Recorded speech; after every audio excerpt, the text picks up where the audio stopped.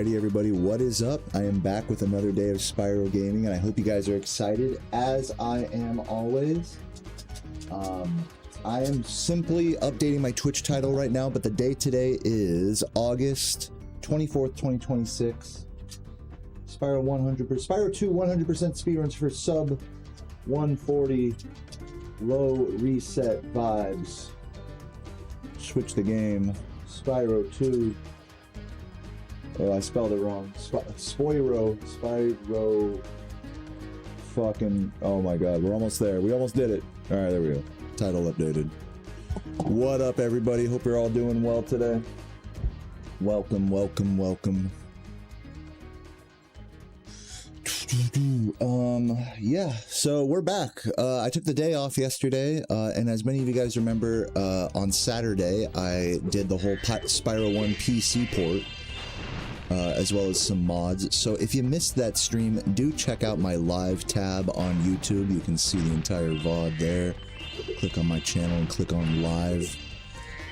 But today, and thanks for all the support, by the way, on Saturday. That was a really fun stream. I really enjoyed it. Very happy man I am. So yeah, so now I'm just back to the Spyro 2 grind is the play. We're gonna try. We got pretty close to getting some sub 140 runs recently, towards the end of last week.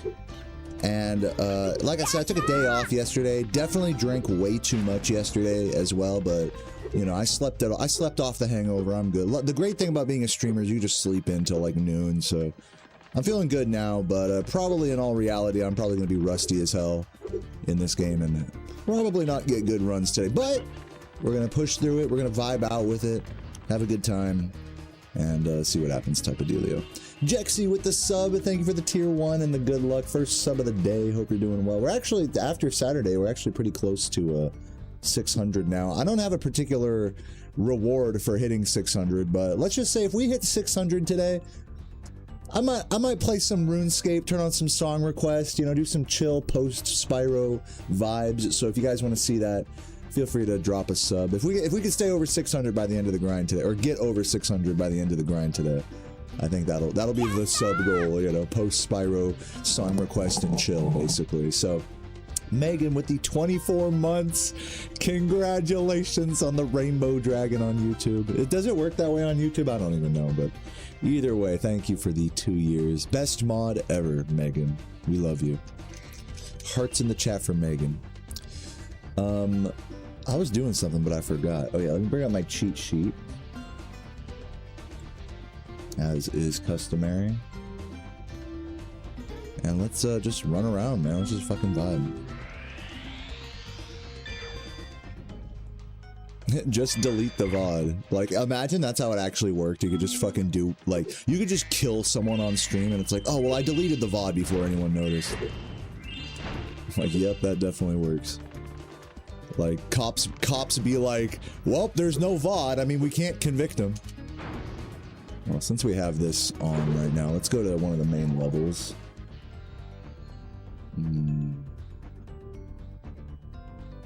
I think let's do some Colossus. Colossus has been giving me... I crashed out on Colossus, if you guys remember, on Friday. I was on like a really strong pace, like a PB-able run, and I got to Colossus and I just couldn't get up to the professor. Just like yelled fuck at the top of my lungs. Like actually hurt my throat status. So yeah, we're gonna do some of this level today. Damn, I gotta really... Whew. I gotta sit back a little bit here. I gotta adjust to the TV and everything. Oh my god. Holy smokes. What's up, Husley? I didn't say hi to you today. What up, Hus and Tulu? Did I finish Gran Turismo 4? Yeah, in some sense. I might play it today. Again, if we hit the sub goal, I might play some more Gran Turismo 4. I still have yet to do like the 4 hours or 24 hours or whatever at Nuremberg. That's definitely still on the hit list of things to do. But we've definitely made a lot of progress in that game, so I've been sort of taking a break from it. You don't finish Gran Turismo 4. Gran Turismo 4 finishes you. You only take breaks with Gran Turismo. Let me turn on my phone here.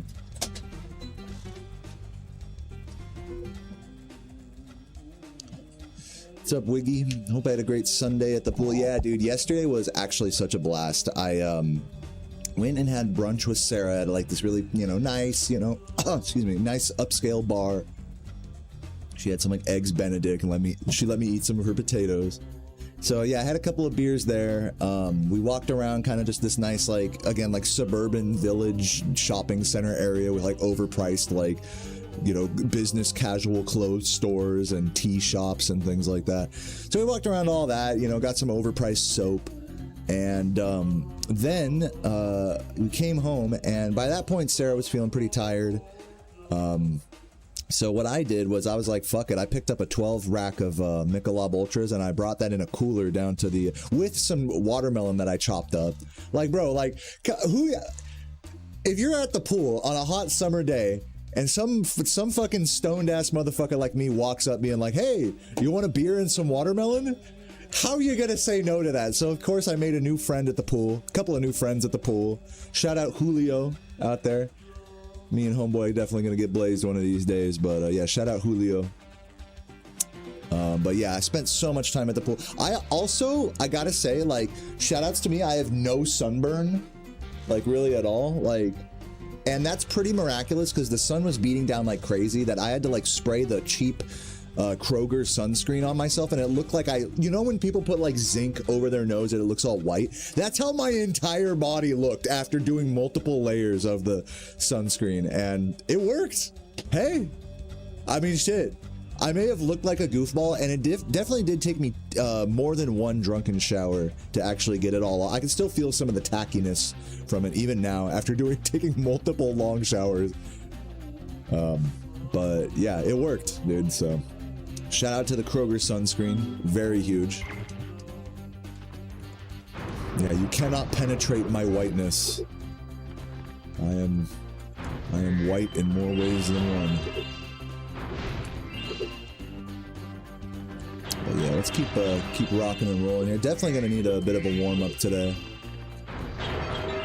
Because even though I played the whole Spyro 1 PC port yesterday, or pardon me, day before, I haven't actually like done any gaming on this CRT in like 3 days. So it feels, especially I guess with being like post hungover as well, like it just feels like holy fuck, like this TV is like I forgot how massive my TV is. It's 32 inches, by the way, and I'm sitting like a foot away from it. I have to like sit further back. Keep on rocking in the free world and doot-doot-a-loot-doot. The fuck? Fuck this dude saying, man? Doot-doot-a-loot-doot. What's a stupid ass fool trying to say to me, man? Come on, man. Talk about some doot-doot-a-loot-doot. No, that's not how it goes. Doot-doot-a-loot-doot. Can I get this? Fuck.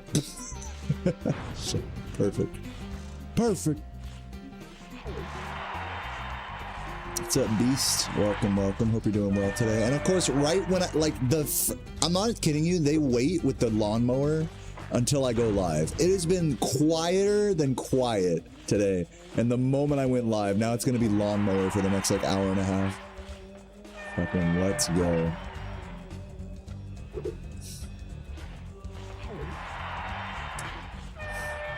What's up, Thunderfro? How you doing? You guys can't really hear it though, can you? The weed whacker out there. Yeah, you guys can't hear. See, that's that. I got that pro streamer mic situation going. You guys, it's illusions. It's all illusions to you guys. This isn't even my real voice. This is an AI voice to make me sound more masculine and sexy. You guys want to hear my real voice?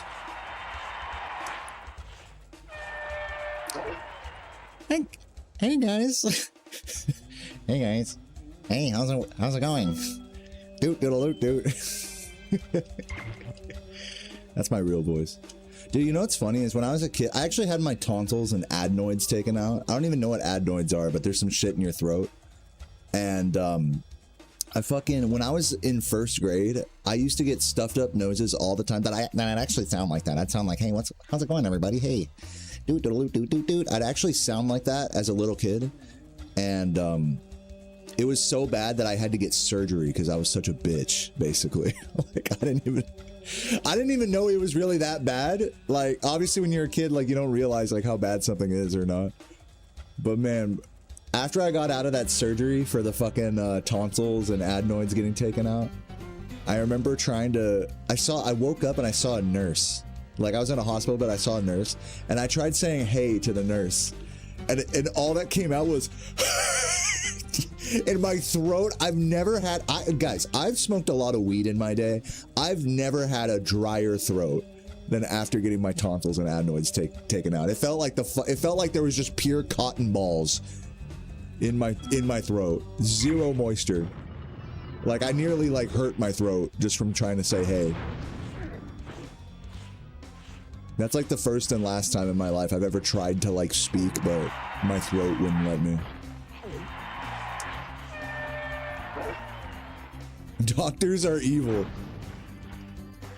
Well, maybe the one from Austin Powers is.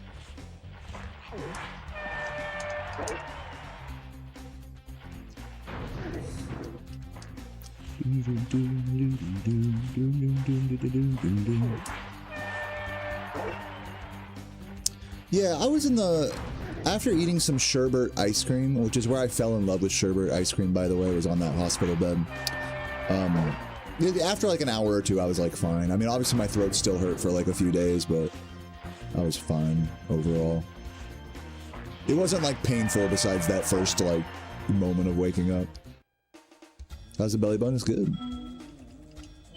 Sherbet. The orange, I'll never forget it. They brought me a little, when I tried saying hey to the nurse, she was like, she turned to me, she was like, no, don't say anything, don't say anything. I'm gonna bring you some ice cream. I was like, okay, you know? And she fucking comes back with this little, it's this tiny styrofoam cup of sherbet. It said orange sherbet on it. It's tiny styrofoam in the little wooden, like, spoon thing. Dude, that shit was, like, miraculous. That shit was so good. That moment, I'll never forget it. I've never tasted better ice cream in my entire life. Anytime I eat ice cream or anything, like, I always, like, compare it to that moment of, like, having the orange sherbet after getting my tonsils out. That was, like, actually, like, a core memory for me. Oop. Do I mess with Rita's? Like, no, what's Rita's?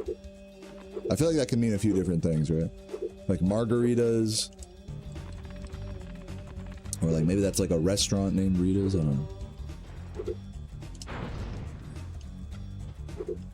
Nothing like taking a good shit in the hospital. Right in your bed. And just watching all the nurses clean it up.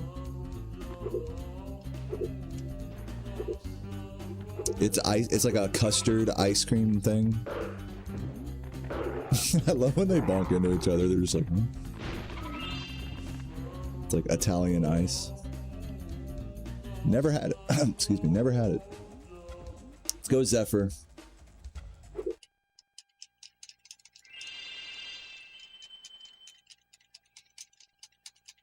What's up, monkey? How you doing? Jumia. Hey, everybody. Maybe if I hold up left. No, you don't want to hold up left there. Or do you?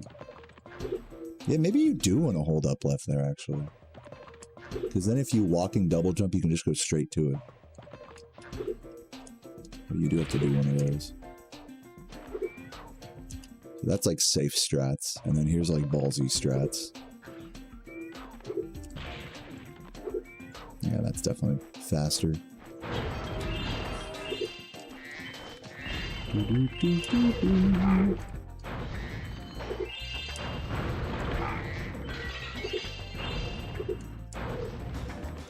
Miss.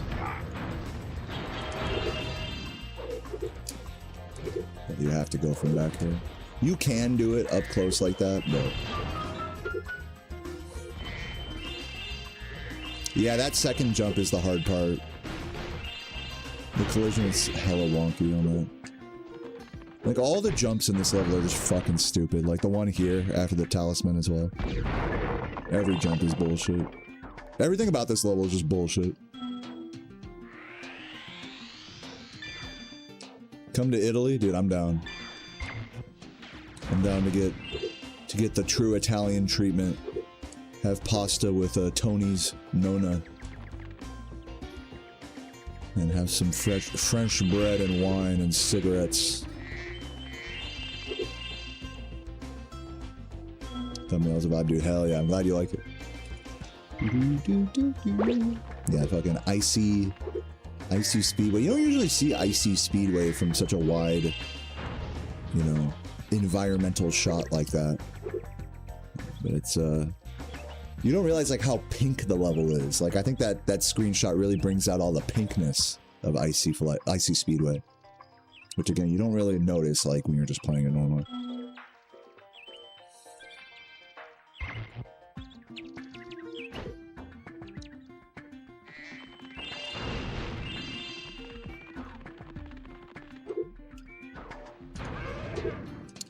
But yeah, basically I probably drank like 10 beers worth yesterday and some wine.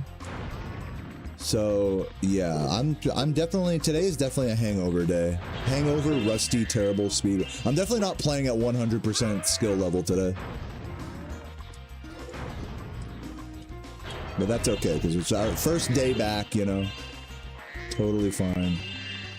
We're just gonna chill. We're not gonna try to be Mr. Perfect today or anything. We're gonna try to be Mr. Clean.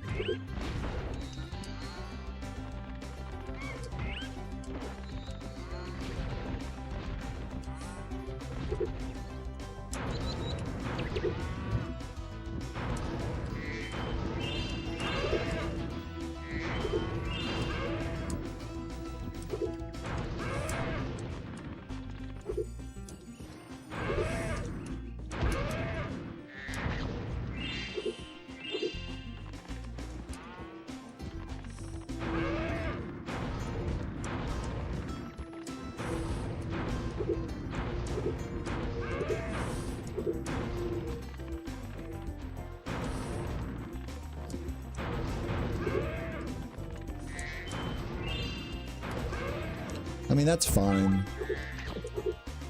You can definitely do that part a lot faster, but that's fine. As long as it's not like I'm hitting them like the wrong way by accident and shit, then it's fine.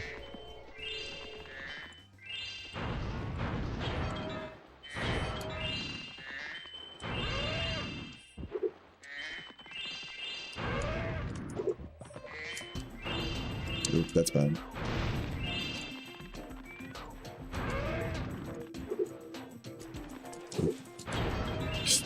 Perfect.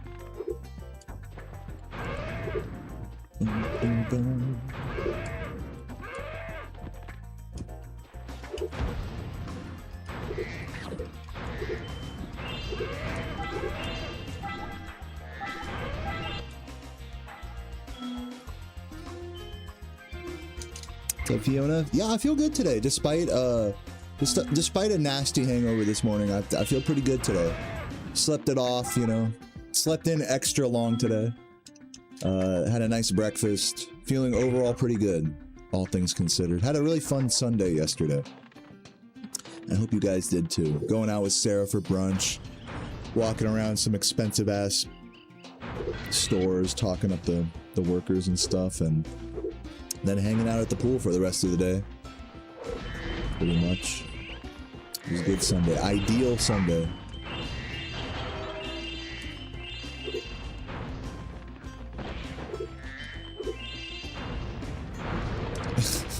These cows feel like the rat proxy from Spyro 1. Like, that's how hard they are.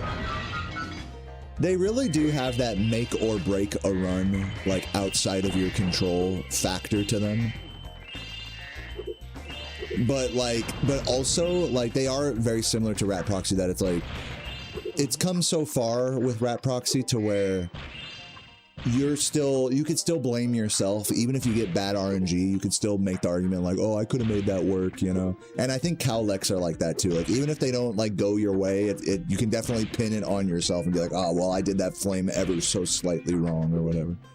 So it is actually very similar in terms of like the frustrating space it occupies in a speedrunner's brain. So yeah, I definitely see what you're saying. let's head over to Crystal Glacier. I also missed a gem somewhere. Oh, I know where it is. It was in the Cowlex section. Just wasn't paying attention there. What's up, Ends? The guy who called me fat came and commented on your YouTube videos. Dude, he did that to Megan as well. Like, that's kind of psychopath behavior, I'm not gonna lie. Just ignore him. Just block him and ignore him. Sorry about that. If the goal is to get unbanned, that is the wrong way to do it. He still hasn't sent me... that's how you know he's a troll, is because he could have sent me a DM, you know? But no, instead he's like harassing my viewers. Yeah. All good though.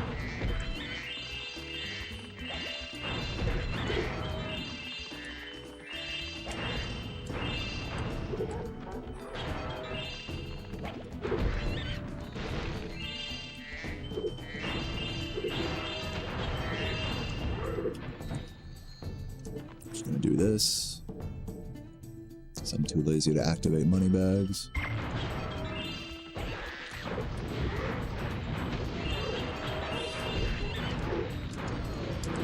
That's bad.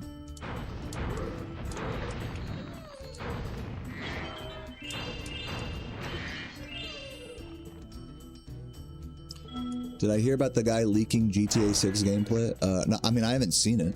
Have you guys seen the leak to GTA 6 gameplay? Is it cool?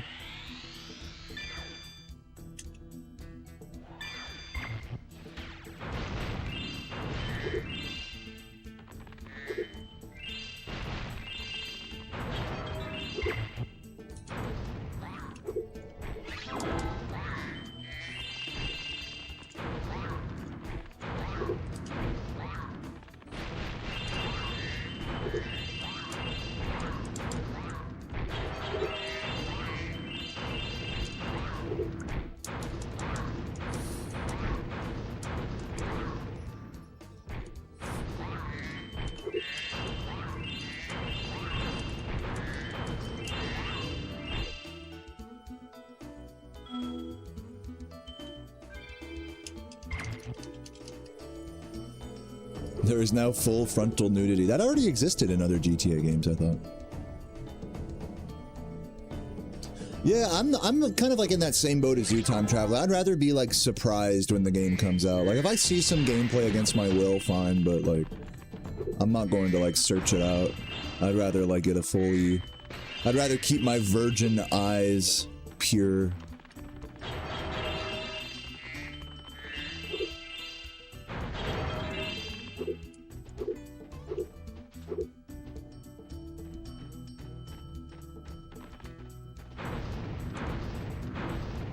Yeah, I'm not gonna do all of George right now. Let's head over to... I guess we'll do some Fracture. Just kind of hopping around.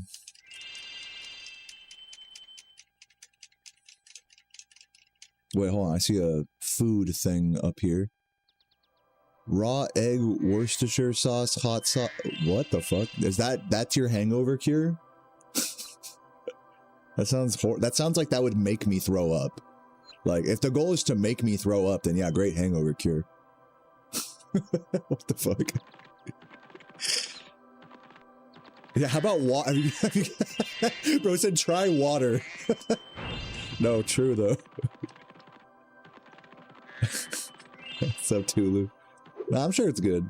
I'm not the type of dude to like eat raw eggs or like runny eggs. I know that's like a fucking manly protein bodybuilder strat, but I can't do I can't even do runny eggs. Like Sarah had some eggs Benedict yesterday and she made me take a bite of it and I was like, this is horrible. I mean, it was fine. It was trying to get past the fucking hollandaise sauce and runny eggs. It was like, once I got past that, I was like, oh, that's fine.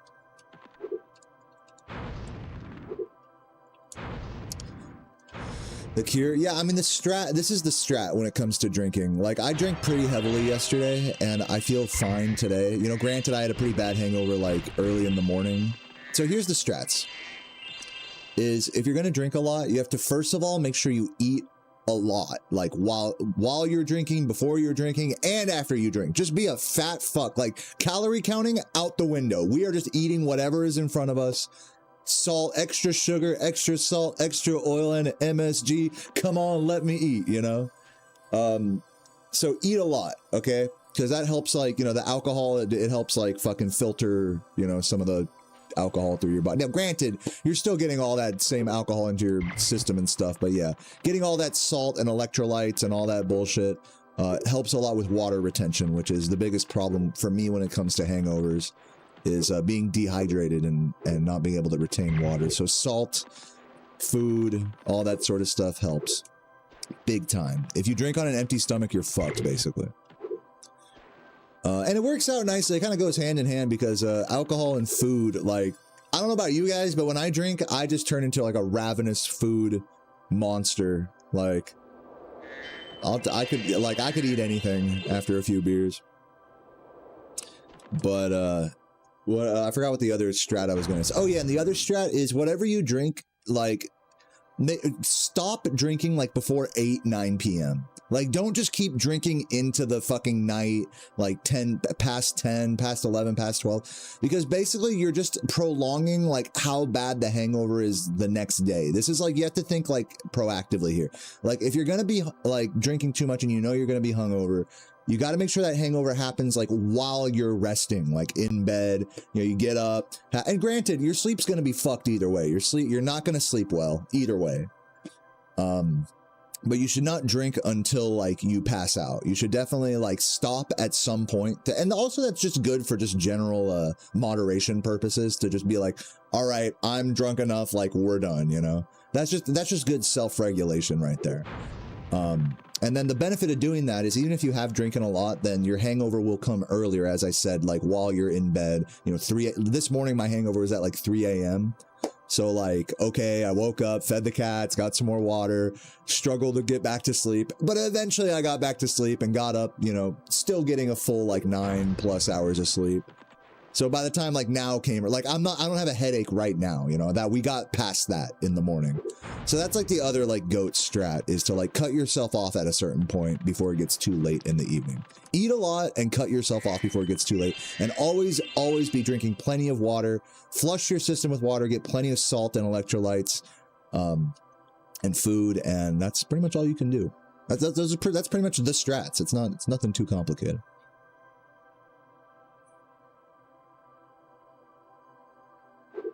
Those are my strats, at least. I know this is nothing groundbreaking. But yeah, the worst feeling is like when you drink too much, like late into the night, and then the whole next day you're pretty much hungover, basically.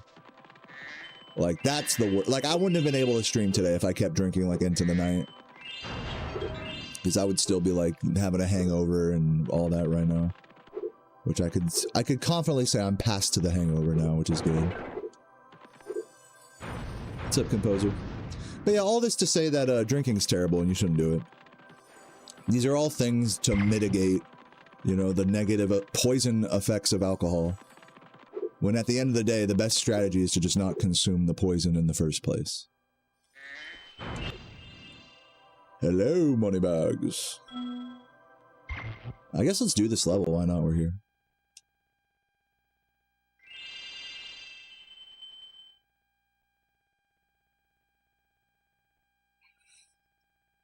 Huge uprise of 0% alcohol. Alcohol is such... Yeah, I'm getting that sense from younger crowds that, like, just in general, people are drinking less. I honestly, I think it might have to do with the fact that alcohol is expensive. Even like cheap beer is like pretty expensive, and like the cost of living, like, you guys know, like the wealth gap and cost of living is so bad that, like, if you're really trying to like save money, like if you're on that wavelength, like you're not drinking. Like that's pretty much what it is. Like not even from like a preference standpoint, just like I can't afford that, you know? And I think that's probably influencing a lot of younger generations. And also just like culturally, I think drinking is like considered stupider than it ever has been. Like it was like this with like cigarettes, right? When we were kids, like when our parents were kids, like cigarettes were glorified in the media and all of this, and then there was like this huge pushback by the time we were kids, you know, like don't do it, no, tobacco will kill you, this, all that, you know. And I think something similar is happening with alcohol, where like when we were young, alcohol was like more like, I guess you could say more like culturally smiled upon, I guess you could say, and as time has gone on, there's been more pushback, like culturally, like just acknowledging that alcohol is just stupid. Like that's not as much of a sentiment as it used to be when we were young, I think. So yeah, those two things together, like the price of it and the overall culture around it, I think are, I don't want to say they're dying. I mean, alcohol, like, and drinking culture is very much still alive, but it's an older crowd now. You know, every time I go to a bar, it's usually like older dudes that are there, older people.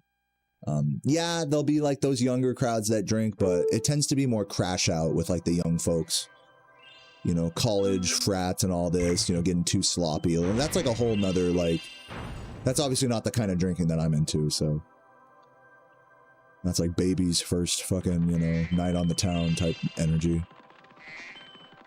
Whereas when I go out and I sit at a bar, it's usually people that are older, than my age or older.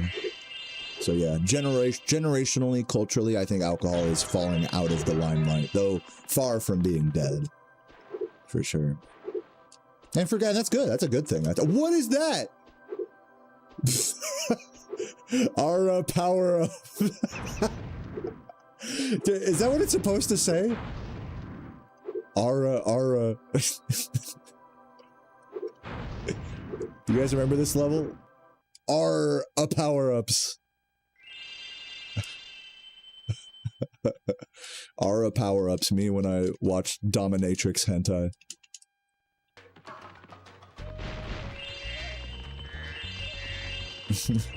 Aura, get pregnant.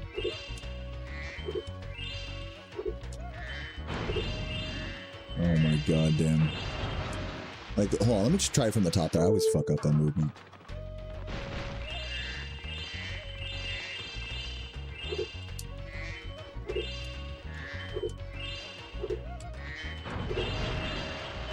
Yeah, a couple more. July 4th, you got hammered 1 p.m. tonight, just chill at the hotel bar the whole time. Were there fireworks going off around you, or you were just kind of like watching them on the TV?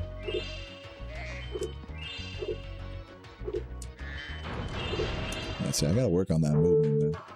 Because ideally, you double jump to the right here, like this, so that way you get the blues and then get up on that. Keep it moving.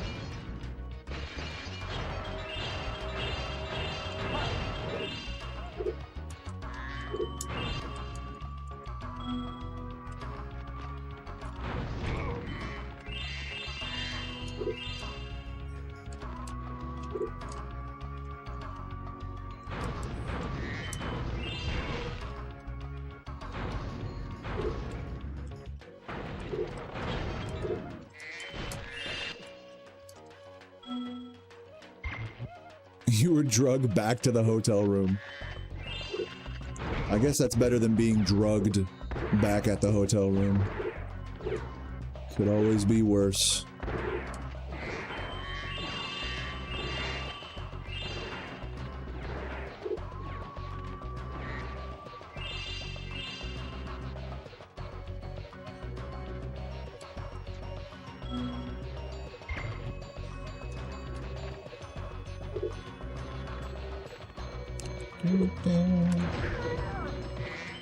What's up, Matt? How you doing? Thanks for the good luck.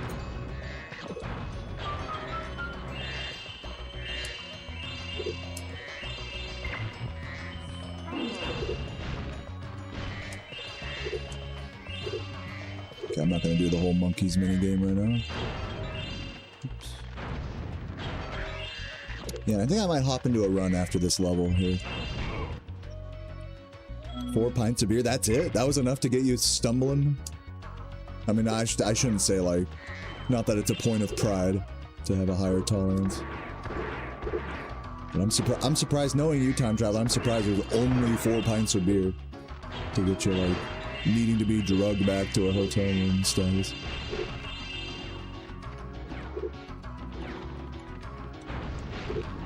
Oh, don't do that. Yeah, I should just grab those. Yeah, I have to just grab those boxes early. Because trying to, like, fuck with them there, it's just, I need to just stay focused on Bombo at that part.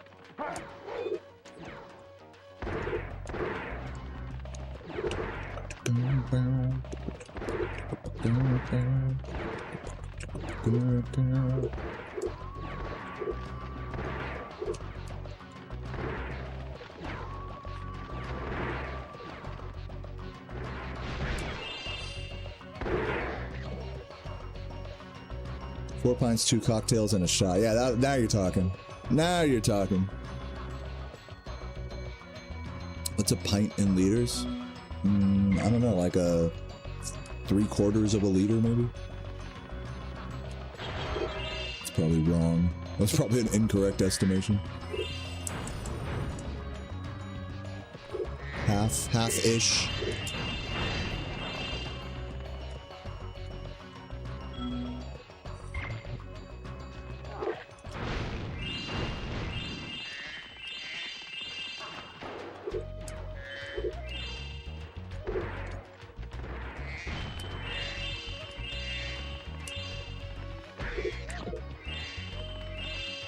Oh, it's more than a liter? 1.89? What does Google say?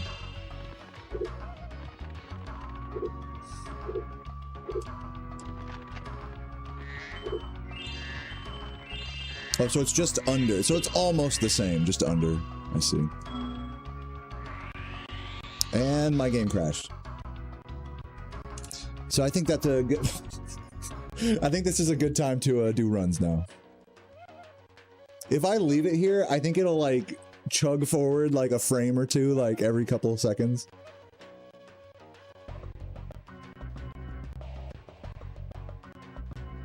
So it is half a liter. Okay, got it.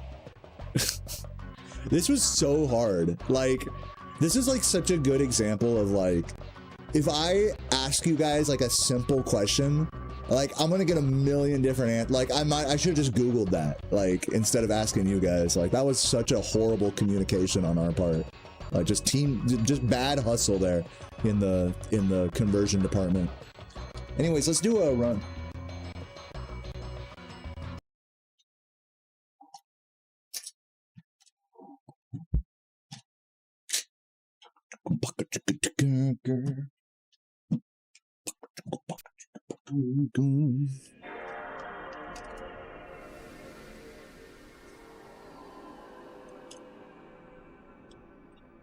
Yeah, that's the aura power-up level.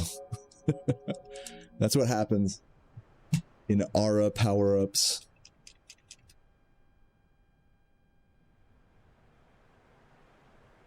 People kept buying you drinks. That's awesome. That's always the best when people are keeping the party going. What's up, Dr. Feelgood? Welcome, welcome. Get this man a beer.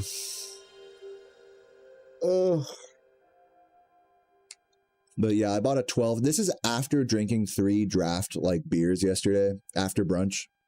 I bought a whole 12 rack of fucking Michelobs, and I have 1 left. Dude, granted, I did give away, like, 4 of them, but I still drank, like, half the fucking thing.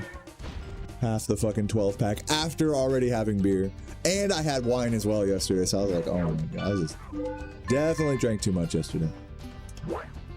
Let's get it.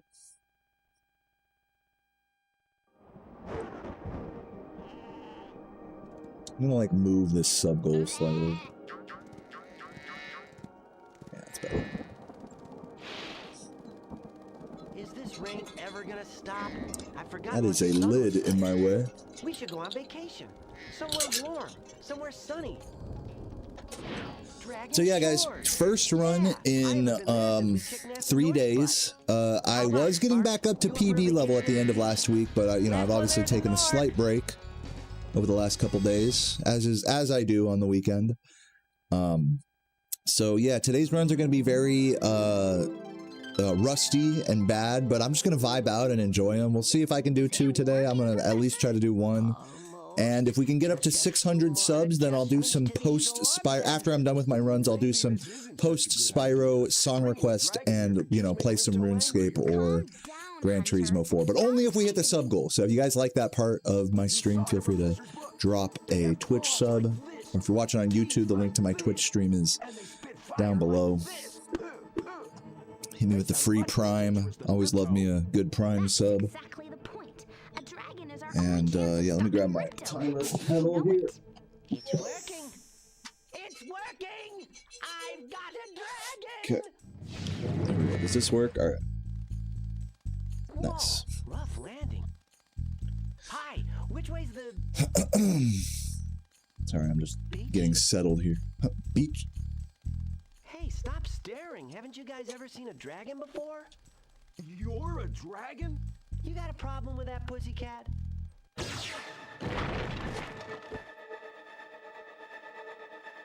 Well, someone forgot to invite me to the All right, let's get it. party. First run in 3 days. Wish me luck.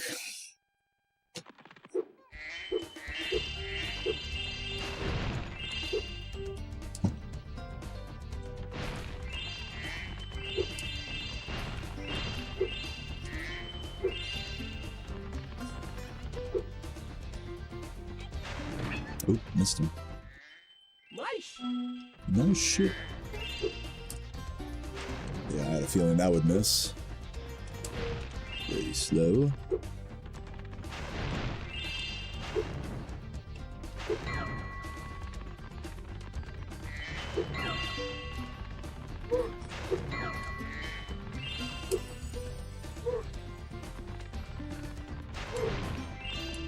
Damn it. Perfect movement.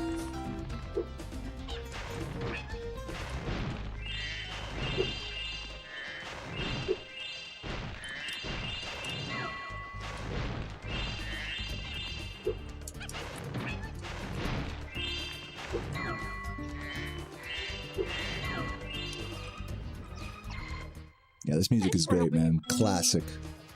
Gets you in the mood to game, you know.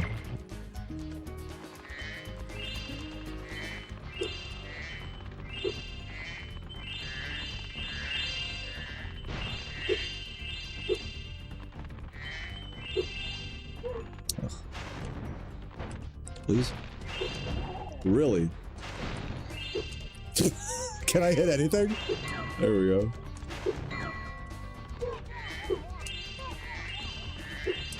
Definitely not YOLOing it here.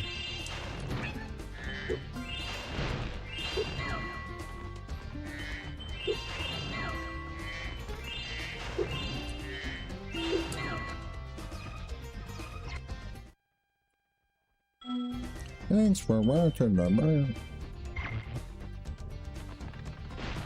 You can drink beer endlessly as long as you don't drink too fast. 1 per hour?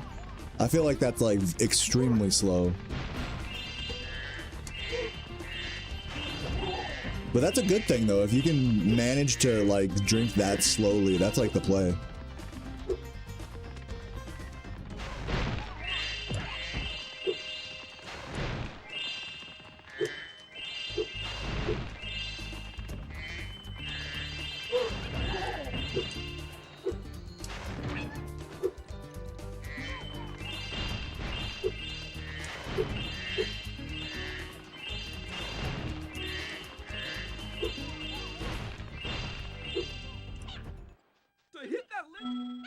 For the rest of your life, yeah.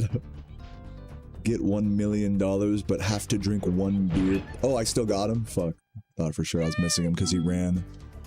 Whoops.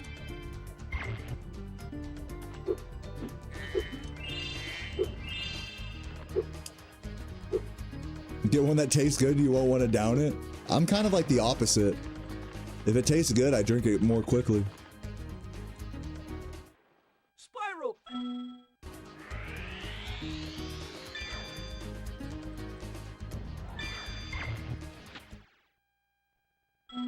This magic portal. What's up, 9Ts? Thank you for the good luck. Hope you're doing well. I'm glad you can appreciate the American title. One of the few concessions that the Brits will give us is the title of this game. I've heard people say the opposite, though. That they prefer Gateway to Glimmer as the name of this game.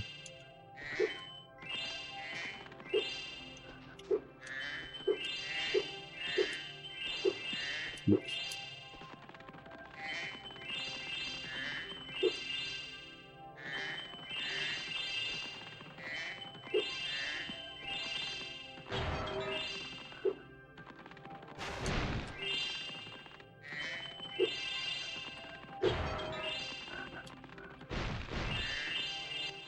Gateway to Zephyr? Oh no. What is that, a horror game?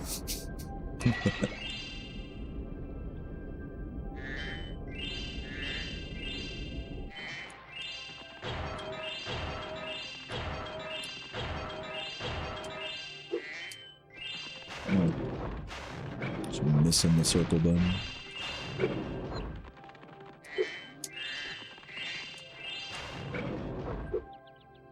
No.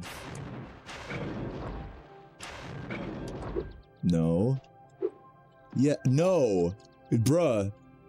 How is it this hard? Jeez. Perfect. Get ready to see a lot more of that today. Before you get to the castle dungeons,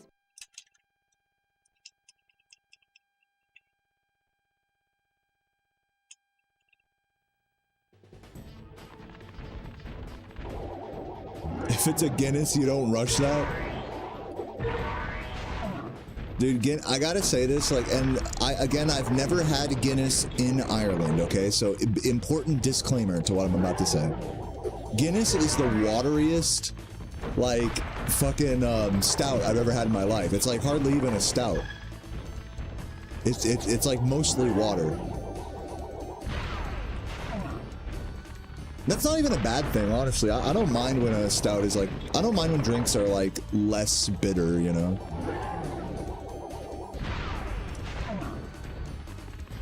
But yeah, I'm the only reason I'd ever go to Ireland would be to see if Guinness is actually that much better there. Because it is like very watery, like it's one of the worst stouts you can get in America is a Guinness. They make, you gotta go to like a craft brewery and get like one of their stouts to like really have a good stout in America. Guinness just doesn't cut it.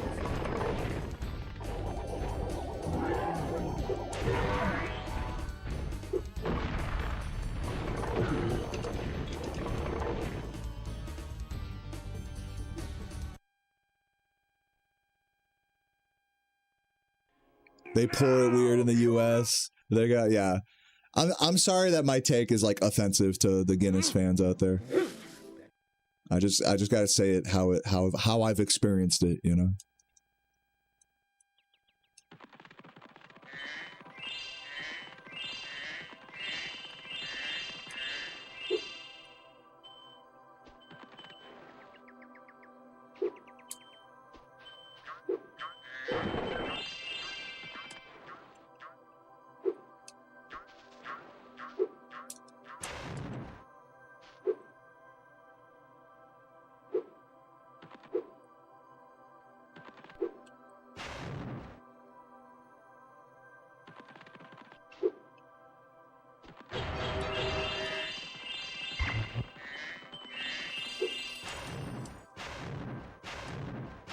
You saw me at in the GDQ? You watched a GDQ video, you mean?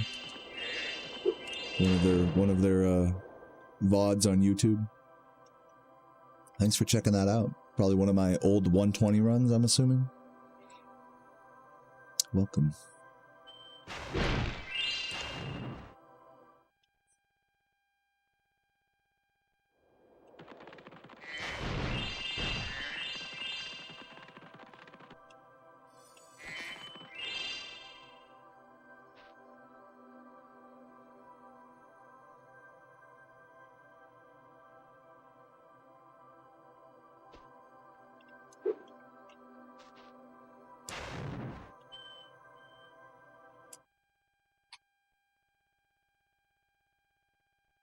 Go? Oops. We've finally...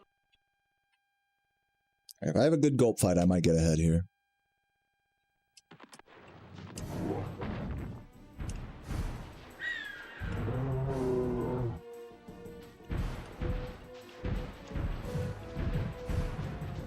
Oh, that is not good. Should I try even to like do this correctly?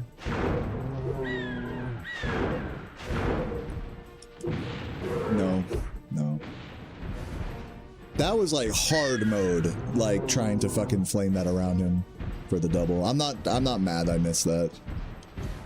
That was definitely on hard mode there.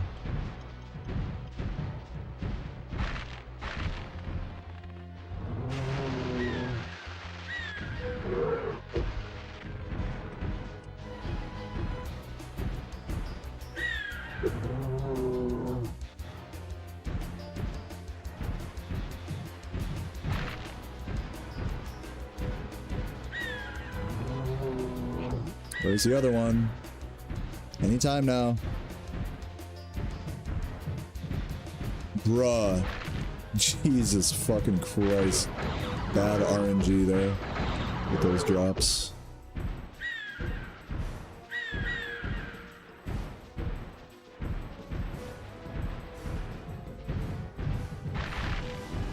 Okay, this is good. No, okay, hold on. Got recovery here. Got lucky there was another barrel there.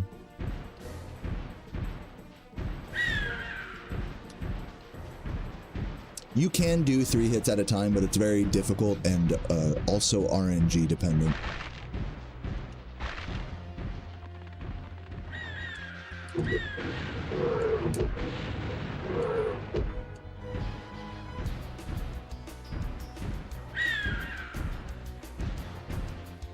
Wish I hadn't taken damage there, because I'm probably going to get a chicken now. What's up, Subway Man? How you doing today? We can do this.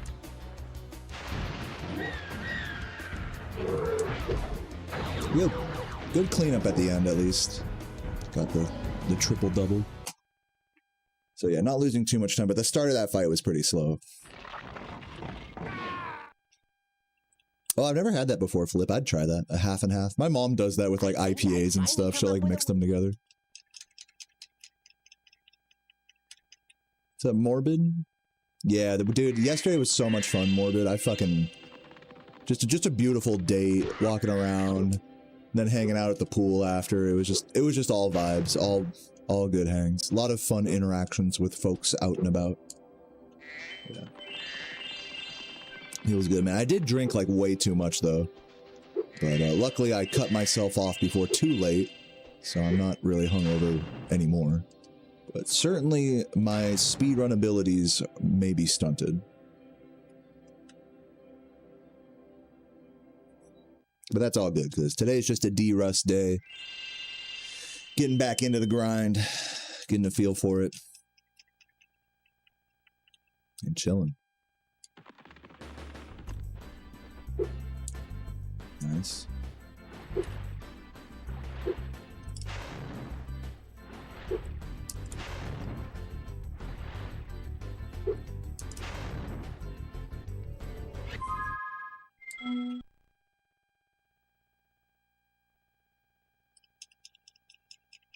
Oh, you were at the lazy river at your water park? Dude, that's fucking amazing. Love a good lazy river.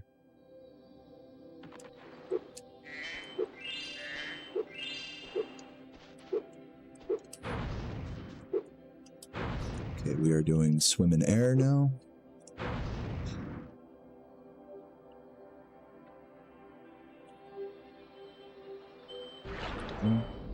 It's almost too high on that, actually. But we're good. Yo, Jaren, thank you for the good luck. Welcome, welcome. Dying Fetus is playing at the National.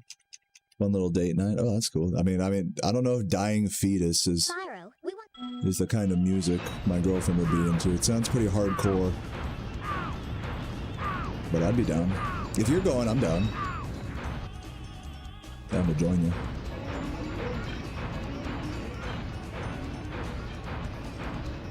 What's up, Michi? How you doing? And Starny, great to see you both.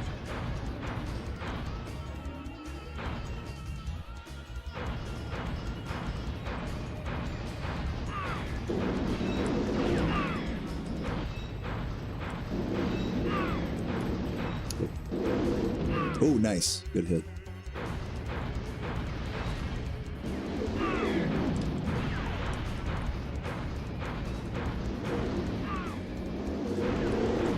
Nice. Good fight.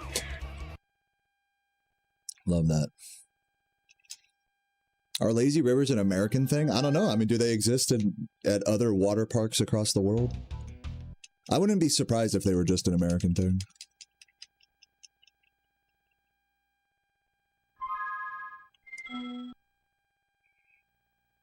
Inflatable things are rare and like inflatable tubes. Those are all over American water parks. A lot of water attractions are designed around the inflatable tube in America. Like different slides and things. Last time Sarah and I went to the water park, we actually rented one. So that way we could get a really nice one. We rented one, like a double-sized one. And I remember hanging out in it by myself, like fully sprawled out across like both, like, you know, it's like a double size. So it's like the size of a fucking mattress. And I remember chilling in the deep end of the wave pool with that shit. Like stoned out of my mind. It was fucking amazing. Love that shit. Big chilling.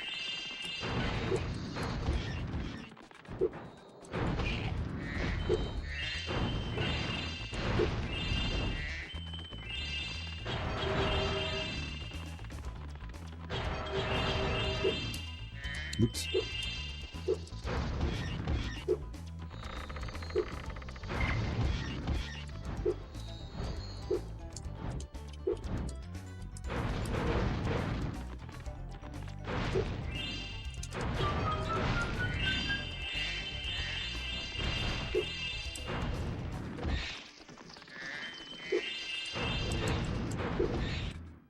My feet.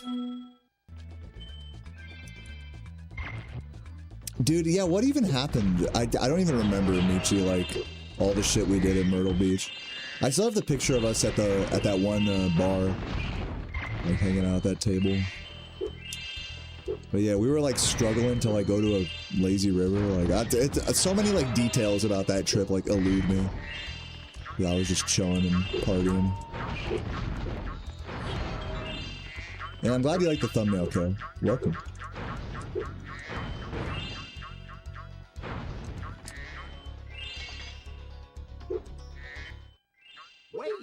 Way to go. Getting sucked into the waterfalls, yeah. Oh, oops. Not correct. 15, 16, okay, oops. Keep missing these glides. It's all good.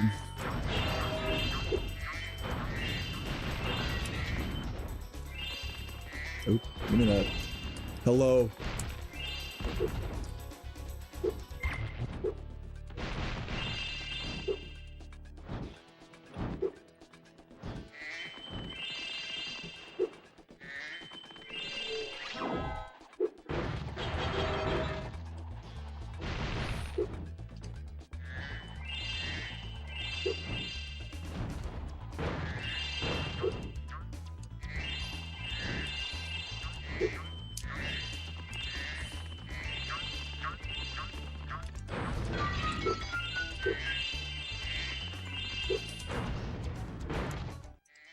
Fine.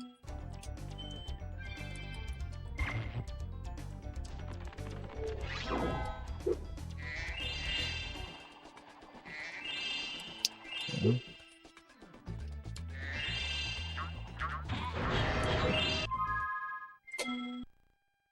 Nice.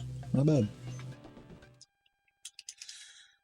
You're sitting at a Macy's drinking coffee, watch Spyro. Nice. Enjoy the vibes, save file. What are you waiting for the significant other to get done trying out perfumes or clothes or something?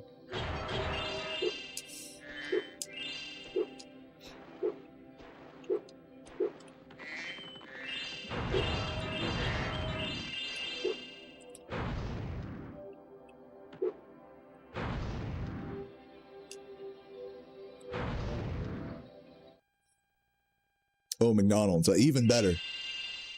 Even better.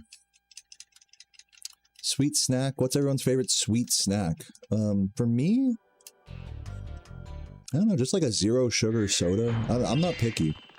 I don't have a, I've always said this, I don't have a big sweet tooth, so for me it's like if I want some sweetness, like zero sugar Sprite and I'm good. I don't really need much more than that. We have still been, I will say, we have been working on our ice cream cheesecake though that we have in the freezer. Sometimes I'll get a little naughty and cut a slice of it.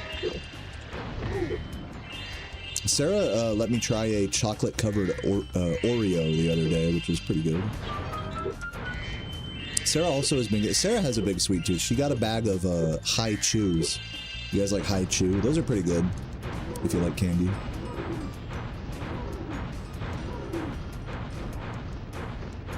Do I like not having to kill every enemy? No, I mean, I have to kill a certain amount of enemies in some levels to activate the power-up, so it's not like...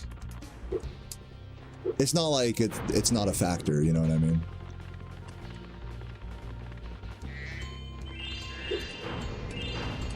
Fuck. That's bad.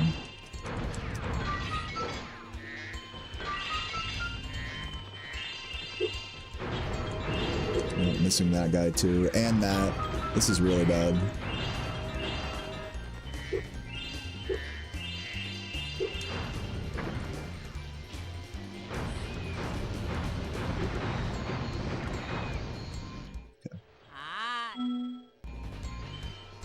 You got the High Chews from Japan. I knew we had some High Chew connoisseurs in the chat. Let's go, Digbit.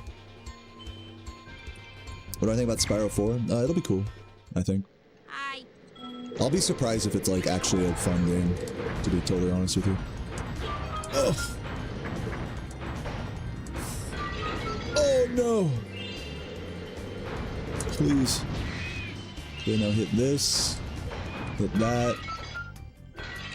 Get this. This is like super sketch. Then we gotta chase that guy down here in a minute. Also, I think we missed this red, yeah. So it should be right here. Yeah, that was hella jank. Nice flying.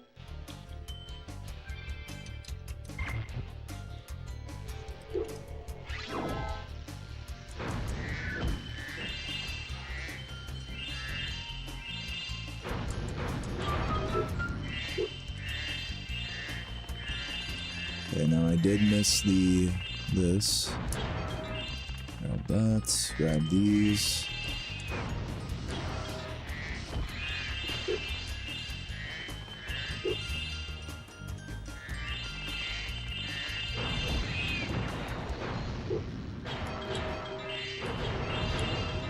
Ooh, we're missing something. This is bad.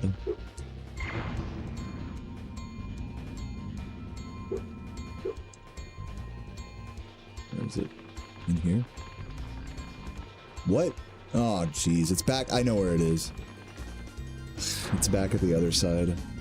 This is horrible. It's one of the, it's one of these ones here in the line. Yep. So annoying. You have to run straight through those. Because you will miss one if you expect Sparks to grab them all. Sparks will miss one. Like, you have to focus on the manual collection with those. I thought I did, but I guess I didn't. Classic stupid red.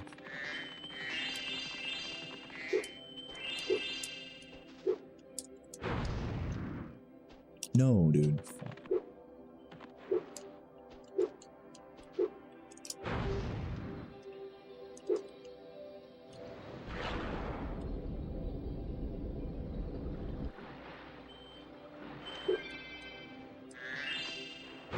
Get in there.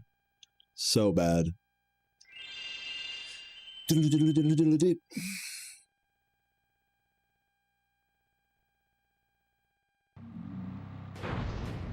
Winter Tundra got the best homeworld music? Hell yeah, dude. Fucking vibey as hell. I missed that guy. Oh. I think it should be okay. I'll just grab him after this part.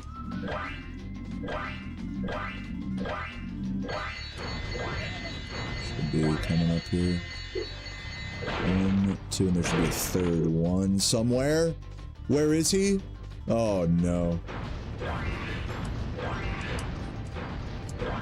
No, no, no.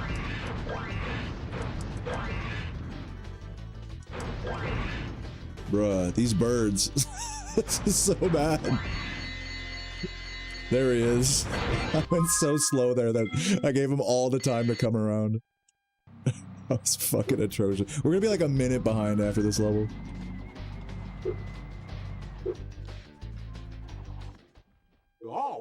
Powerful recovery. Just be so bad that he comes around again. So bad it was good.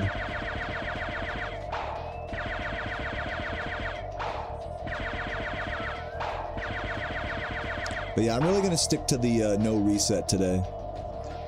Because we are de-rusting here. We'll try to do 2 no resets, I think.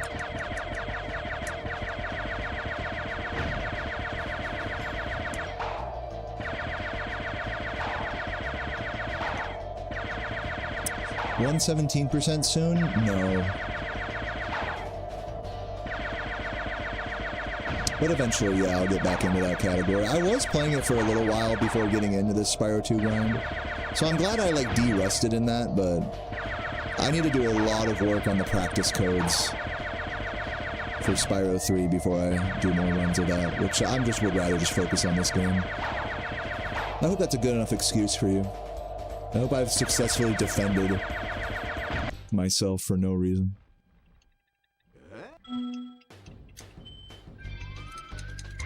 And make your ass hurt. That's great. Great news. Thanks for telling me. Okay, we're okay. Less than a minute behind. Maybe we can bring this back. I'm not sure. GTA 6 gameplay looks amazing. Yeah, I know. It looks pretty nice. I mean, I don't know about them using a purple dragon instead of like a human, but I do like the graphics that they have here on this GTA 6 sneak peek that we're seeing here.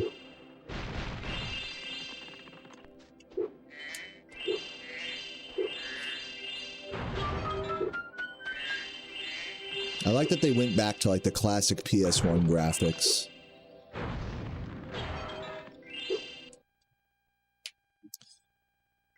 Dragon Shores 100%.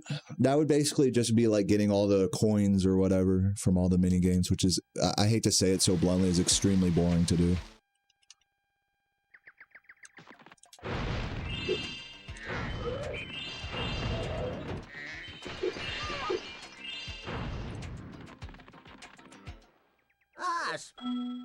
Do I have a PB that will satisfy me?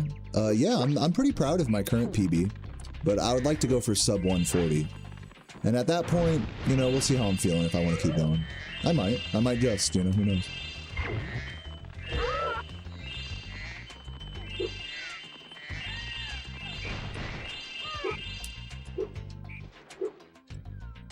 Oops.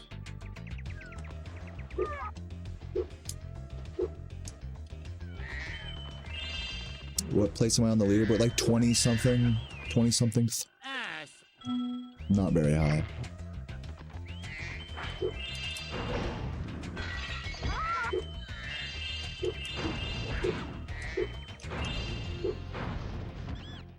What? Oh. But I am coming close to some pretty notable times on the leaderboards. Oops. Grab this. Notably, Hypnoshark and Saboom both have high 139s. So if I can beat them, that would be pretty cool. That would be very symbolically epic for me. But Hypno has been playing this game a good amount lately, from what I understand, so he might just improve his PB before I fully catch up to it. We'll just have to see how that plays out.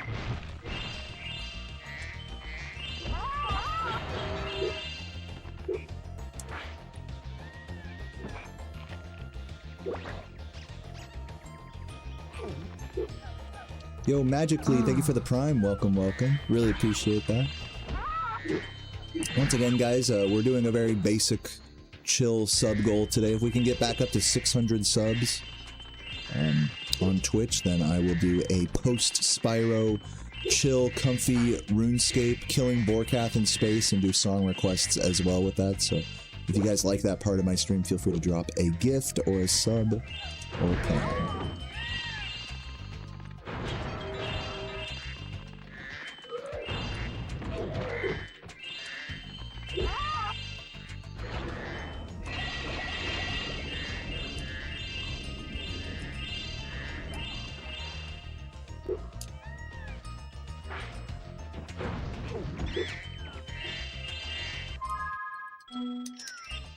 Yeah, I'm 29th on the leaderboard. That sounds right.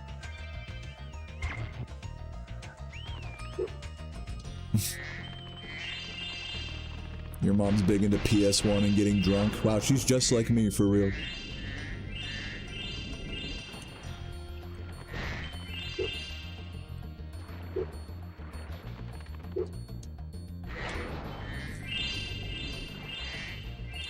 Oops. That was a Hail Mary of a spit.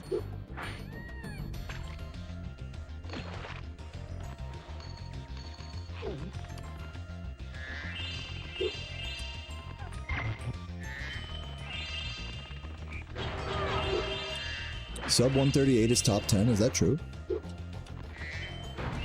That'd be cool.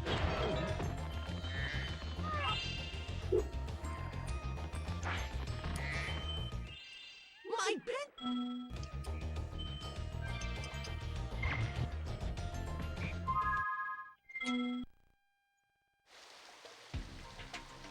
Should be AFK skill. Who, me or you? I've been doing a lot of wood cutting lately. Don't judge me. I'm at like 96, almost 97 wood cutting. Getting all those forestry rations as well. So, I've been a good little AFKer.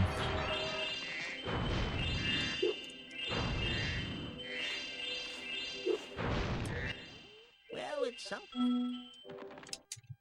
Killing Hydra, nice, love that. Yeah, I'm probably gonna, if we hit the sub goal, I'm probably going to do some Vorcast today. Just for funsies, because I'm pet hunting for that. It's the last, I wouldn't even be bothering with the pet hunt, but it's literally the last thing on the collection log, so it'd be cool to have Vorcast green logged and a pet to show for it. Yeah, it's just a good, it's a boss I'm like super used to, and chill moneymaker status, so it'd be a good thing to go for. You're at Shooting Stars, nice. Love that. Yeah, if I was smart, I would like do Slayer until I got a blue dragon task, and then do Vorkath like on a Slayer grind, but whatever.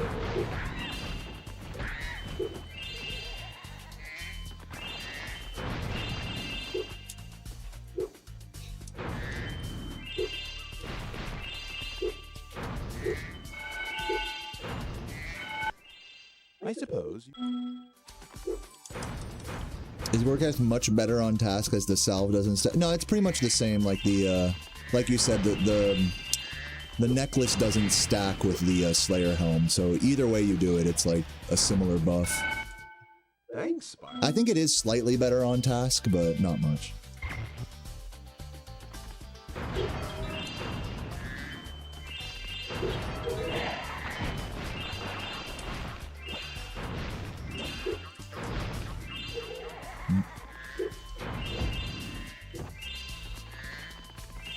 Yeah, just wear full Torva 5 head.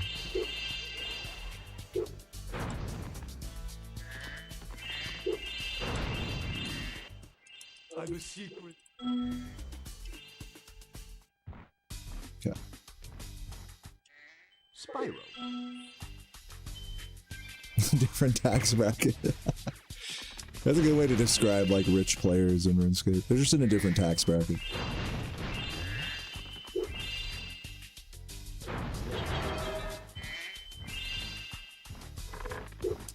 Who here who plays RuneScape has a bank value over 1 billion gold? Anyone? Mine's like around 400 mil.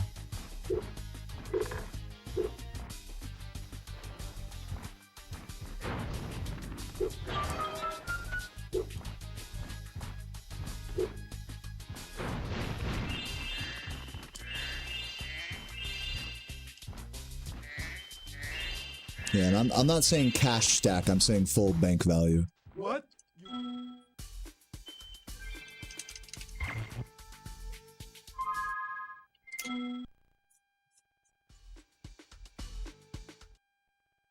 You guys are in like the 78, 50 mil, 1 mil. You don't even play and yours is 3 bill? I'm talking about old school, by the way. Are you talking old school? That's crazy if that's old school.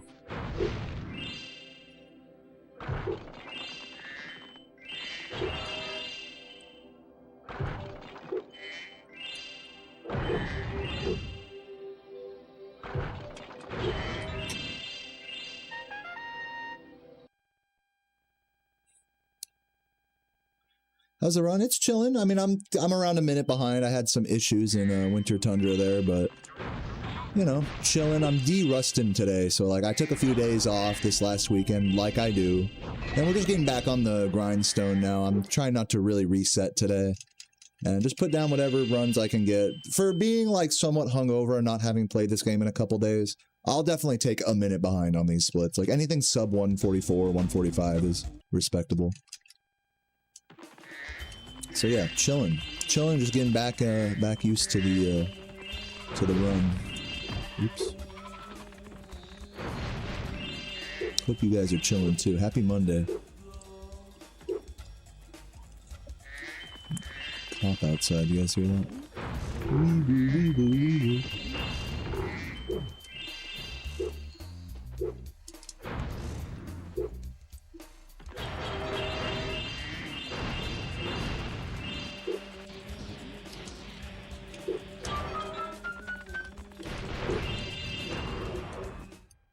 Oh, thank.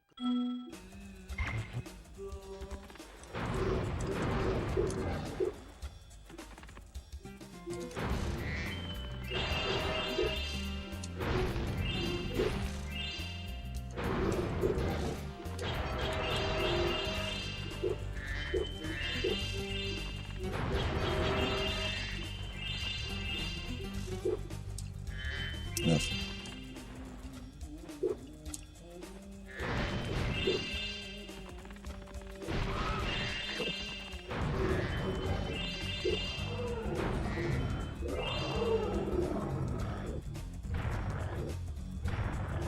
What genre would I call Spyro music? I'm not sure, honestly. I thought the...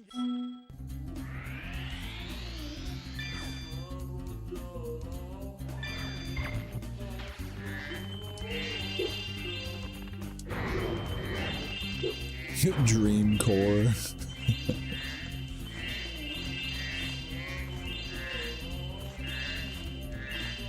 Reggae.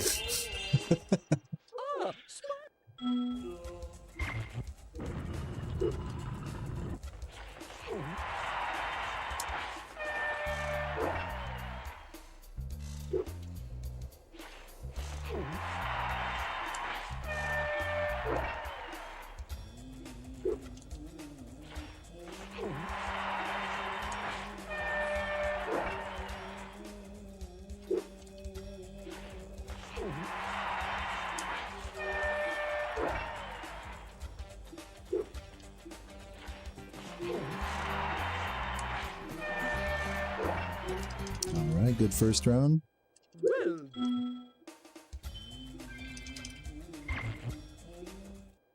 would you like to try?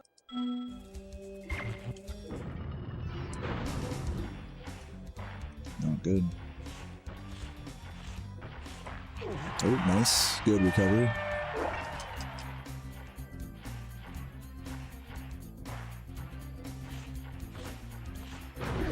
Nice. Good.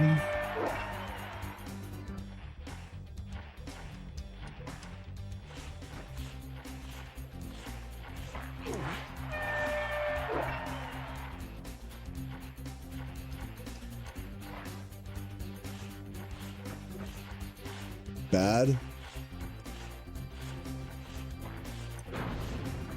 Dude.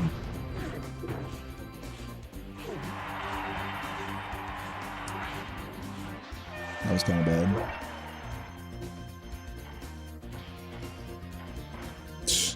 Bro, such bad RNG here. Get out of the way. Like, what am I gonna do, you know? Like, get so fucked. Right back into the thing, okay? Guess we're losing time here. Marquisha with the 38 months, thank you for the PB hype. PB now, please? Yeah, I hope so. Not on this run. Soon enough, hopefully. We actually got pretty close last week, I'd say. Like, Thursday and Friday, I definitely had some pacers going. So here's hoping we can recreate that this week. Maybe not today, but at least this week. Today's just a D-Rust day, everybody. Oh my god, as you can tell by this immaculate gameplay.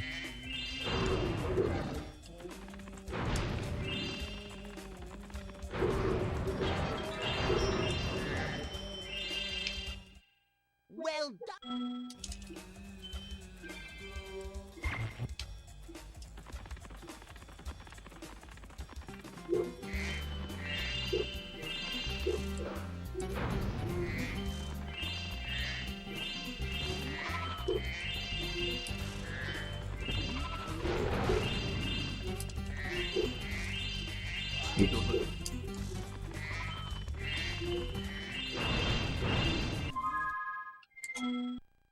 Ski Bobo, thank you, Rice Ball, for the Prime and the good lucks as well. Really appreciate that. Once again, guys, with the hype train now underway, I just want to let you guys know if we get back to 600, I will get naked and just come on stream. I'm just kidding. No, I'm going to just do a chill post Spyro grind today. If we can hit the sub goal. If we could hit 600 once again, that would make me a very happy camper. If you're excited and stoked for the grind coming this week, I'm going to be on every day this week doing this shit, so feel free to show some support. No pressure. Ooh, missed that guy. That was pretty slow.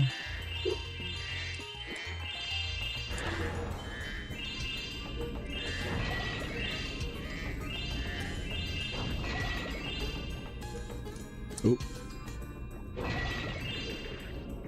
Pretty bad start.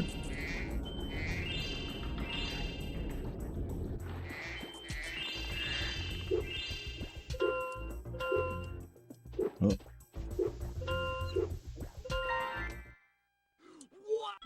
How many screens do I have? I use 3 smart TVs for computer monitors on an L desk, and I have one 32-inch CRT that I'm playing on right now. How was the PC port? You missed it, dude. It was really, I'm delightfully surprised by it. I thought it was just gonna be like, oh, this is fun, this is okay, this is cool, like, glad this exists.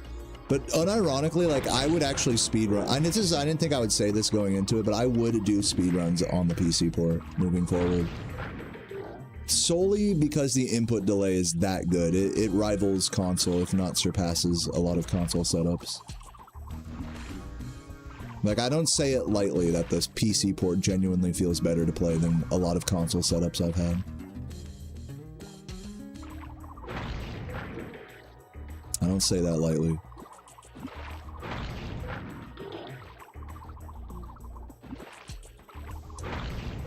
So yeah, it was a fun stream, especially checking out all the custom levels as well. It was fun to just go through all that stuff in a stream.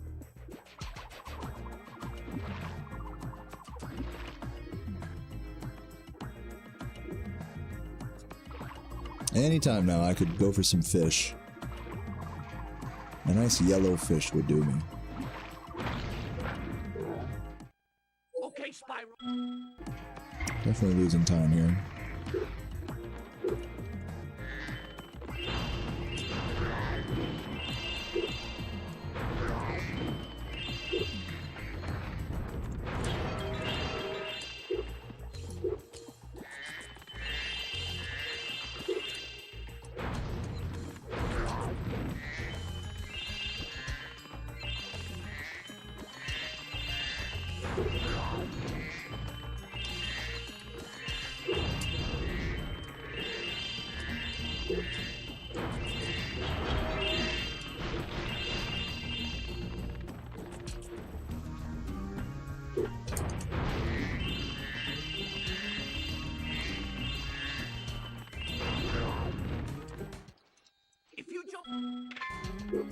Yes, it'll be a separate leaderboard or category or whatever. It's not going to be on the same leaderboards as the original game.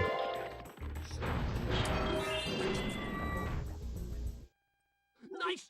What's up, Faza? Thanks for the good luck.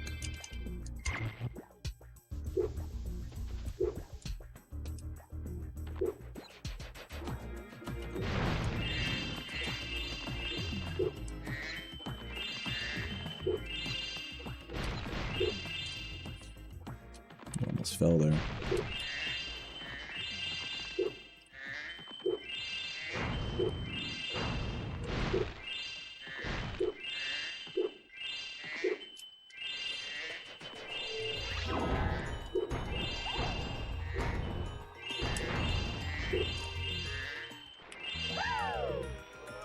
For you, that kind of kills it? What, the leaderboard thing? That's crazy how you don't even speedrun, but like that bothers you.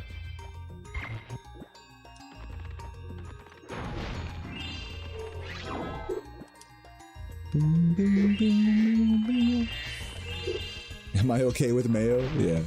I like some mayo from time to time.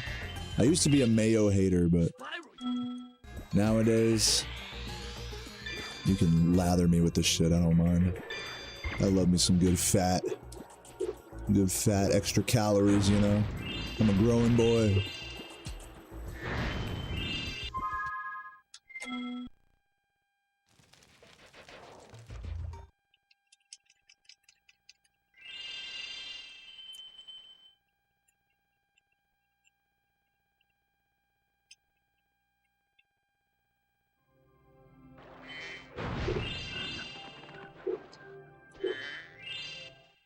Hi, Spyro.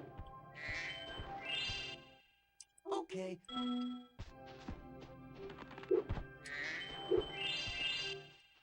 Nice.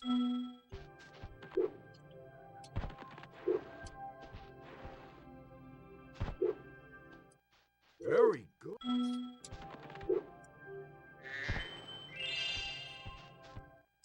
Wow.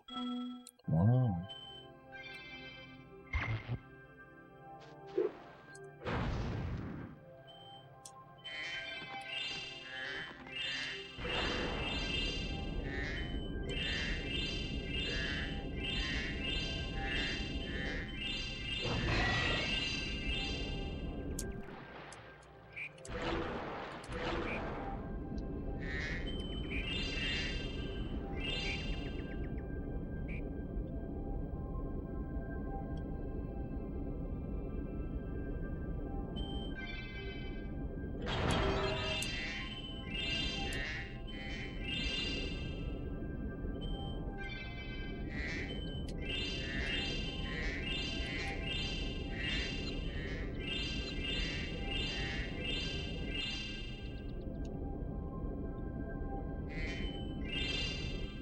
How is that missing, dude? Crazy.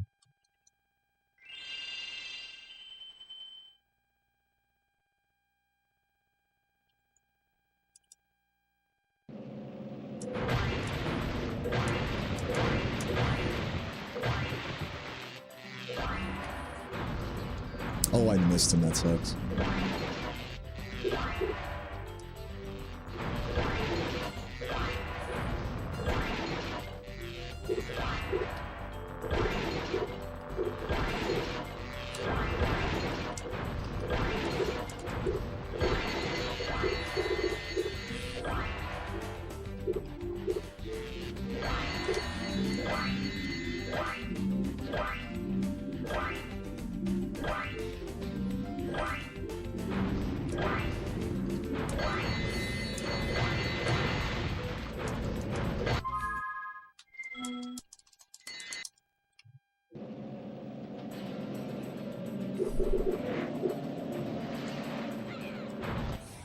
I guess not. All right.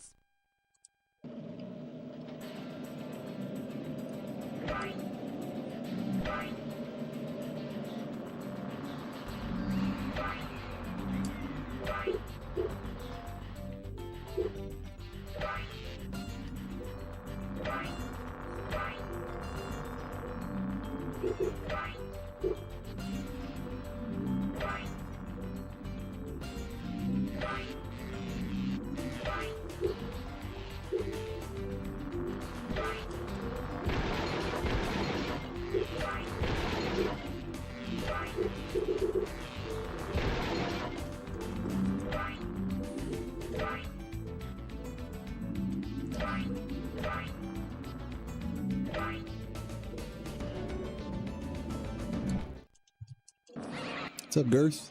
Any resets? Nah, 0 resets so far today, as you can tell by these horrible splits. I might save time here, though. Yeah, a few seconds. I'll take that. Yes, good energy indeed. What's up, Fresh Pocky? Thank you, thank you.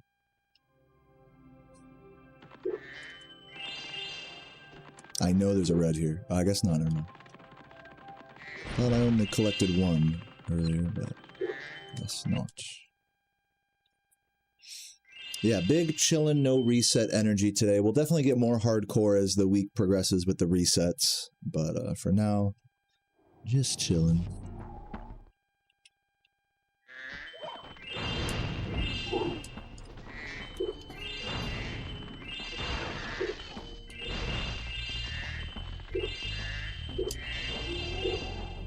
Get up there.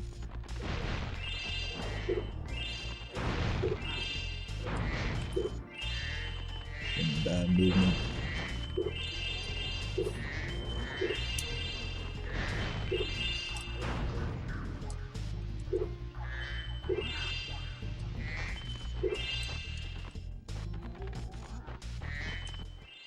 Spyro.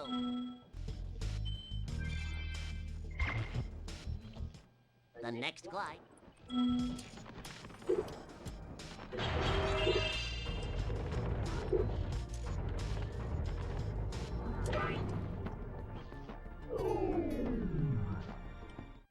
Thanks for shutting.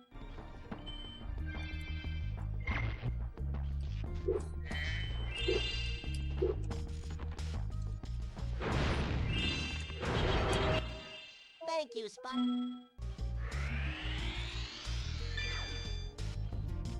Yo, Derek, thanks for the good luck, man. Happy Monday, everybody.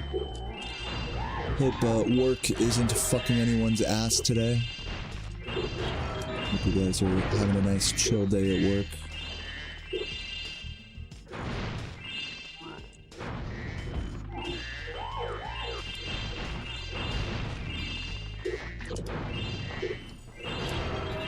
Ooh.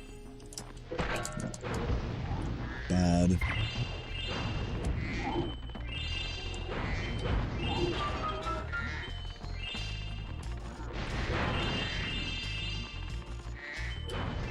Really? That missed, okay.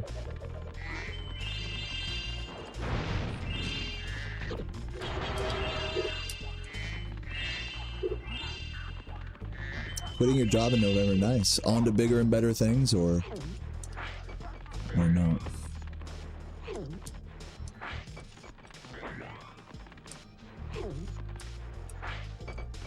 Hope that worked somehow.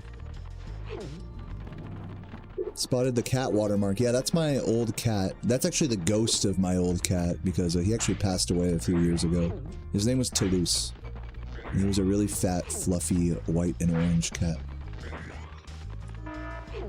Oh, this is bad.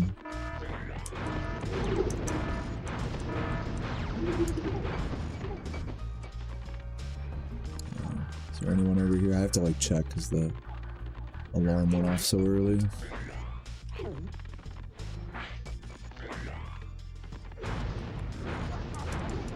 How is that missing him?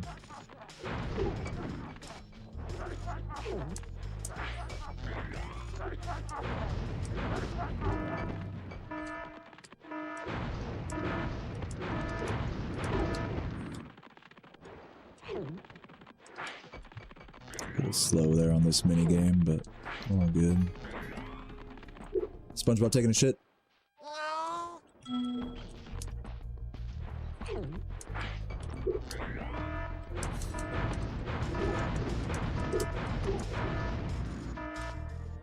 Boop, boop, boop. Does anyone use that as their like iPhone Thank you, Spyro. like alarm noise?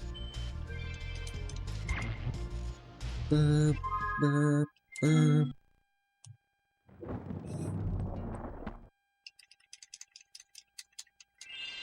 Do I still do game nights for tier 3 subs? Nope. Haven't done that in quite some time. Not for any reason other than I'm just lazy.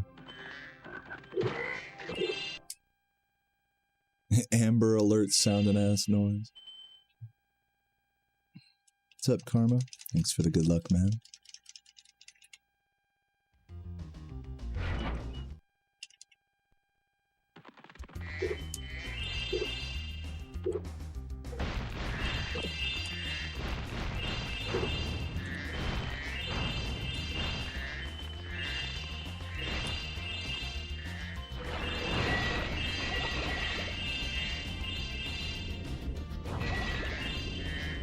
What's up, Poopy and Smecky? Great to see y'all. Happy Monday. As happy as a Monday could be, I suppose.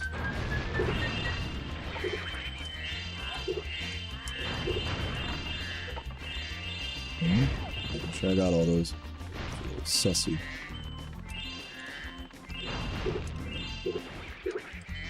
No, come on.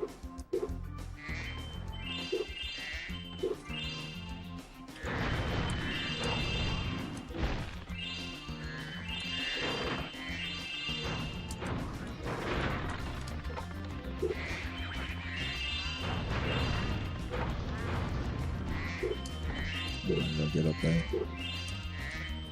Slow.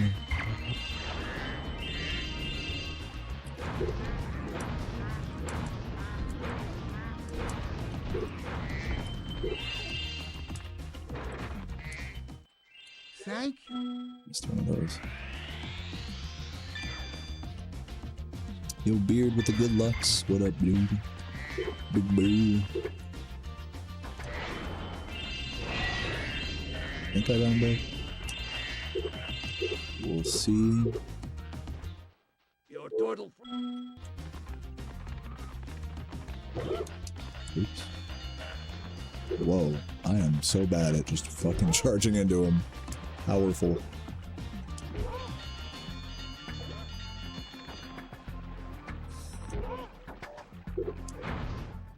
So. It's funny, Richie. I think it's gonna be here. No, over there.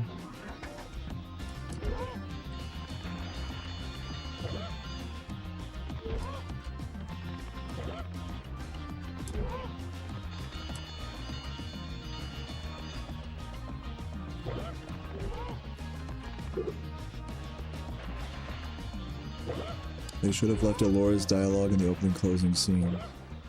Is this like a reference to the prototype that just came out?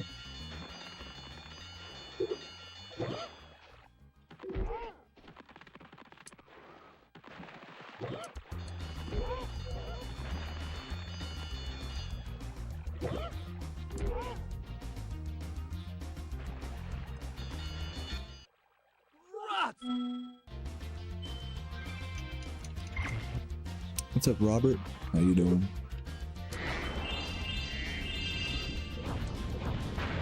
Yo, Sid. Thank you, thank you. See if we save any time here. I doubt it. Probably losing. Oh, we're missing a green. Green alert. Where is it? Over here? Oh, there we go. Fucking green.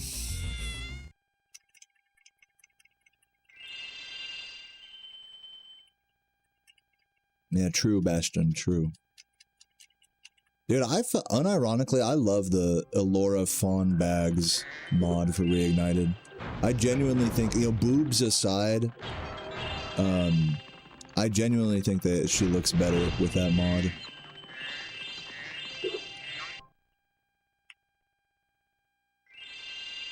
But her boobs are also great in that mod. Just an overall upgrade, I must say. Maybe I'm just a gooner for that, though.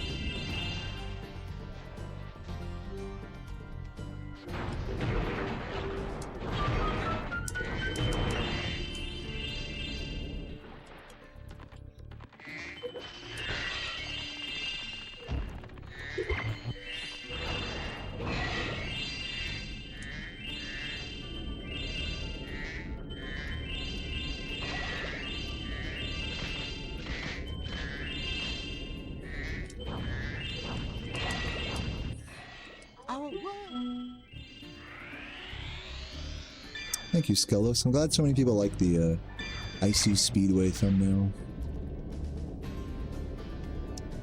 You really don't get to see that level from that perspective very often. See all the beautiful pinkishness about it. About it and above it. About it.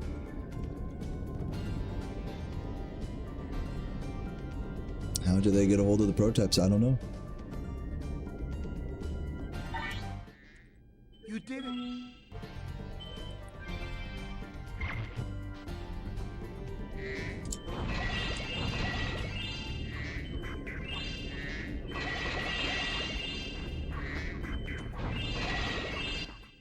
I've been trying. Alright guys, time for the Allura fart bubbles.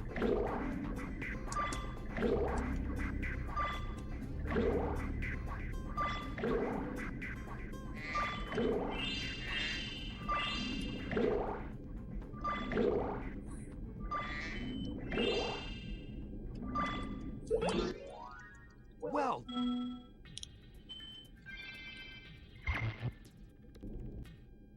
Now that the... Okay, good luck.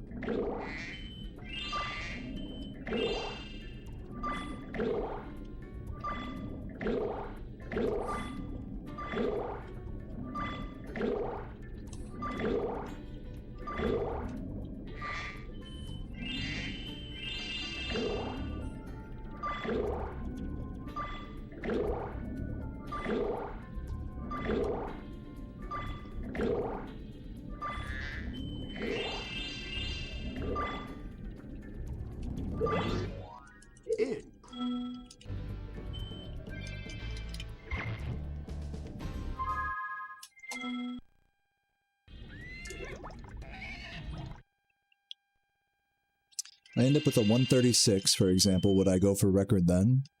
Yeah, I mean, we just have to see how I'm feeling at that point. Like, we don't know if I'm going to get a sub 140 this week or in a month, or, you know, like the grind can be on a lot of different time scales here. Just depending on how things end up, how lucky I am, how well I play, how good I get, how fast I improve. So those things will all factor into whether I decide to ever go for world record in this.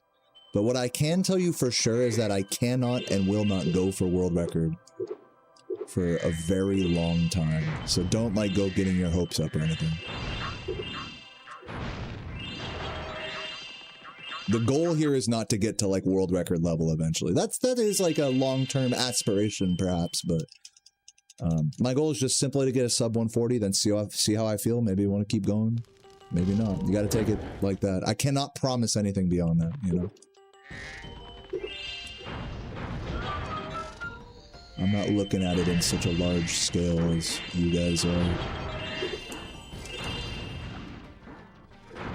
So I hope that answers your question.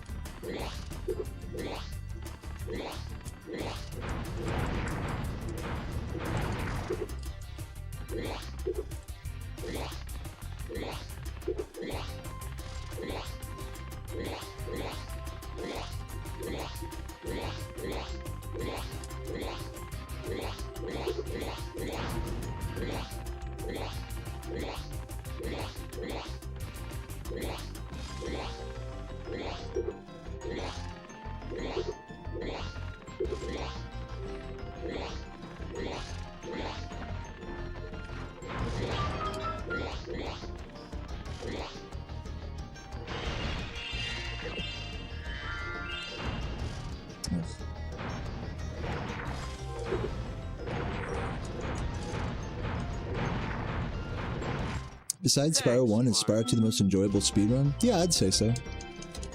How you doing today, Mac?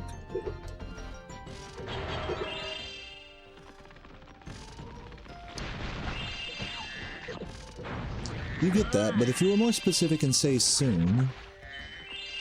Like, let's just say I improve at a very fast rate, yeah, maybe I'll go for world record eventually. Like, I'm not sure how you want me to answer this question because, like, I can't give you an answer to that. Like, do you want me to just say, yes, I'm gonna go for world record eventually? Would that, like, appease you? Because I really can't say that in, like, good faith at all. Even if all circumstances, you know, go my way. Like, just to, like, make it really clear, my goal is not world record for the time being. It's simply a 140. I'm not really sure how much more, like, insight I can give you beyond that. But you can just be honest with me. Do you want me to just say, like, yes, I'll go for world record if I get blank time? Would you like me to say that? Like, you can just be honest with me if you would like me to say that. I can say that. I can lie to you if you want. I could tell you some sweet little lies if it gets you hyped. But I'd rather just keep it honest with you, personally.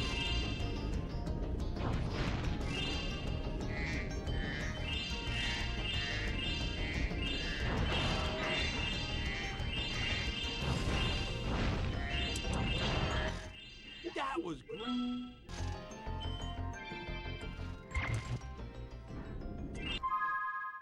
Saving time, losing time, losing time. If I shot the dice and go for it if I happen to get a 136? Yes. Michael Pritchard, if I got a 136, then I would definitely go for world record. Now let's move on from this topic and enjoy the run, shall we? That statement may or may not be true at all. Anyways, hope that works for you, bud. Yes, guys, world record definitely gonna happen. In fact, world record's all that matters, actually. I don't know if you guys know this, but actually, the speedrunning sucks unless you get world record. So, of course, my goal here is world record. Great question.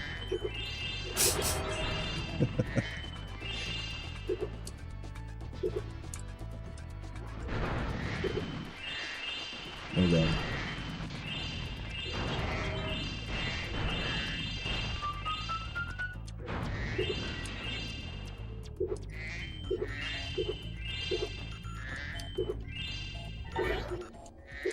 Would I go for world record if I got a 420? I don't know. It's a tempting proposition.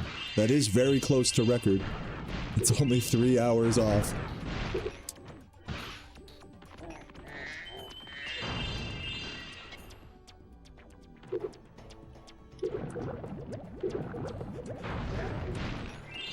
Oops.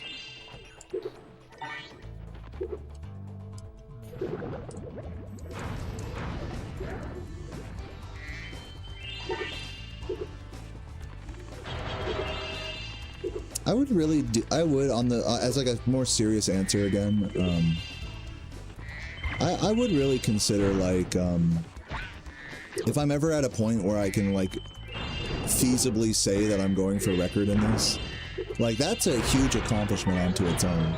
Like I'm not there yet, so I can't say it, which is why I'm giving you such a hard time like with the answer here, you know. But if I'm ever at a point where like a world record grind seems like doable, like I'll probably do it, you know. But just getting to that point is a huge like huge journey on its own, which, you know, even if I were to fail or whatever, like there's a lot to be proud of just within the journey to being world record viable, you know, is like its own whole journey. By the time you get to that point, the record itself, it almost kind of loses its flair, because it's like I've done all this shit just to get to this point to where I could record, you know. Like that's the real journey here. That's like what we're doing. So I would love to get to a point one day where I could say, you know, without it being a fucking meme, that I go for world record, that I'm going for record. Speedruns 4 WR or whatever. I would love that, you know, I really would. But we can't say that yet. Spyro.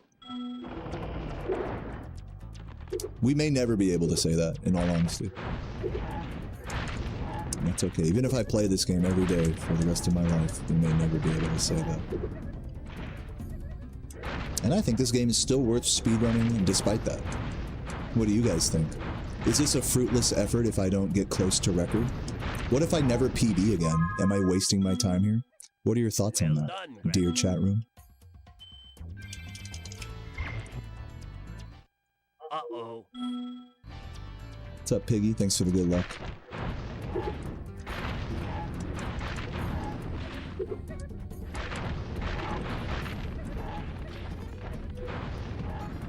Complete waste of time if I'm not going for a record, right? Yeah, pretty much. That's one way of looking at it.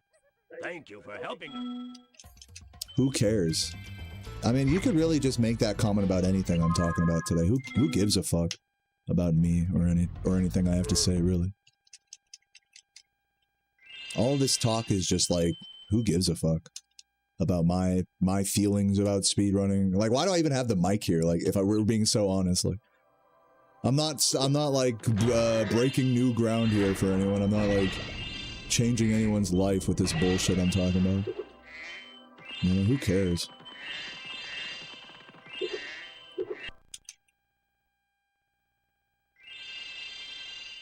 Yes, sister. That's exactly it. You don't think it's a fruitless effort? I don't think so either, you know, in all honesty. I think it's like worth playing even if you never PB ever again.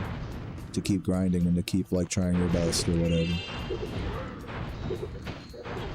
I genuinely look at this hobby that way, but not everyone does. Naturally.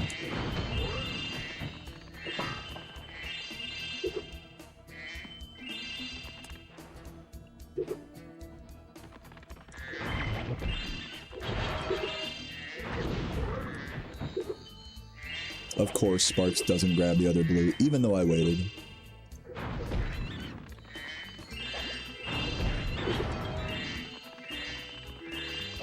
Oops. Is it okay for me to just enjoy the game? That's a great question. You know, all this talk about world record makes me even wonder if, like, a game is worth playing at all for anything besides glory. So yeah, I like to imagine it is okay for me to just enjoy the game. Well, that's basically what I'm doing today. I'm not trying to get a PB, just de-rusting, just chilling, enjoying. And yet still I'm like faced with, you know, the ever-looming threat of irrelevancy. Which, as we all know, in our meritocracy of a world, you know, is a fate worse than death, is to be irrelevant, right? So go for that record, you know, go for the gold, even if you're nowhere close to it and you don't appreciate the journey the entire time. As long as you're successful in the end in conquering other humans, you know, that's like the attitude that we're like that we sort of subconsciously have around the hobby of speedrunning. When, you know, the funny irony about it is that by the time you actually sit down and put enough time into these games to get good, you realize that the leaderboard doesn't matter at all, you know? World record doesn't matter at all. Nothing really matters, like, in that regard. It's just, you know, just playing a game and having fun and taking your little victories and enjoying them, you know? But to everyone on the outside, it seems like, you know, all that matters is records, so there's a real irony to that. You have saved.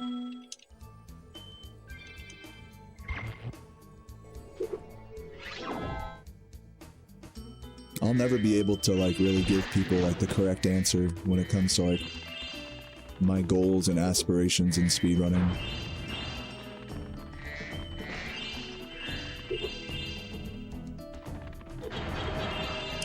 All I know is that today I want to play this game and get better at it. That's about it.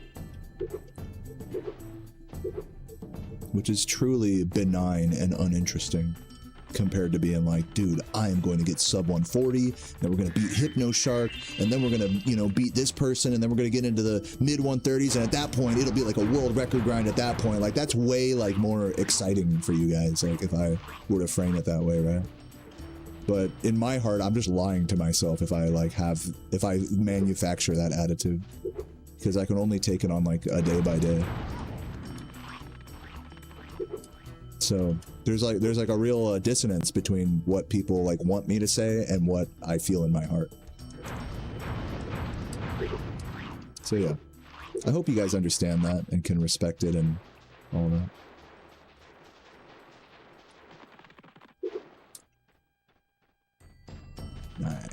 Nice lava walk.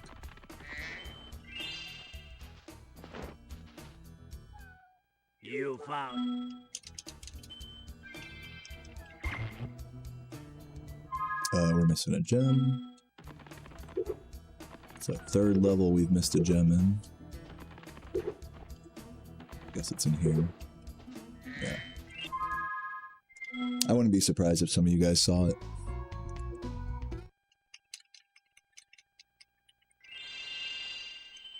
Yeah, why is that dog meowing? What's up, Christian? How you doing?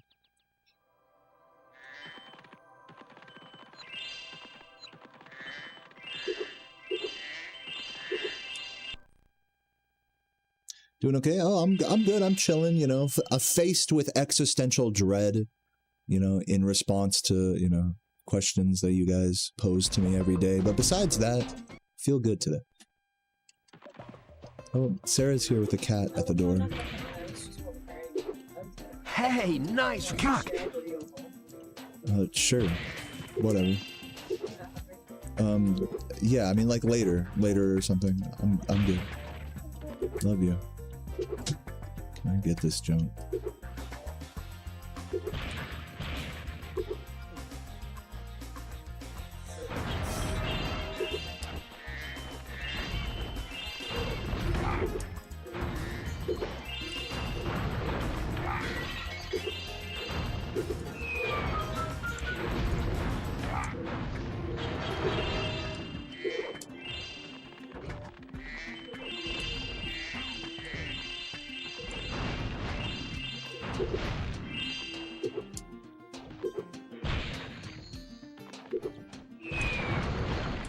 Thank you, Wiggy, for the $3. Says, you can apply the logic to anything. What's the point in doing anything? Can you even enjoy competitive sports if you're not training for the Olympics? Thanks for the good luck. Appreciate it.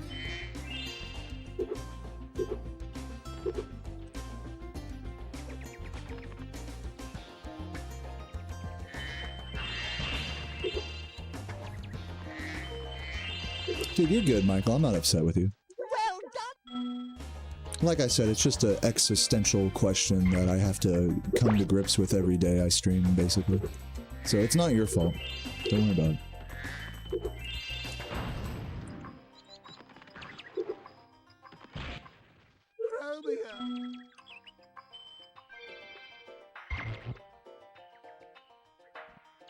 It shouldn't bother me, you know, in all reality. Being asked when or if I'll ever get record in this, it shouldn't bother me. So really, it's a me problem if it does, the way I see it. So you're good, Michael.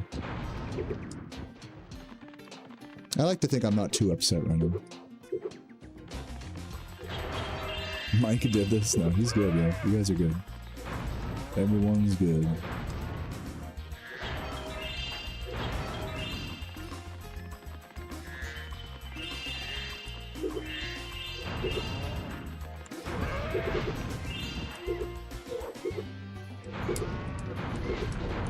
Bitch.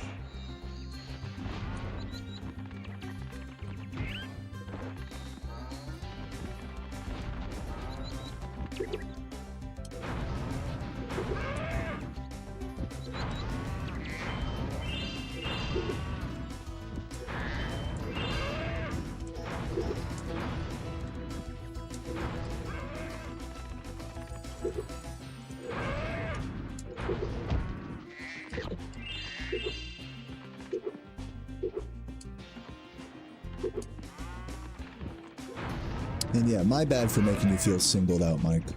Like I said, I should have just been like, yes, and then moved on, rather than giving like a really honest, serious answer. I'll try to employ those strategies next time. But yeah, love you, Michael. Thanks for hanging out, man.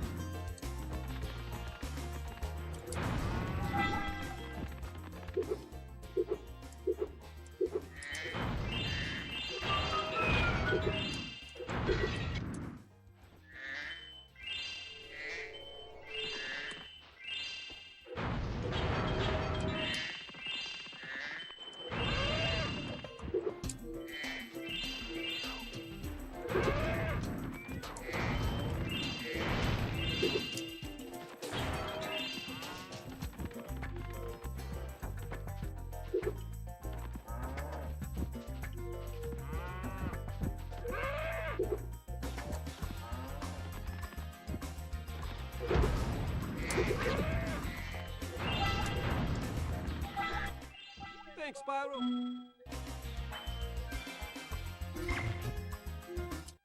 There are...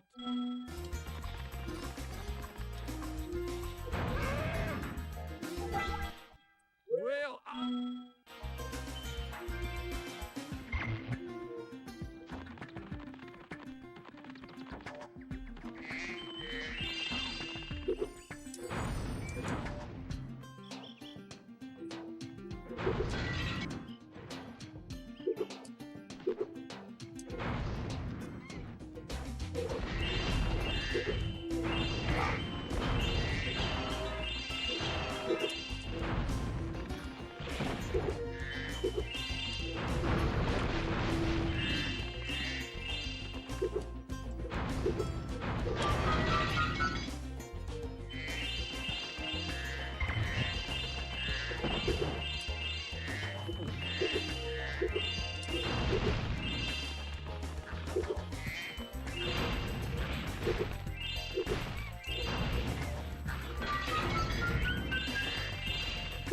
Did I miss the green there?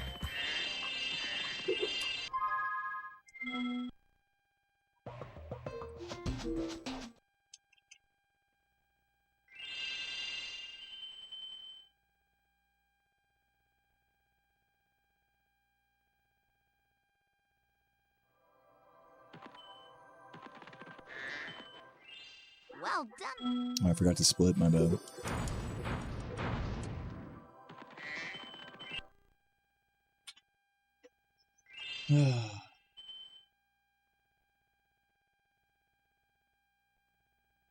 If I could choose any level to live, I don't know. Autumn Plains would be good because there's no infinite death pits. Or I guess there are. We'll go Summer Forest.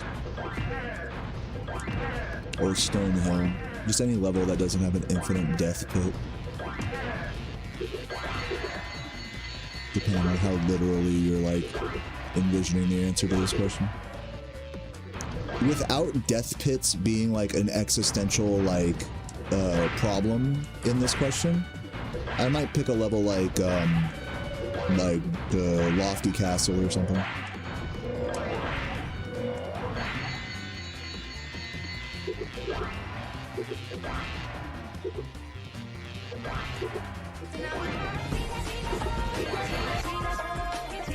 Yo, Bradley, thanks for the raid, man. Hope you're doing well today. Accidentally split early there. Whoops. Thanks for the good luck, man. Just on a shitty no reset, chilling. Hope you are too. Hope your grind went okay.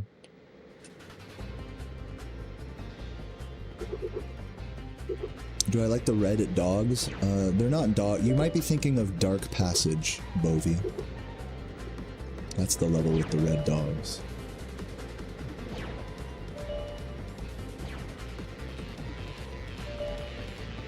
Yeah, if we're going purely on like that enemies so like you got to think of like this hypothetical in a lot of different ways. Like, what Spyro level would you live in? Now, if we're going by real life like danger, like from enemies, like if like an enemy hitting you in real life means dying in real life, then you would have to pick a level like Artisan's Homeworld, one of the homeworlds, because they don't have any like actual enemies in them.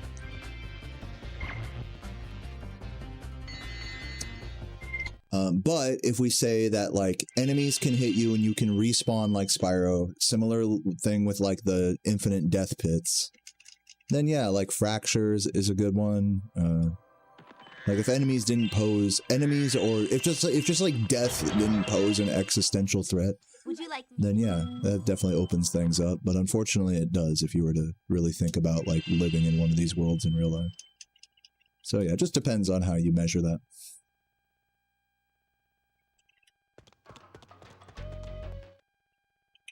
Got a 134 and a 133. That is insane, man. That is fucking super insane. A Zephyr Gold?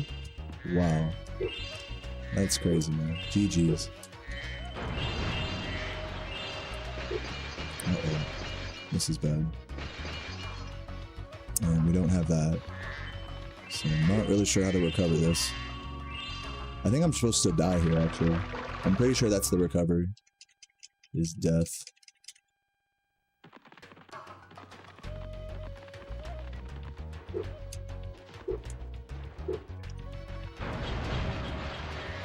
Pretty bad.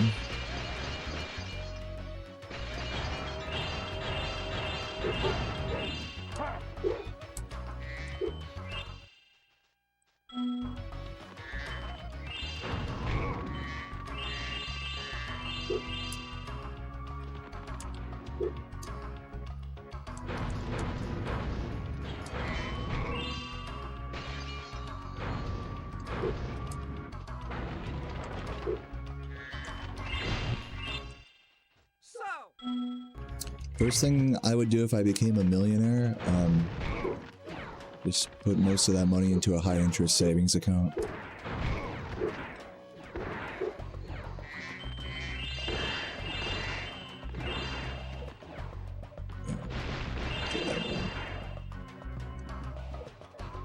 Yes, Zyth, I did an entire stream of Open Pete on Saturday, so if you check out my YouTube channel and click on the live tab, you can see an entire stream of it, which I really enjoyed, by the way. I went the wrong way.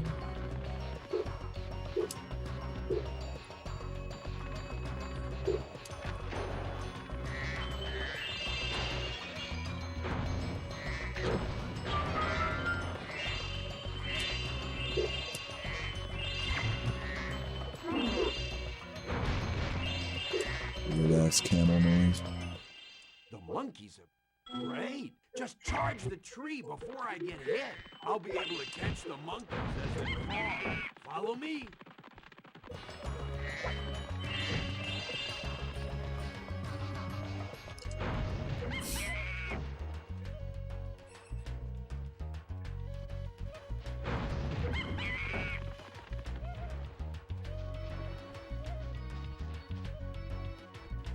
Yeah, thanks for checking it out, Michael. Appreciate that.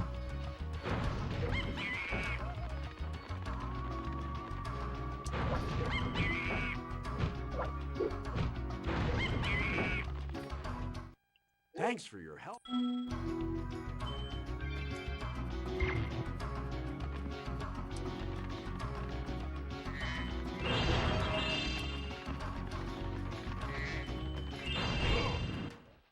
Still after.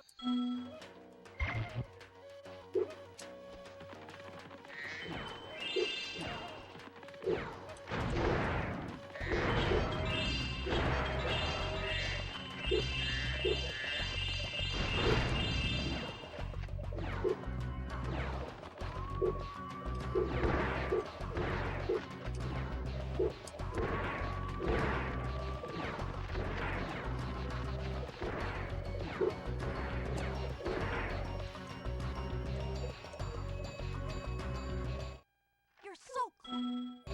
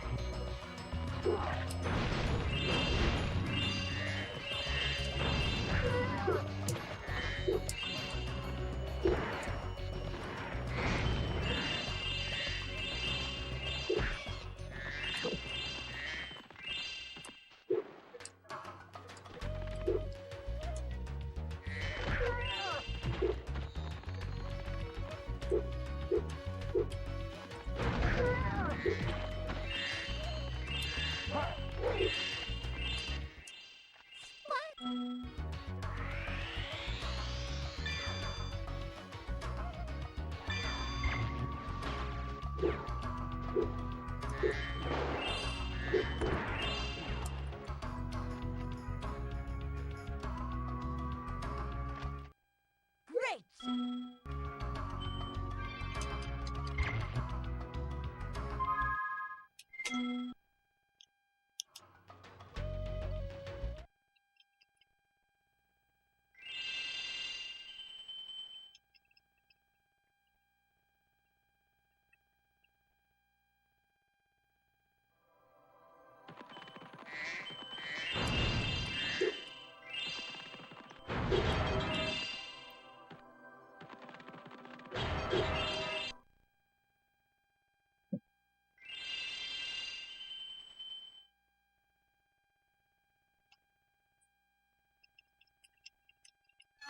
Absolutely, Zyth. Yeah, it's a very similar situation, you could say.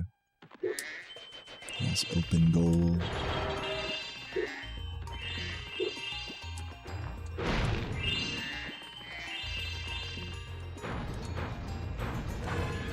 Nice, got the triple.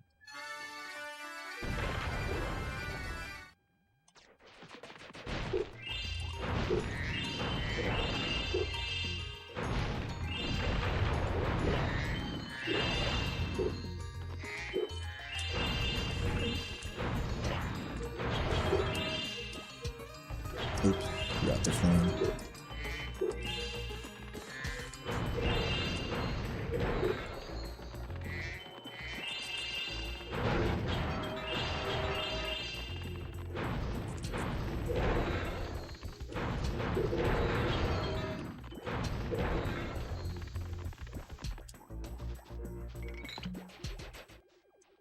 Yeah, great.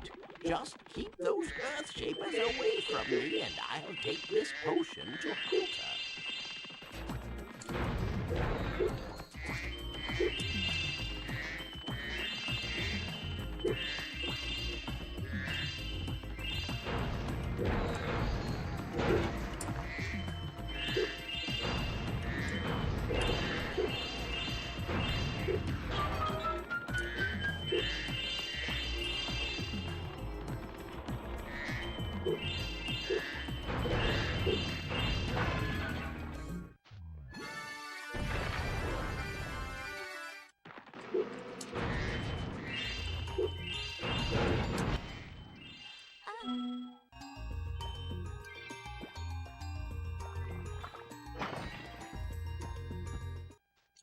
Man.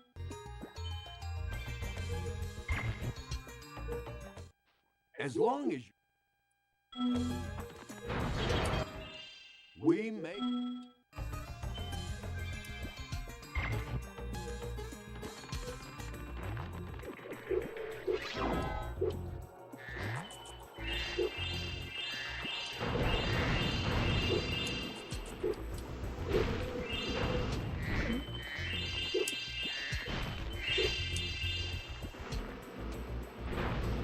Oops. What's up, Renji? How you doing? Thanks for the good luck, man. now. Oops.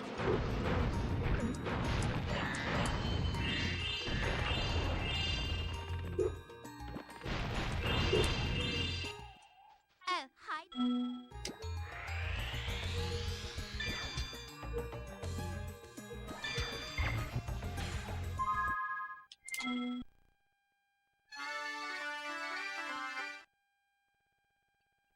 Do I recall what it was like when I originally started learning to speedrun? What was it like? Any tips? It was pretty cool. I mean, I would just watch levels of Spyro 1. I'd watch a YouTube video, one of the only YouTube videos of a Spyro 1 120% run at the time. And I would just watch levels in class and like try to close my eyes and like imagine the route through that level and then skate home, smoke weed along the way, and instead of doing any homework or anything, I would just fucking practice those levels until I got through the whole run, and that was that.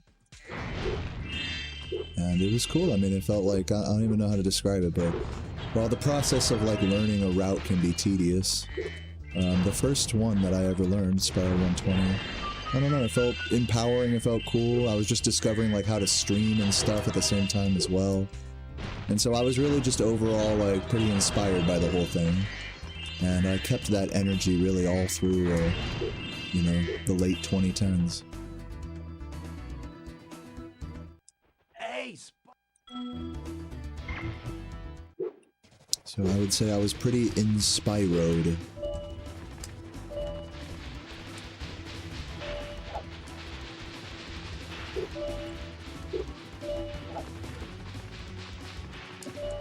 Oh, I tried to turn around. Oops.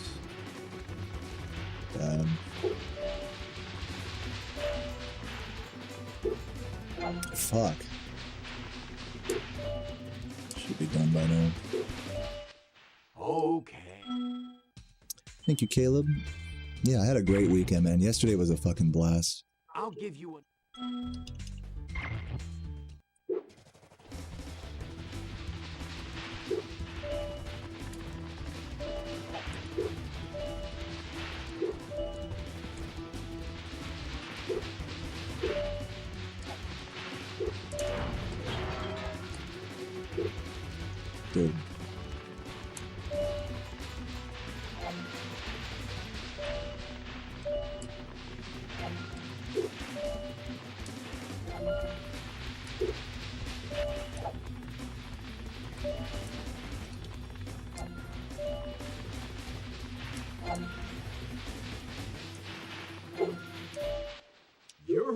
Pretty bad popcorn.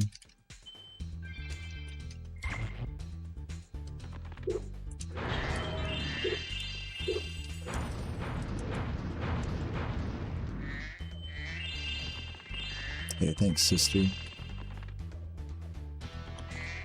What did I do? Yesterday, I went out for brunch with Sarah at a fancy suburban shopping area that had a bunch of cool bars and overpriced things. So yeah, we walked around that area, you know, went to like a tea shop, had some good food, had some drinks. And then we came home, and I pretty much went straight to the pool with a 12-pack of Michelob Ultra and some watermelon that I had cut, and I had made a new friend there at the pool. Dude named Julio. And of course I hopped in the water as well and chilled the fuck out. It was definitely a vibe.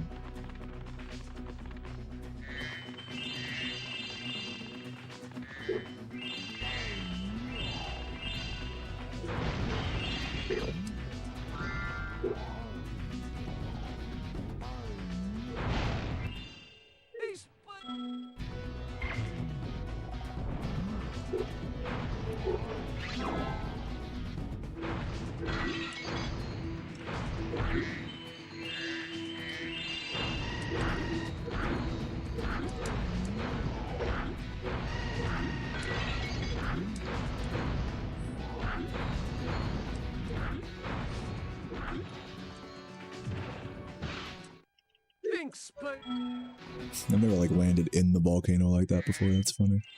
Thanks for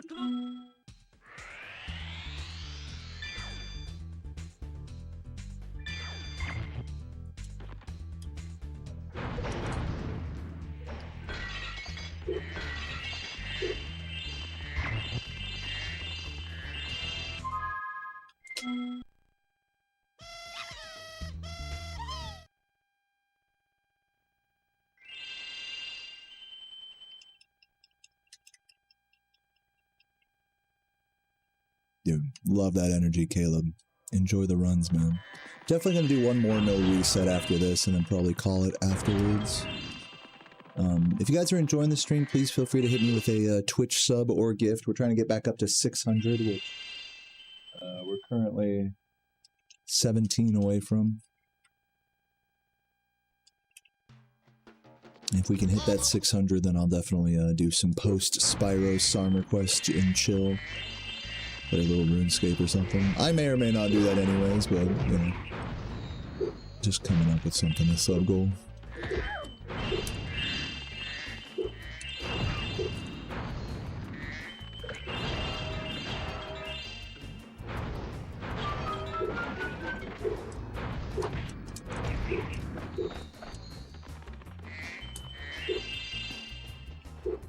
Oh my god, I'm so bad.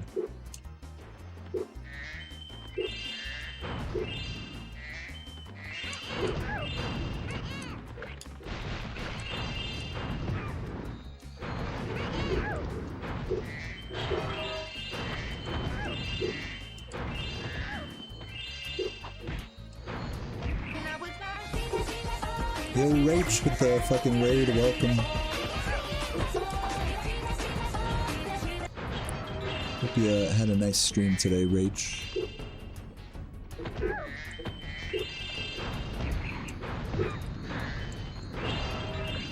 Hope that Tommy be pickling, you know what I'm saying? Hope that Chucky be cheesing. Hope that rep be tar. Spyro.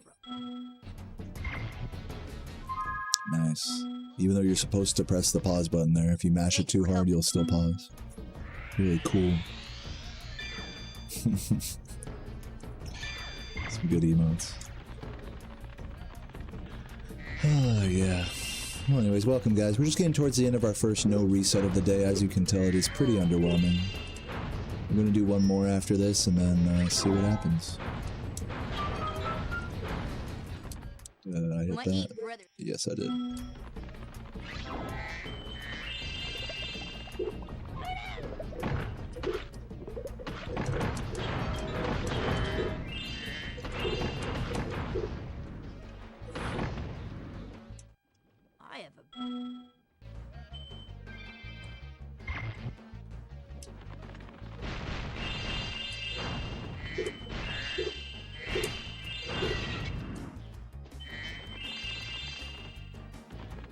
Oh, you were playing Bash? Doing the co-op with Stu, I'm assuming? At least you can enjoy in the pain together. Thanks for bringing back.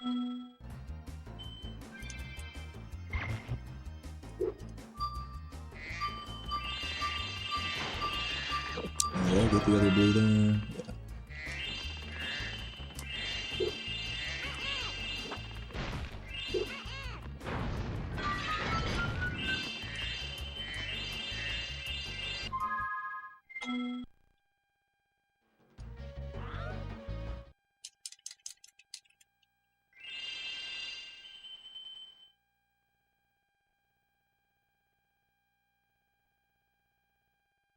Yo, Cange, thank you. Where can I save 8 minutes from PB to world record? It mostly comes from fundamental movement. You know, there are some definitely like different strategies that myself and world record level players employ. But all in all, just in terms of like strat differences, it might be like a minute or two of things. And in the rest of that 5 or whatever minutes is just being better at moving Spyro around. And yes, it is that much time. Kind of mind-blowing, right?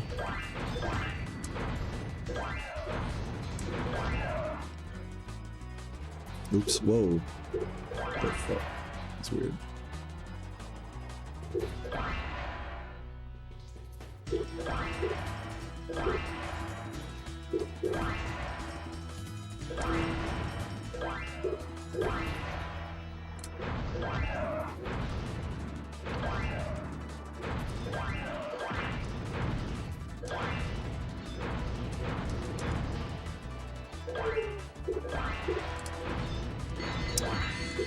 Please have him.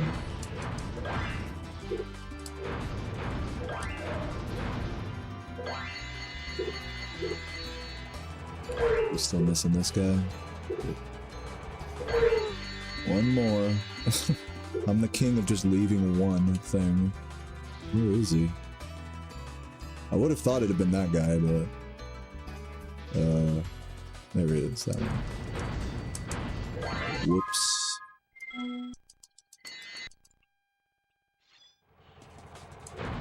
And RNG factors in this run probably total up to, if we're gonna say like bad RNG at every possible place in the run and just say the objective time loss of that might be 2 to 3 minutes worth of time loss, depending on, you know, execution factors for things like popcorn.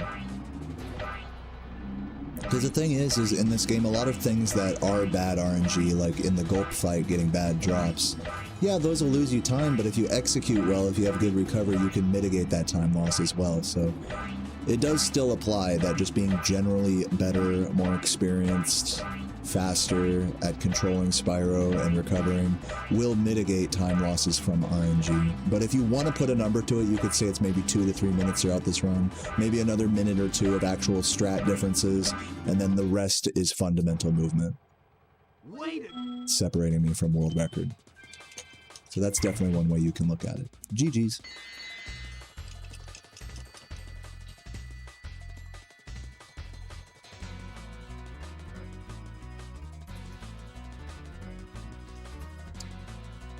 All right, let's hop out. Well, I'm gonna hop into another run here pretty quick, but I might just take a little pisser first. Good to see all you guys lurking out here today. We are just de-rusting and chilling. Go ahead and restart my console there. I think I need to set the fucking thing here. All right, I'm gonna go pee. I will be right back for run number 2. Stick around.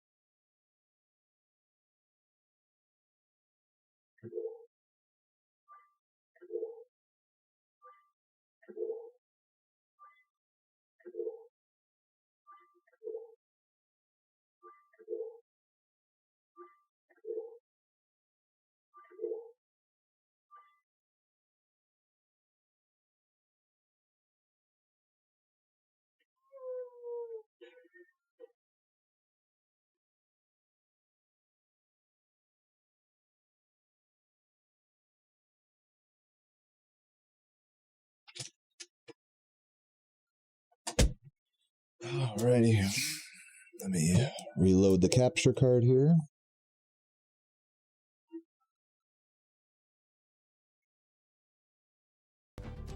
And there we are. Who's ready for run number 2? 3, 2, 1, go. Yeah, but sometimes when my capture card doesn't load, it'll make like a ticking noise like that. I think you were hearing. A little cursed. Yo, Corvus, yeah, here just in time, man. See no reset number 2. Hopefully no reset number 2. Wish me luck. Or thank you, rather, I should say. Wow, perfect.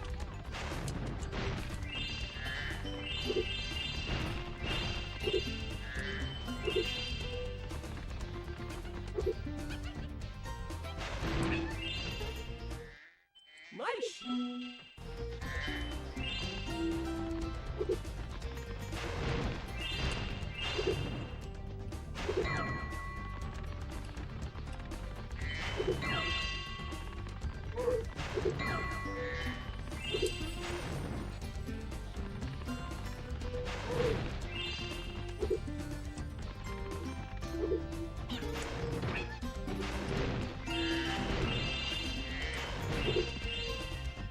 Come on.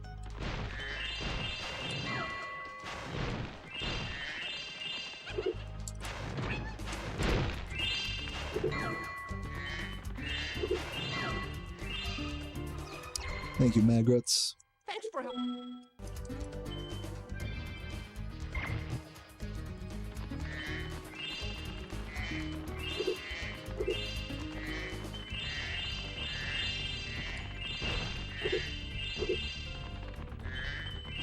It was the mic. Alrighty. I'm gonna play it safe here. I should YOLO this, but I'm just gonna play it safe.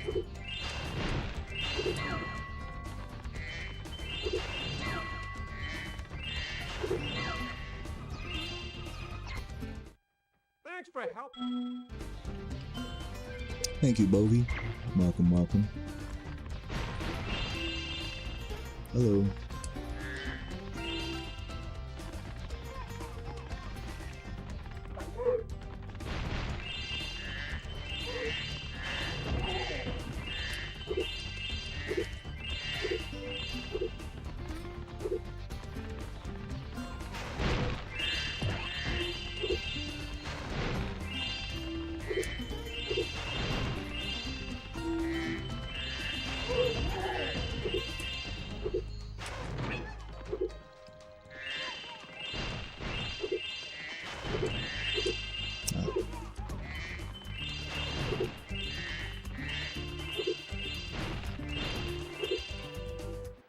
To hit that.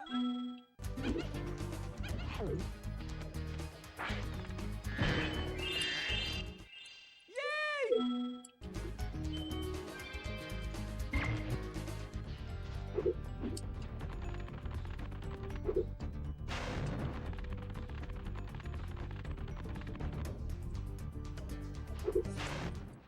Spyro!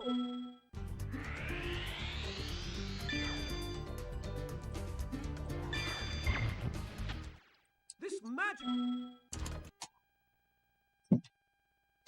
Not bad, not bad. Not good, but not bad. Actually, I'll go so far as to say that was good. 314, anything in the 310s, we'll call it good for my standards. Definitely will take that.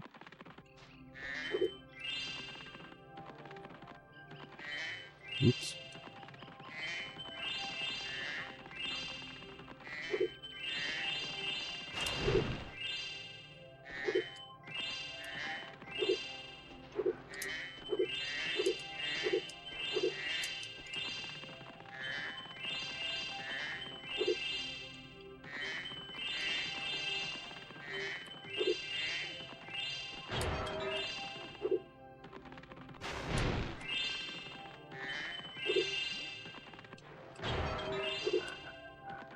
Trying to dodge the frog there. Hello there. Great. Okay, when you jump in the water, you can use the D-pad to move around the surface. Use square to dive underwater. When you are underwater, use X to paddle and square to charge.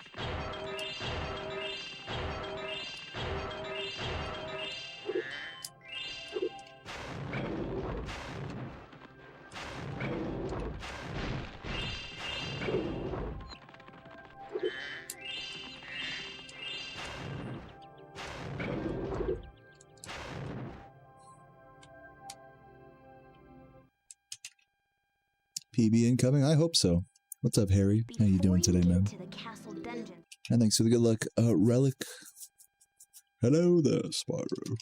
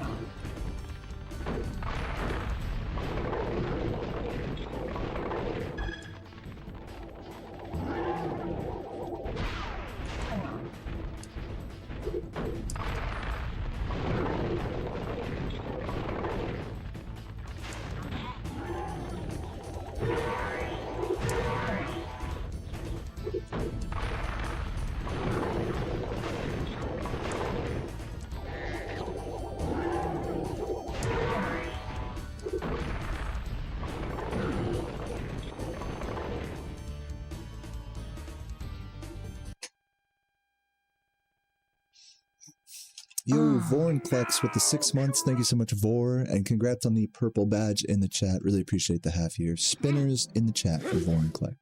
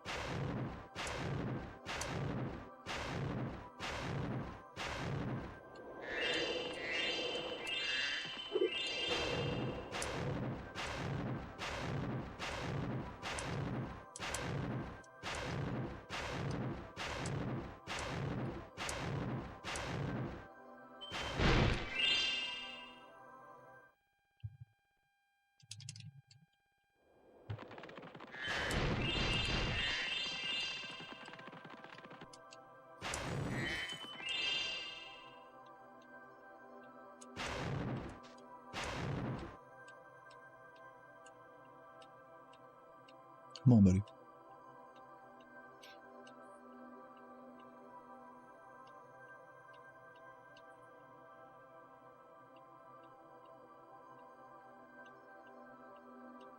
Anytime now, okay. Not the fastest gulp skip ever, but definitely Good enough. Gulp, we've finally...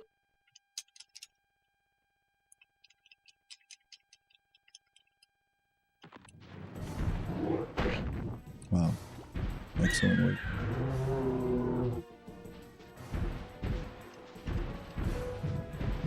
I don't like how close that one is. I have to wait for him to keep moving.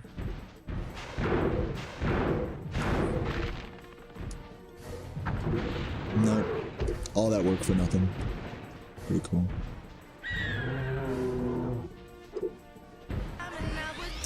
Yo, Fresh Pocky, thank you for the 5 gifts. Dude, appreciate you, man.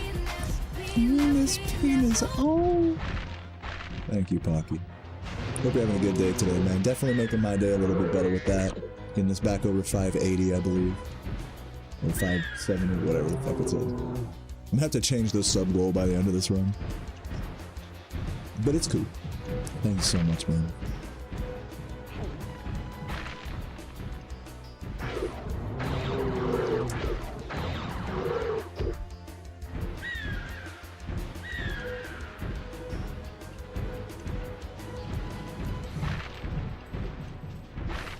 Just gonna do this. Hope for the best. Nice. That worked out. Is there a new sub goal? No, just to play post Spyro, RuneScape, and song request. That's all the sub goal is. Did I just make that up on the spot? Yes. Is it kind of a lackluster sub goal? Possibly. Well, that's fucking horrible. I'm just gonna hit him.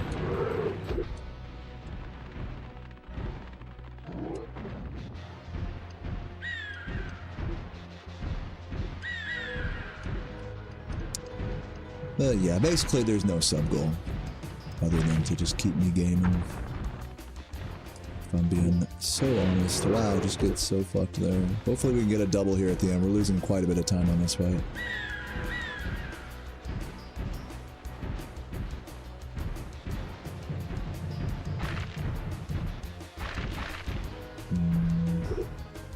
Okay, that's good. Don't you dare! Oh, damn it, dude. Hold on. Please be a barrel. Please be a barrel. Okay. No! Oh! Give me a barrel. No! Whatever. We're gonna be like a minute behind here. Fucked that up so bad.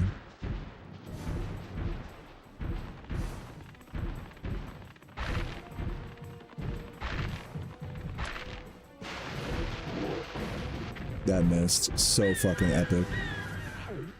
I'm terrible at this game. You really can't play Gulp much worse than that. Plus 40.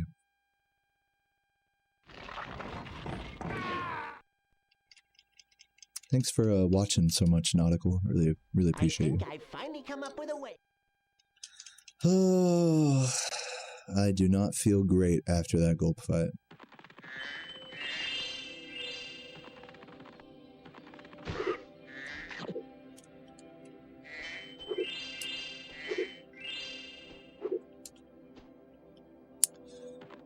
Man.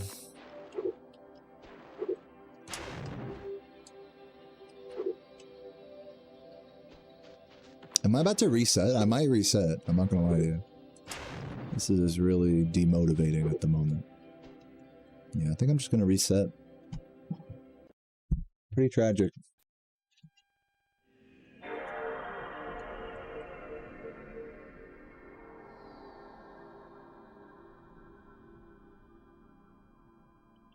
Also, I'll just take advantage of this moment to acknowledge, I haven't really been too talkative today, but, you know, I hope you guys are having a good Monday.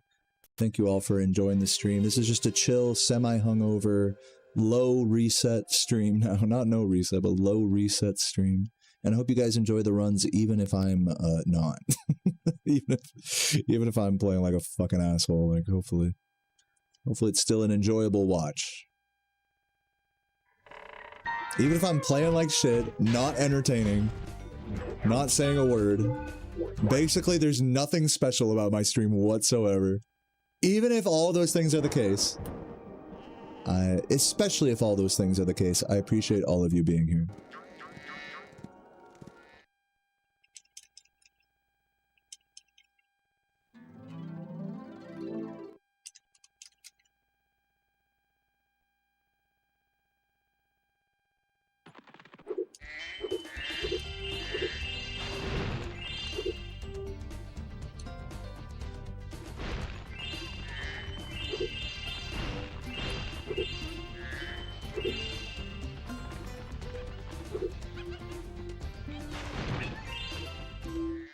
Nice shoot.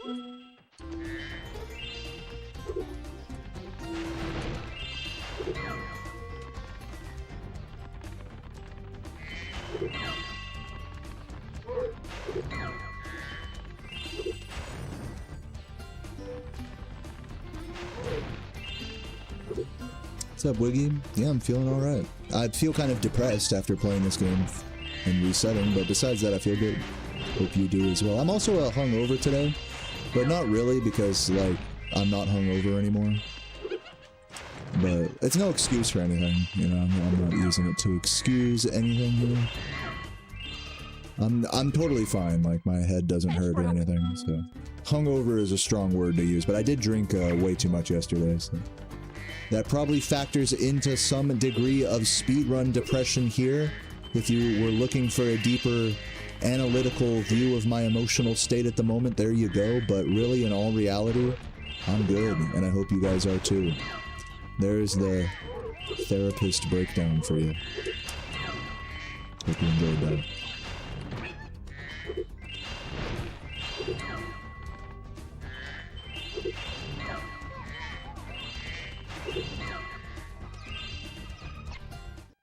Thanks for help. Drink anything fun? Mostly just beer. You know me, I love my beer.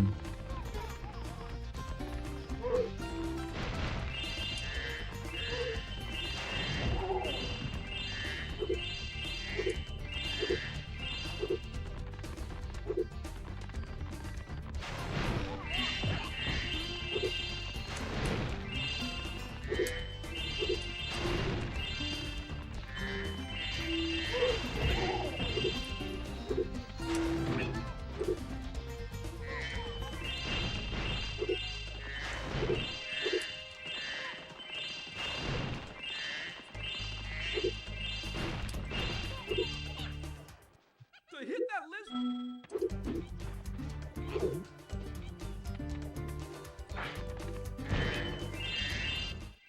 Change your name from KH. Oh, hell yeah. Well, it's good to have you here, nurse. Thanks for clarifying your OG status. It doesn't say 400 out of 400. I might be missing a gem here. Talk to me. Spyro.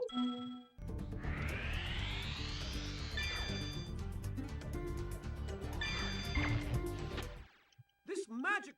Let's see. Yeah, Glimmer complete.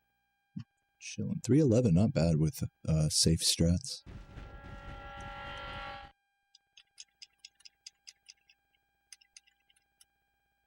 Wait, no, that's you, Rach? You were Bong Queen? Damn, oh, okay. Well, hell yeah. I see now. In fact, you are more of an OG than I even thought initially. Anyone else here want to come clean about a name change? Anyone else here want to come clean on their new identity? For extra OG points in the chat?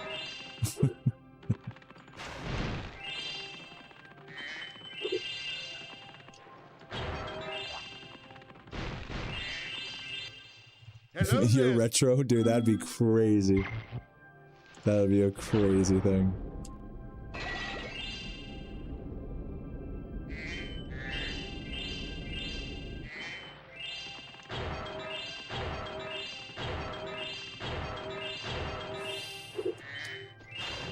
So the truth finally comes out, huh? Big enemies.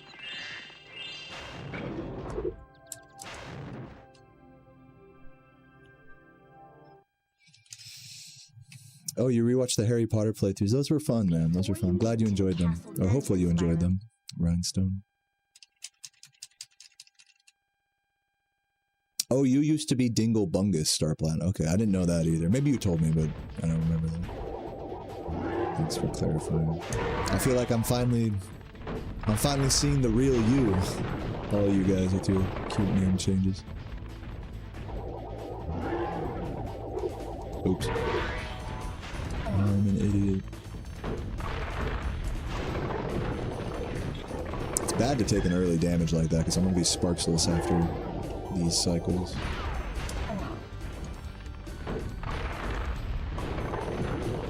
I need to get like a lucky sheep here. Oh, there we go. Speaking of which, I'll take it.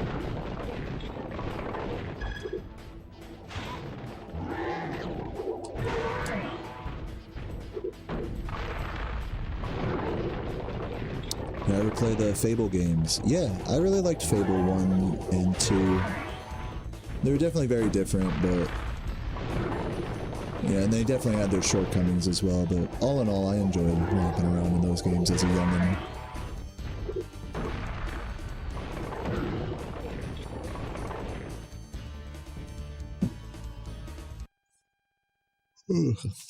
Split a little late there.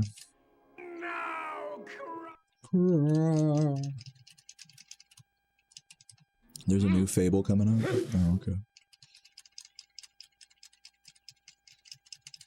Thanks for the good luck, Computer Freedom.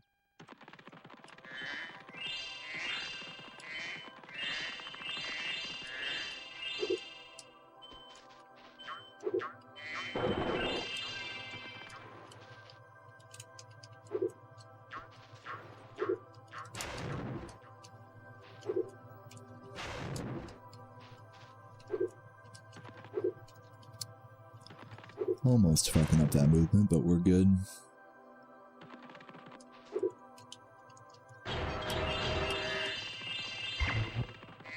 Classic Matt Red.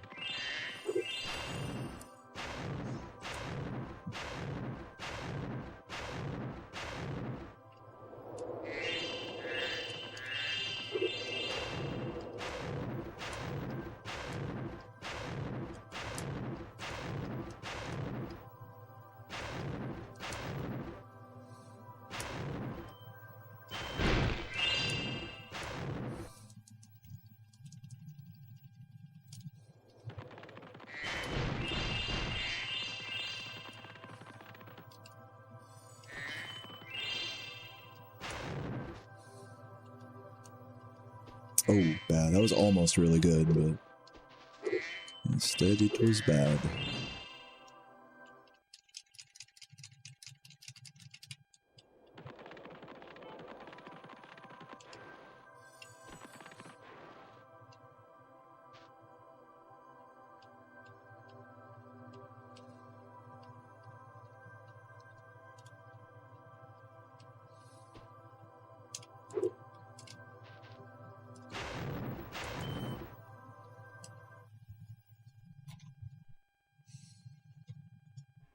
What's up, Soto? Definitely pretty comfy today. Pretty absent-minded.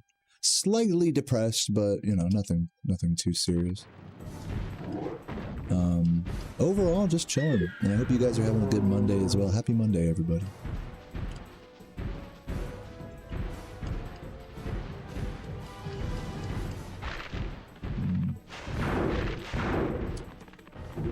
Cool. That was really cool how we knocked that barrel away. Really enjoyed that. I have yet to get a single gulp that gets the double barrel at the start today. What's up, Rob Jam? Thank you for the good luck. Welcome, welcome. Yeah, I'm doing alright. What about you?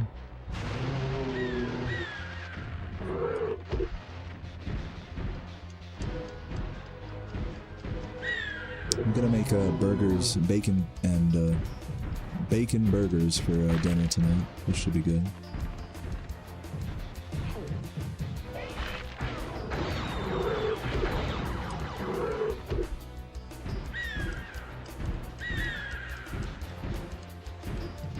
Oh, you're going to Japan soon. Nice. enjoy, man. I think, yeah, I remember you mentioning it recently. It's pretty cool. Whatever.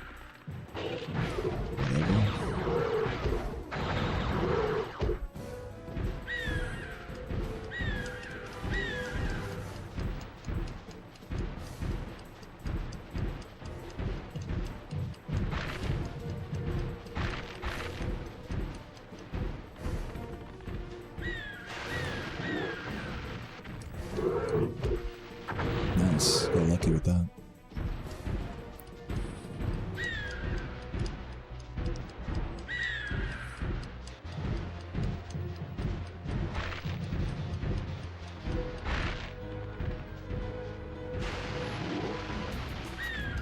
That missed.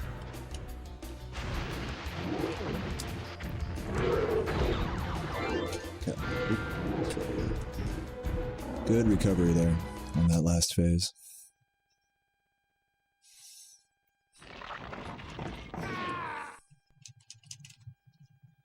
Alright, actually green after gulp for once. We'll take it. I finally come up with a way.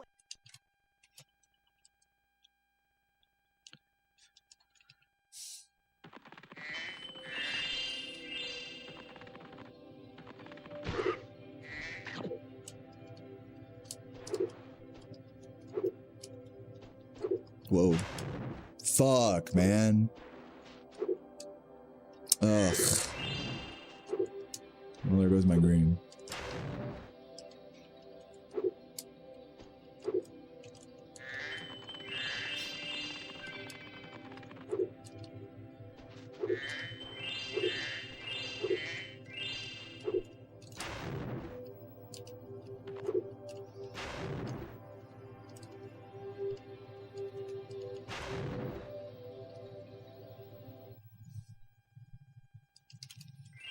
Any holiday plans? What's the next holiday? I don't even know what it is. Easter? No, surely not. There's a holiday coming up? This is news to me. Labor Day? Oh, okay. Yeah, I don't know if I have any Labor Day plans. I'm sure Sarah will come up with something. We've been talking about, you know, doing an anniversary brunch in September. So that's probably our next actual holiday, if you want to call it that. So that'll be cool. Yeah, we're gonna go to this like nice, like mini golf and brunch, but it's like inside an old hotel type of date. It'll be cute.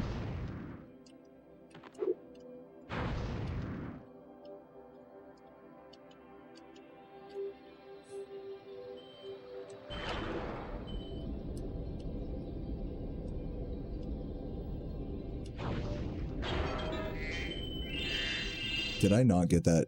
Well, we'll see when I come back around later. What's up, Stipe? Thanks for the good luck. Spyro, we want to...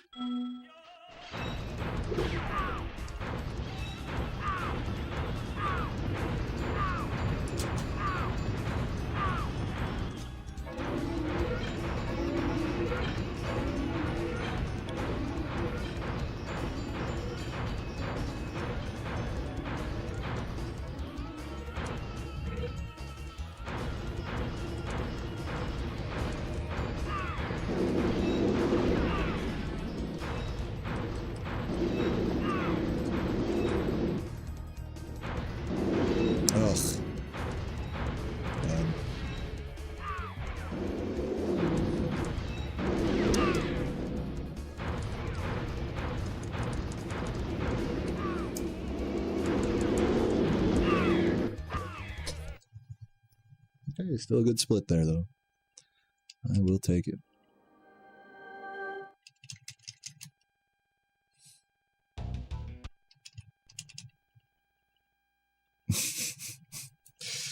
You're gonna get pregnant for Labor Day? That's very fitting. Yeah, that last shot always feels good to hit at the end there. Saving him going around the pylon again. A lot of interesting early shots you can get on that fight. I was missing a lot of the earlier ones.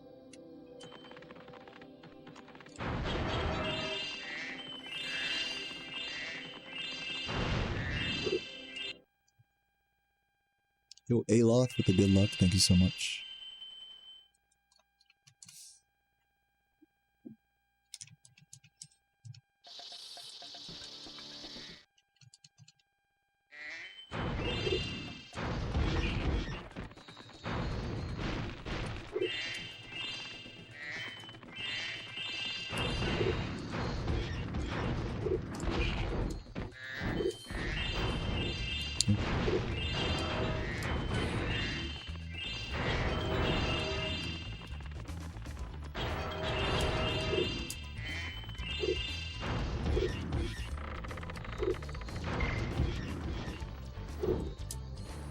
Oh, careful.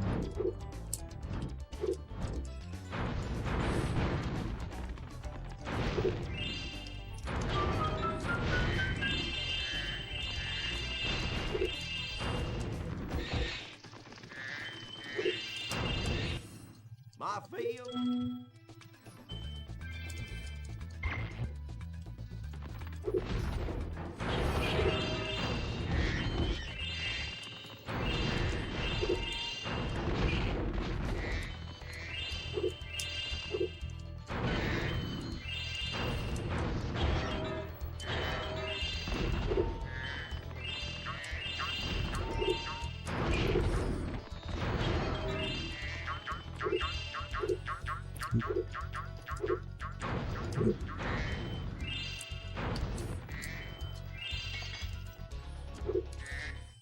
Wait a...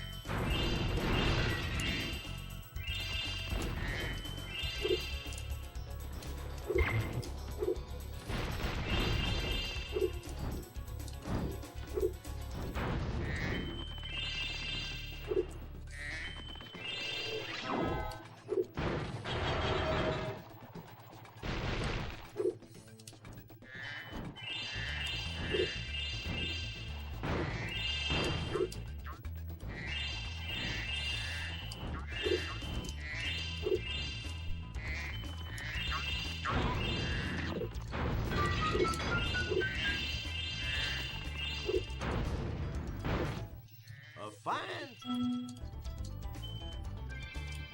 Oh, that's crazy, Ayla. That is spooky. I had some weird dreams last night as well. I had this interesting power in my dreams last night.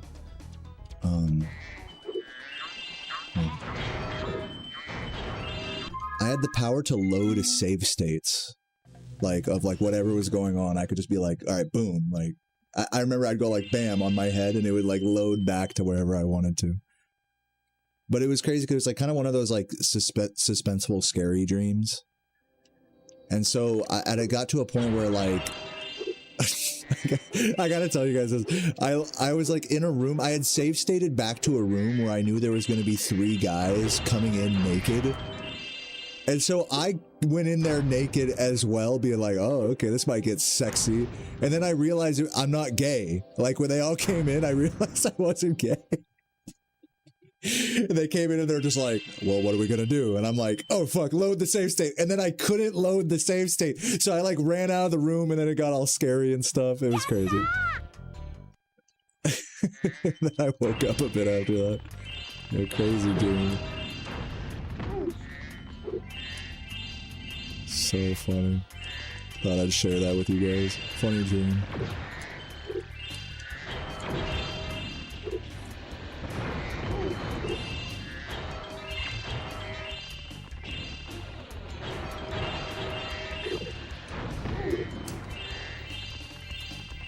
What's up, Sferna? How you doing?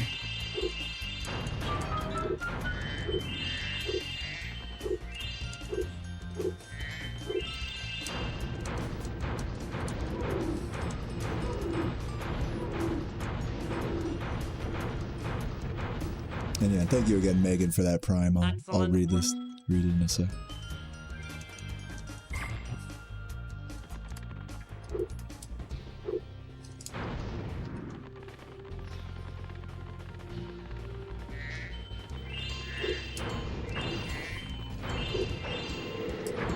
Wow.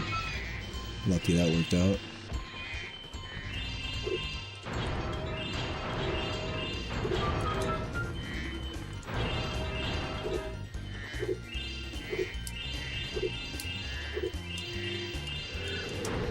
No, I missed him. No. Oh, what do I even do here? Is he gonna come up like this way? Oh, this is really bad. There he is. No, turn, no! Please don't get away. He's gonna get away. God, dude. Is my run really dead right now? Ugh. Please. What? Oh.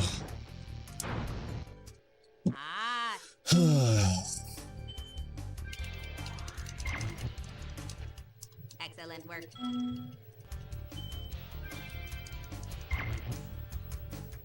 I knew it.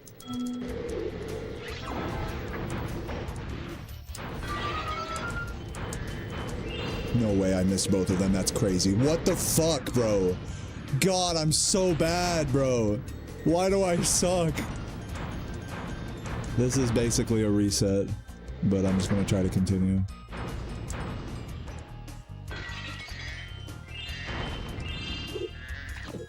He's coming this way. He's staying higher, going low. He's going low.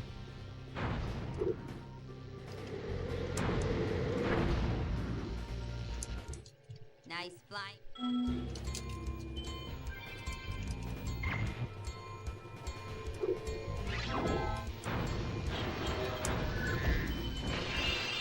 Hello? Can I have the other green, please? Oh, I guess I got it. It just looked like 2 homed in instead of 3. Cool. I have Mr. Green there. Dude, I hate my life right now.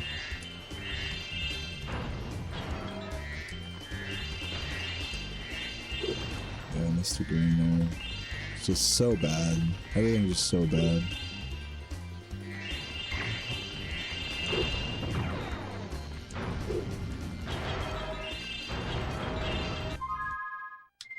That took all of the energy out of all the wind out of my sails. Absolutely true. I'm gonna keep going since we're less than a minute behind, but I was truly like the worst case scenario in that level.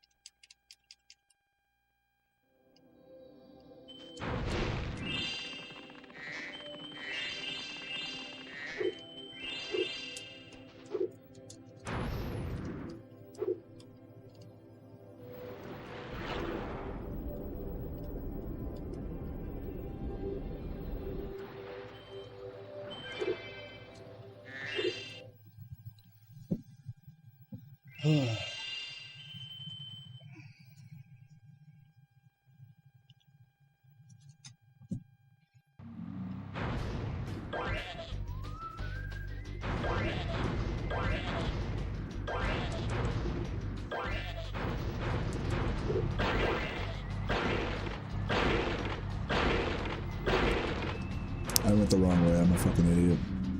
Dude, I'm actually fucking brain dead.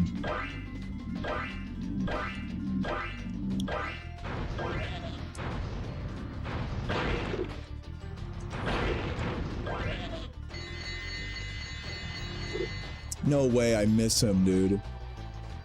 Oh, it's so over, man. It's so over for me.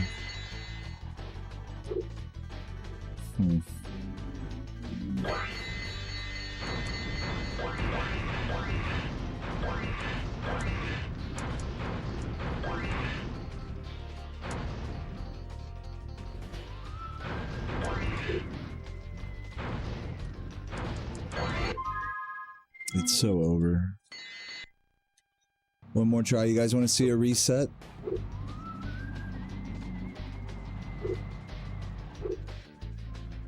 All right.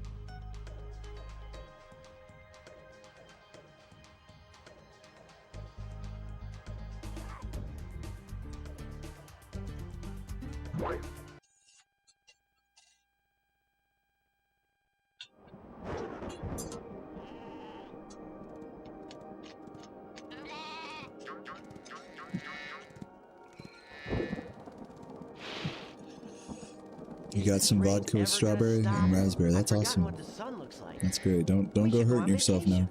Somewhere warm. Thank you, Lewis. I might, at this point, I have to be really honest with you guys. I'm not enjoying the grind anymore. I might not finish a run at this point. I did finish one run earlier today, but I might not finish this run at this point. To these orbs and Really, my morale is very low at the moment. Good idea. Bringing a dragon here could just make Ripto So yeah, angrier. let's see what happens.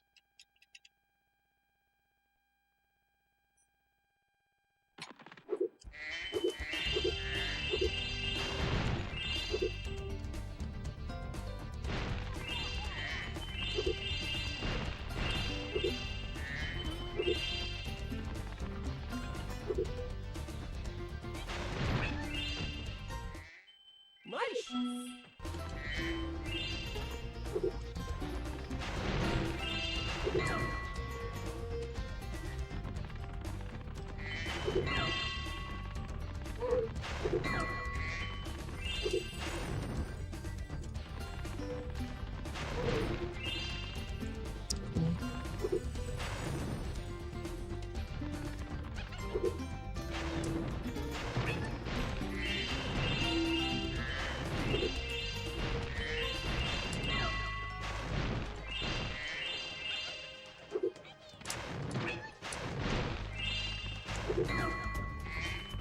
You might not walk up all the way there. Thanks for helping me.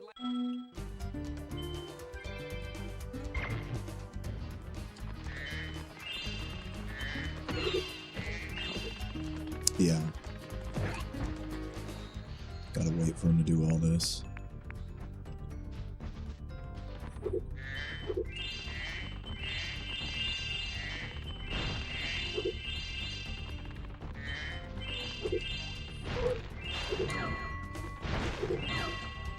Fuck it, I'm gonna just YOLO these. I don't even care.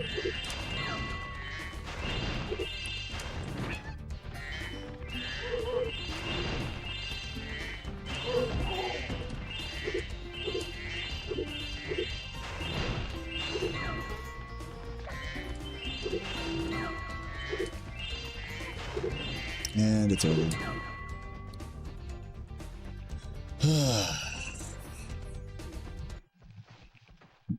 Hello?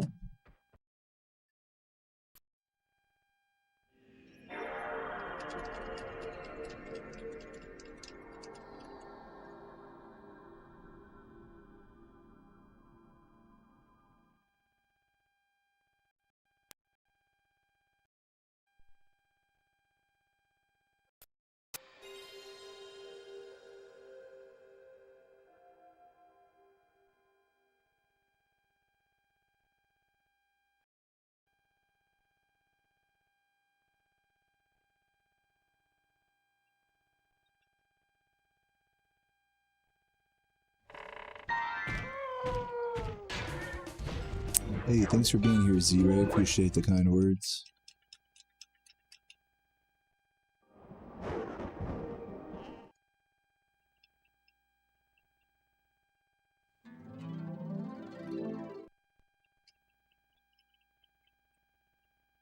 That's a great idea, Master Gabe. No, I don't do that.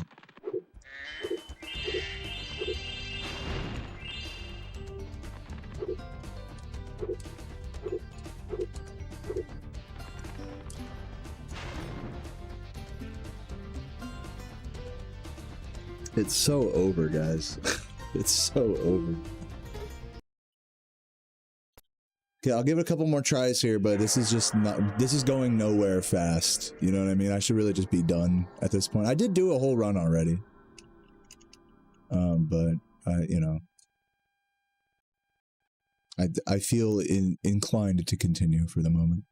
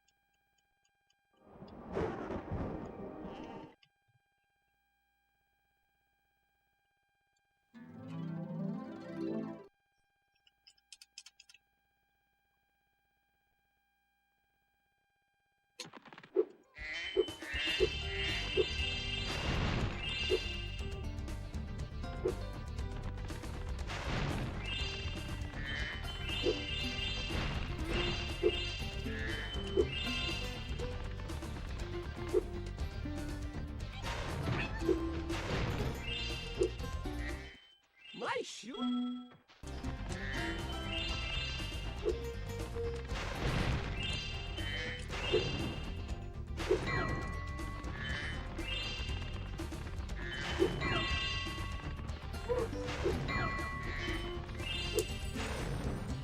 What's up, Nicolas? Welcome, welcome. Thanks for the good luck.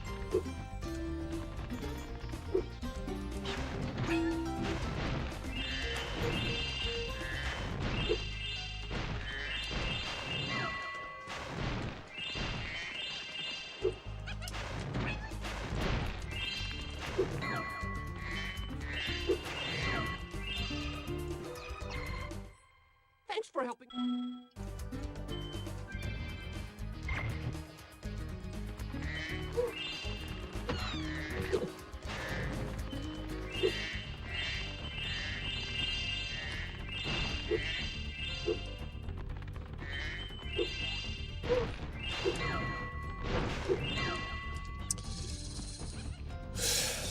I mean, like, what do I do here? Like, just grab all these, I guess?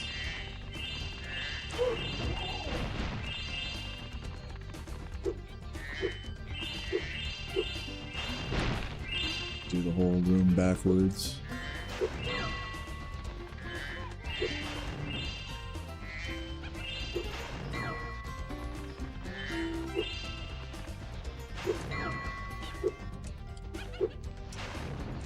And I miss him. This is just fruitless. It's completely fruitless.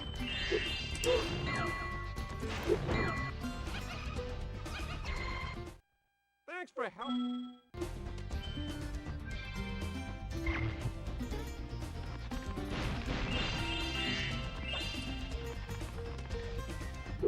Oh, I should have, I think I have to wait for the guy now. I mean, this is just so dumb. Like, what am I doing?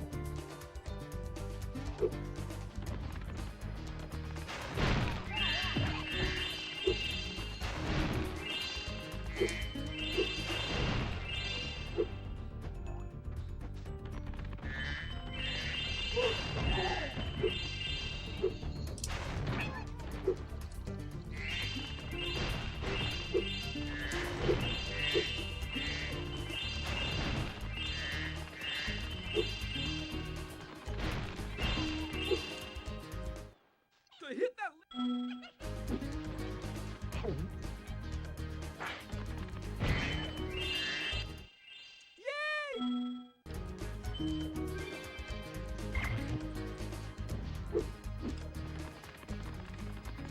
Where are the other gems even? 394? Wow. I'm missing a fucking... It's gotta be like in here somewhere, right? Maybe. Oh yeah, I want these two, yeah. How bad is this? 343.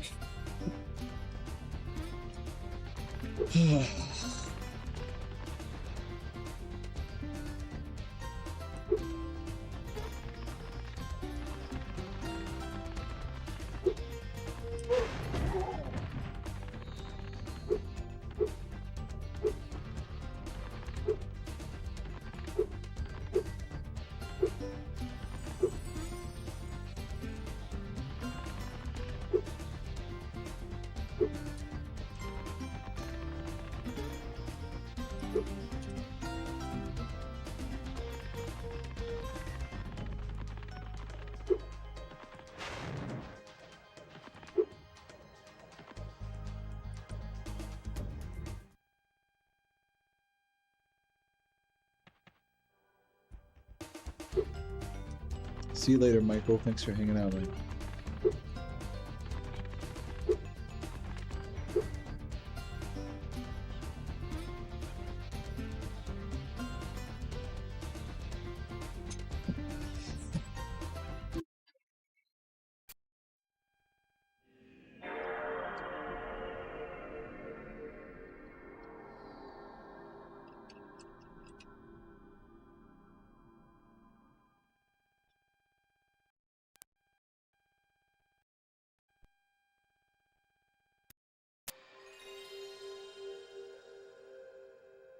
Alright, this will be my last attempt here. If it's like looking stupid and like pointless, then I'll just stop after this attempt.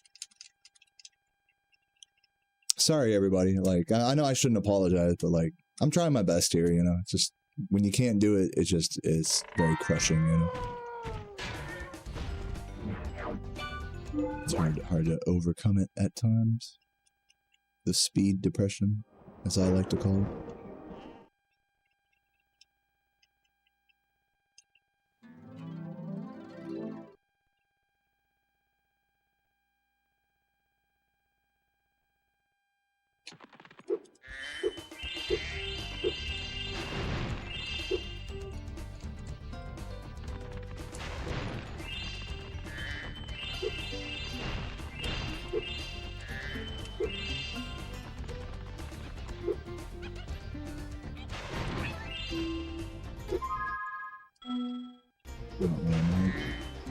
Talk to me, please. My shoe.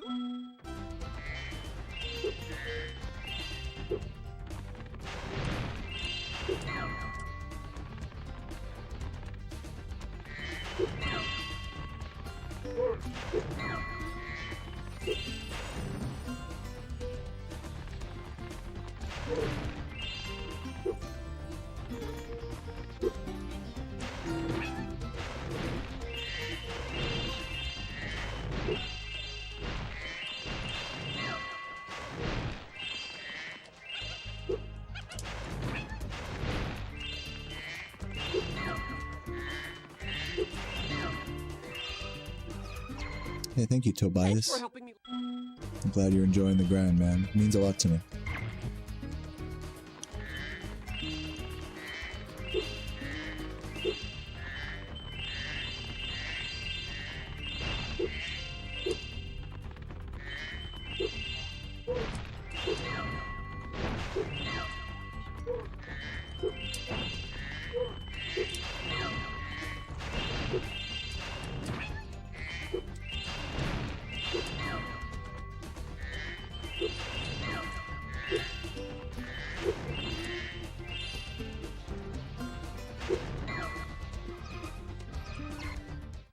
Thanks for helping. Hey, that's great, Beard. I'm glad you're having fun with your band and, you know, all that. Glad you guys are making some cool music.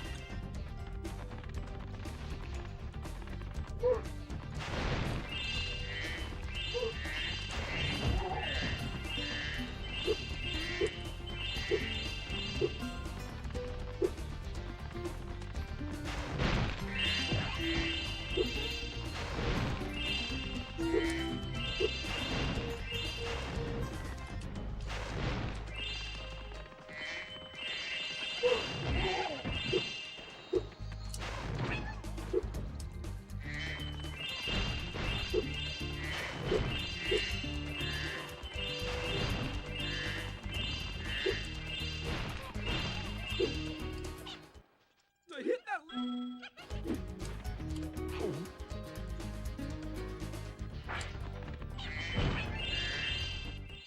Yay!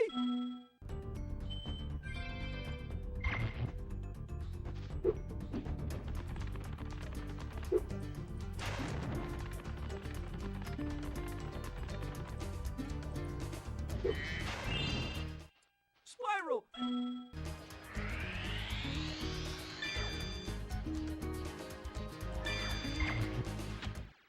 This match.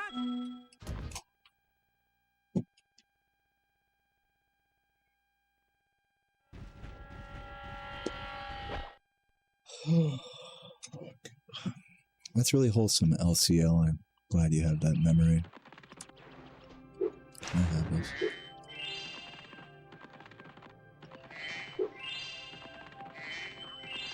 I feel so sedated by this game. Speedrunning has a way of doing that. It just turns you into a robot. You start to like lose touch with your humanity the deeper you go into a grind like this. Especially when it's like already depressing and you just want to be done. Or you like just force another one out and then you just feel empty. It's very, very dehumanizing of an experience. Hello there. It's all good. Hope you guys are enjoying the stream today. Happy Monday, everybody. Welcome, welcome.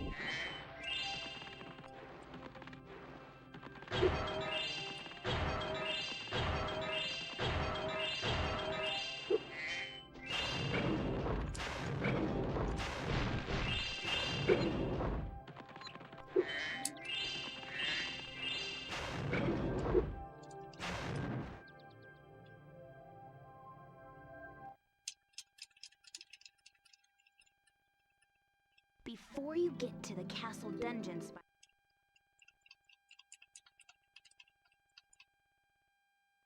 Wow, that's crazy, Monkey. I'm glad you're alive, dude. Airplane almost hit your job. That's insane. What are the odds of that?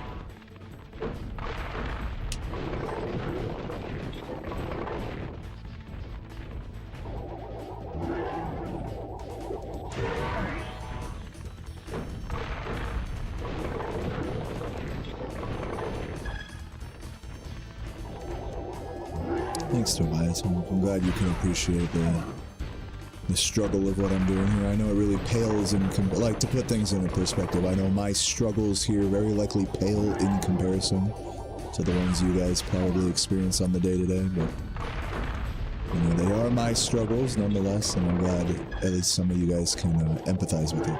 It means a lot to me.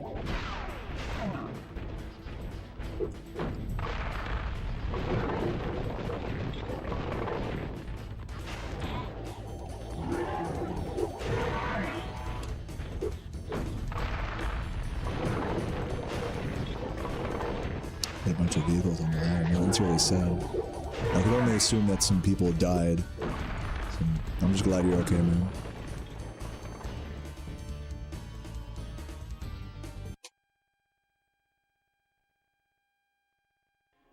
Now, crush!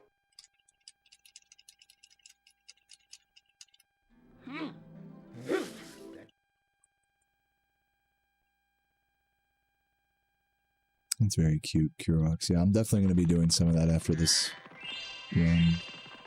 Showing the kitties.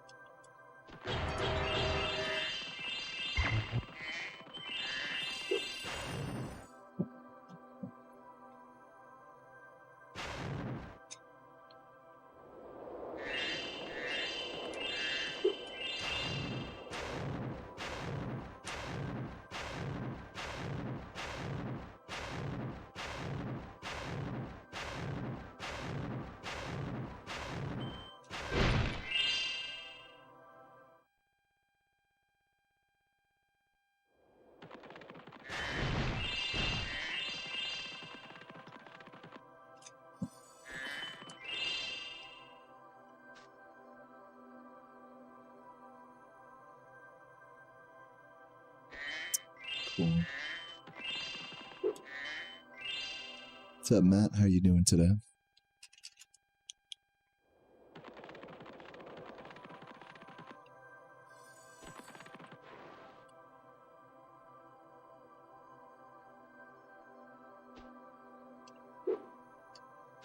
Well, at least the recovery was quick. Staying productive. Love to hear that, man. How am I?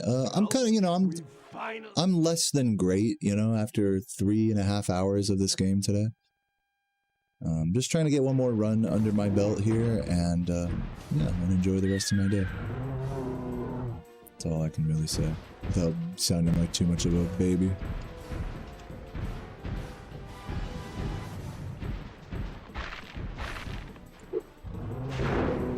No, there's just no way.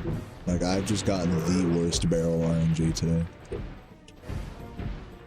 Like, yeah, I could sit there and try to flame it over there for like 20 fucking times, you know, and then gulp, but we'll just run into it and fuck it all up anyways. Like, let's just skip that part, you know.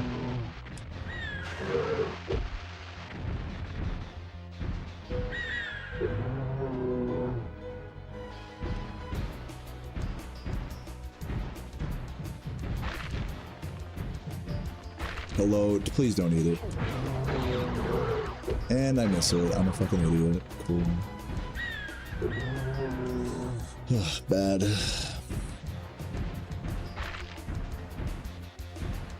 Anything? No.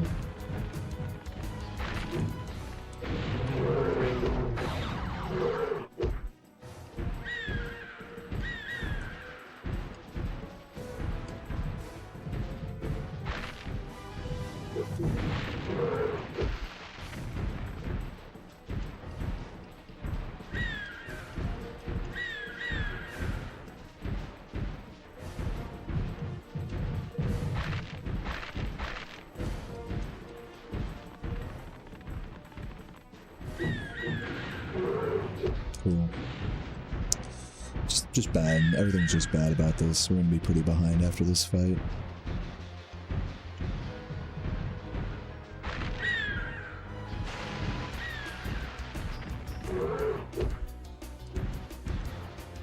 Yeah, all singles. I got one double so far. Even the rocket phase was a single.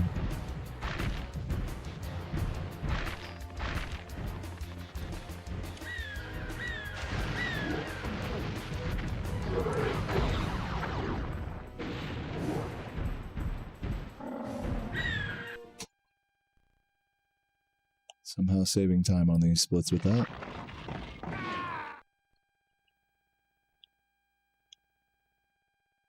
I think I've finally come up with a way.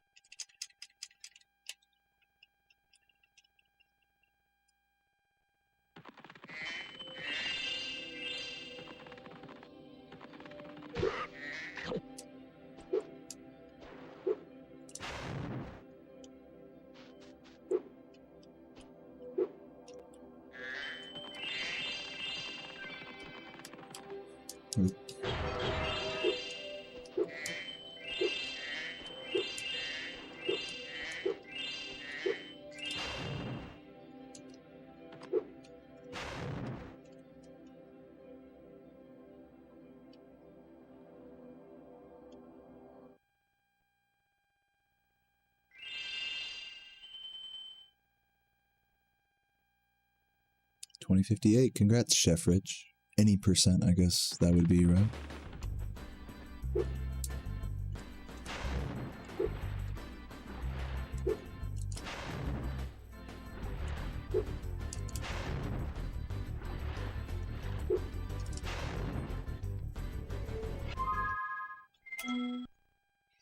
Oh, it's a 100% setup, I see. Which is distinct from the any percent boss rush. So that's cool. Good luck on your 100% learning, man. You got this.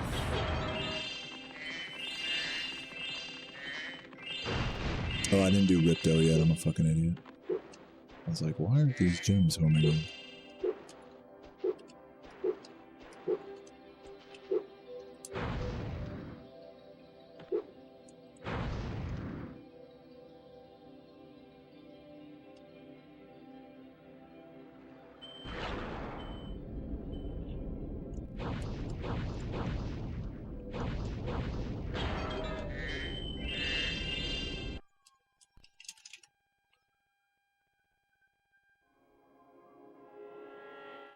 What's up, Furtive? Good to see you, man. How you living? Spyro, we want to...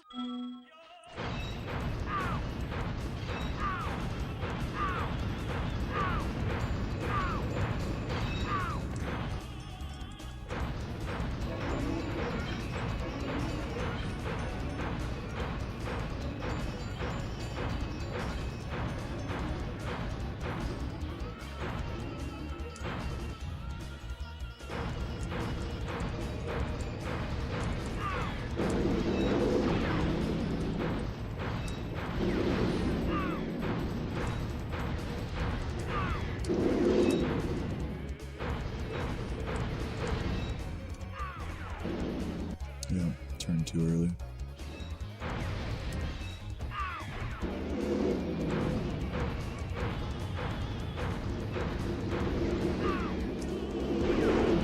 Oh, could have had that.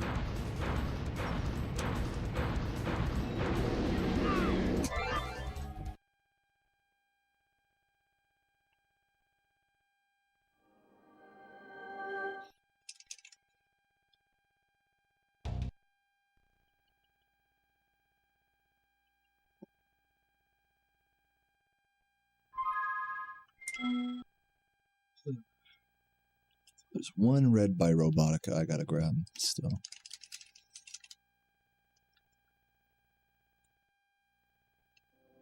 There it is.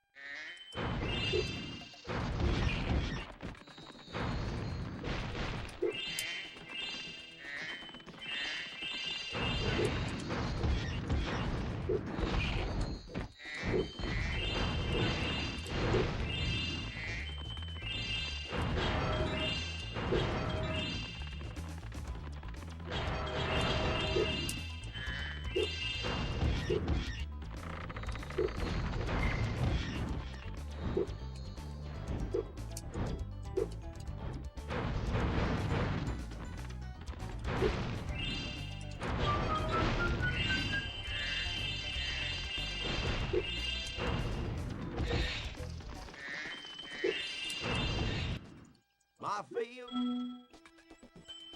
Thank you, Tulu. Appreciate that.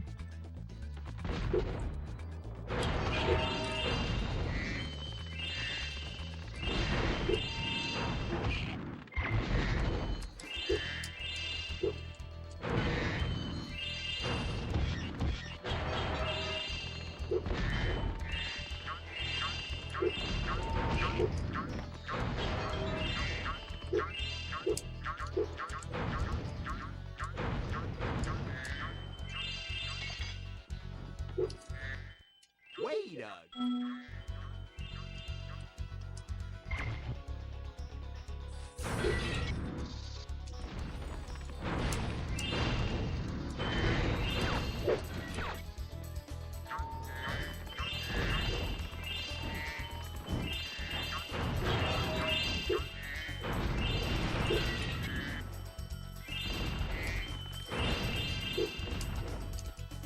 Oop, tried to double jump and failed. So I accidentally hit a camera button.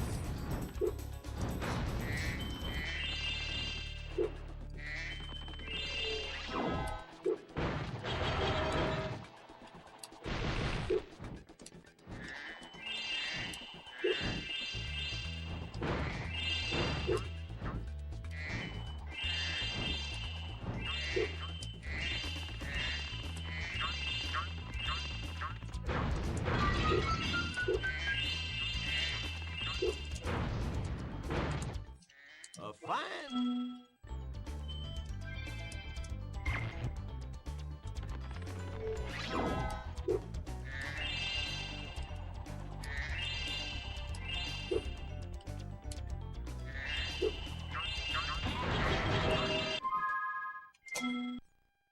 Alright, good level.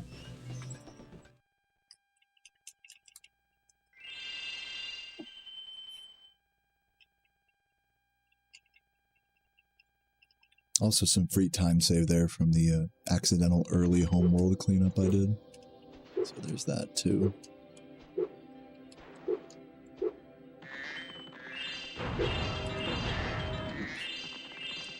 Hello? There's no way Sparks isn't seeing that. You are an idiot.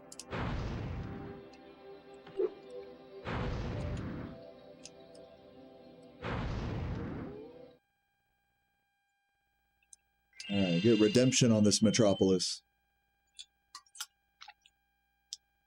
See if we can actually do it right.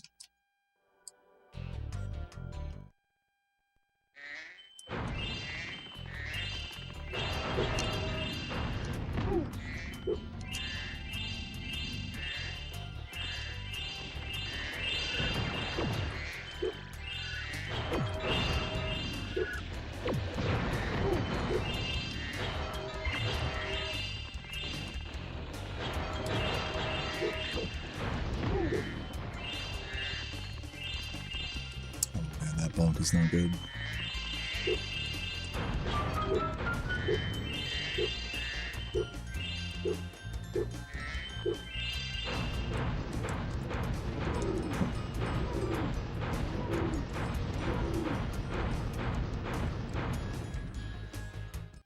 Excellent.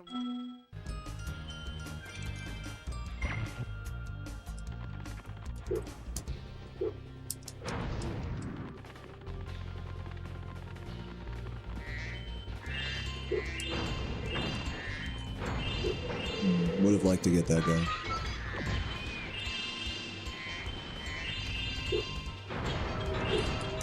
I would have liked to get that guy.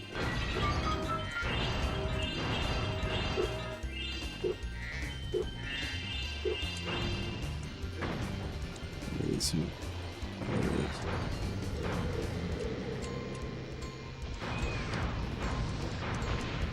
No, no, no, no, dude. It's just really tragic, to be honest with you. Okay, that hit. Ah.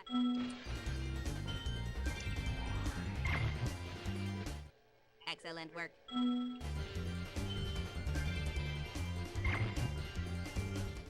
I knew it. That's nice.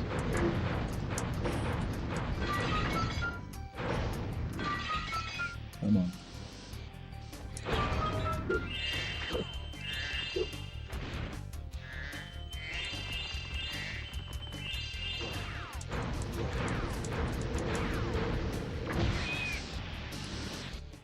Nice flying air.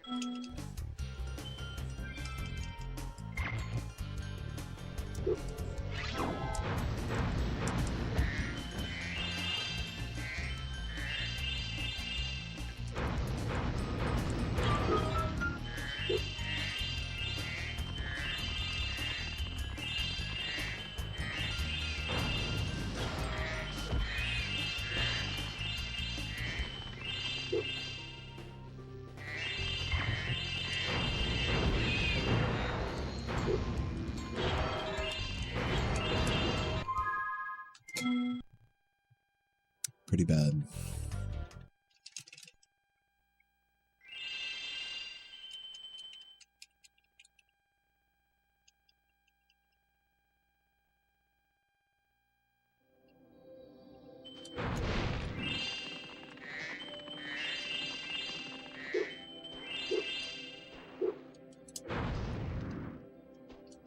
Dude, I fucking pressed X at the perfect time, but the game just said no. More time loss it is.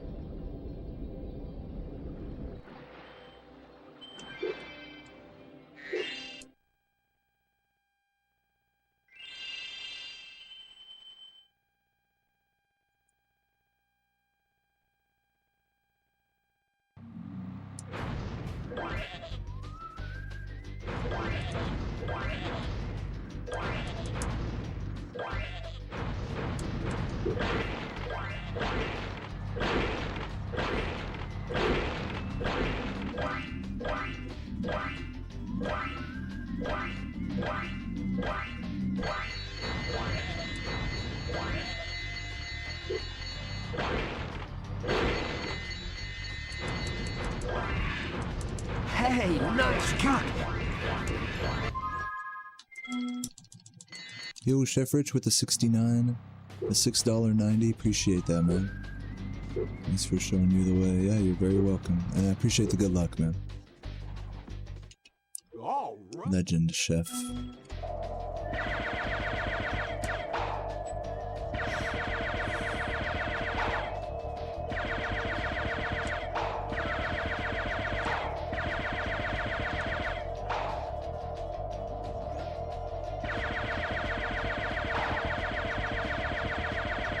Guns are scary? Yeah. You don't think so? If you mishandle one, you can literally die.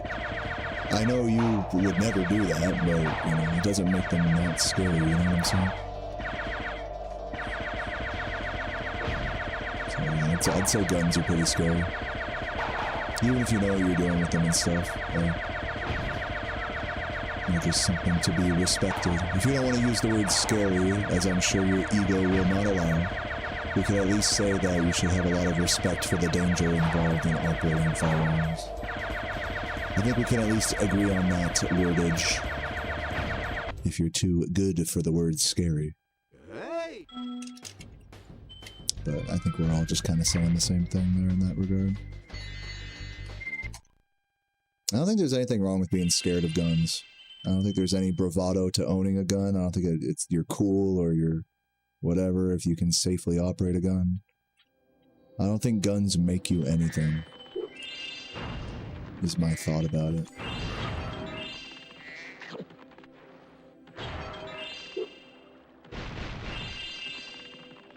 Yeah, what, you're scared of a handheld death machine? What is it? Are you some kind of liberal?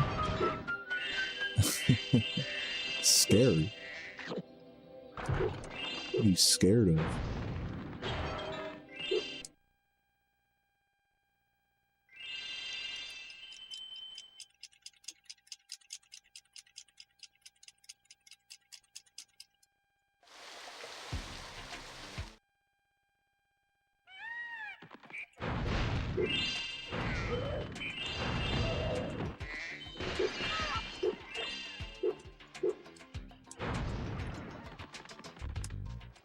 Ah,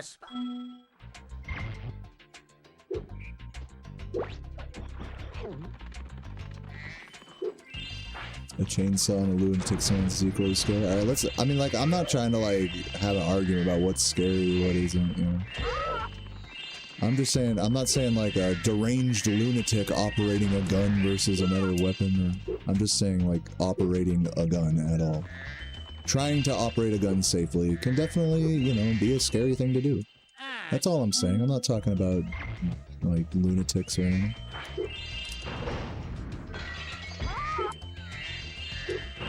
I don't blame anyone for that. Again, I know there's a lot of bravado amongst gun owners about, like, the nature of whether you should be scared of guns or not. So, if you don't want to use the word scary, I will reiterate, we should definitely treat the firearms with respect. If you don't want to say scary.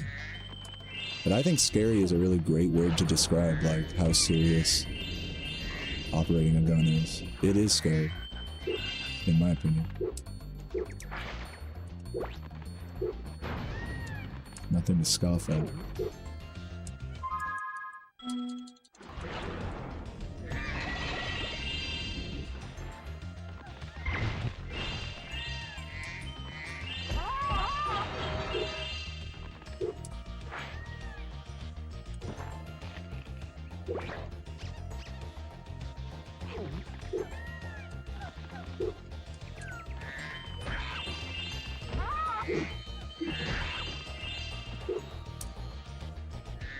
Yeah, if you own it, that's actually an interesting, like, kind of philosophical thing, is that, like, most people who own a gun, just for self-defense, I mean, you guys were talking about, like, hunting and stuff earlier, but now I'm going to kind of change the focus of the discussion. Like, if you own a gun for self-defense, you, just by definition, that means you're scared of guns. Because you're scared of someone using one against you, or of like, you know, like, I think just like feeling the need to have a gun for self-defense means that you're scared of something. Maybe if not the gun itself, that you're scared of something, you know? But I don't think a lot of self-defense gun owners would quite say it in those terms.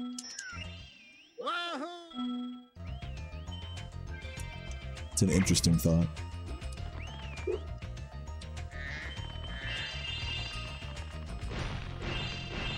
Damn, that's kind of deep. Scared of being powerless. Yo. And I'm not judging, you know, like, I'm not judging at all to anyone who owns a gun for self-defense. But to say that you're not scared is like, I feel like that's a little bit of a false bravado in my opinion.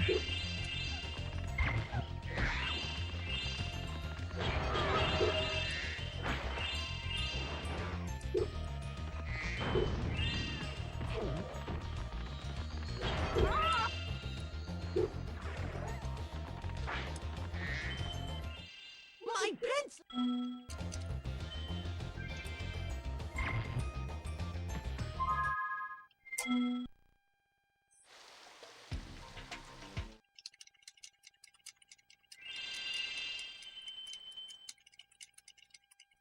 Future BIL. What does BIL mean? Concealed carries everywhere. No, definitely. I hear you, human being. I hear you. Yeah, I'm definitely not trying to sound like some kind of liberal sissy here, telling people they should or shouldn't be scared of guns. Well, It's all good. I am though, just point blank. I'm not too big to admit that I'm just straight up scared of owning a gun. It's just too much power. I've always believed that a gun is too much power for a human to hold. But that's just me, you know. For all you guys, whatever, live your life. It's all good.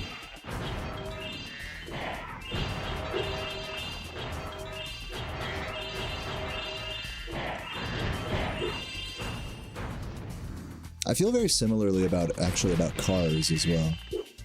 Like, some cars just don't need to be, like, I understand, you know, people like, you know, really fast, crazy-ass cars, but in a sense, they do scare me as well, because it's like, are humans meant to, like, I don't, it's like on a fundamental level, it just feels unnatural to me that a human would operate this, like, 1,000+ horsepower machine, a death machine, really. Like, there's a lot to be afraid of with this sort of stuff. And, you know, I don't think there's any shame in that. I suppose you... And I think the scariest part about it all is that there are people out there that don't appreciate, that don't respect, like, how truly powerful these things are. A fast car, even just a normal car, you know, can go pretty fucking fast. Thanks, Spyro.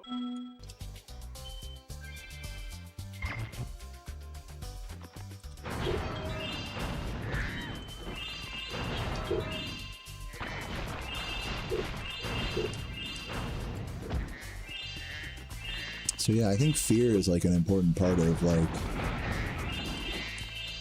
survival, right? You know, when you're around things that are that powerful, I mean, you can't help but feel some fear, you know, respect, in other words. But I think that fear is a good thing in these contexts. Spyro. Just my 2 cents.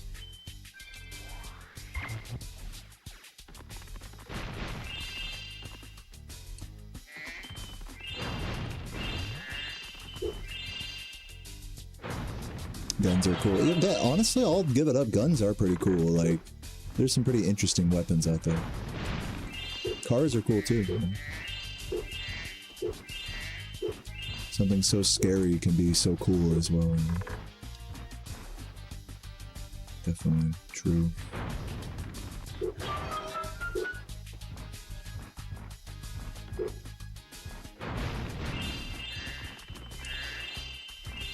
I remember having an airsoft pistol as a kid and just waving it around in my bedroom, you know, with no ammo in it or anything. But just feeling like a fucking gangster, like holding this like little see-through pistol. The weight of it, you know, cocking it and stuff. There is definitely some kind of bravado that goes with operating a weapon that is not really talked about a lot, to be honest. When something is that powerful, it makes you think that you're more powerful than you really are, I suppose. False sense of security, you could even say. So yeah. I'd rather not play that game with myself, I guess is how I would say it. Having a crazy car, having a fucking powerful weapon.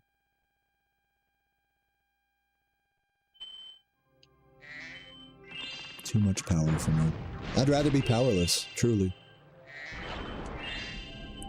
I'm not afraid of being powerless. But understandably, many are.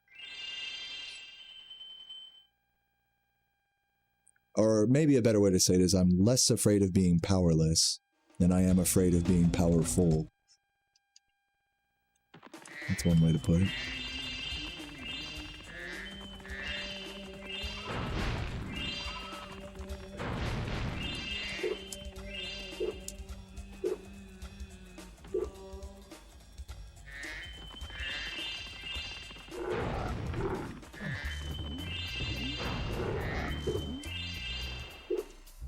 It's like a tool. Yeah, and a lot of tools, you know, hey, like just to kind of use that word and just kind of get into that.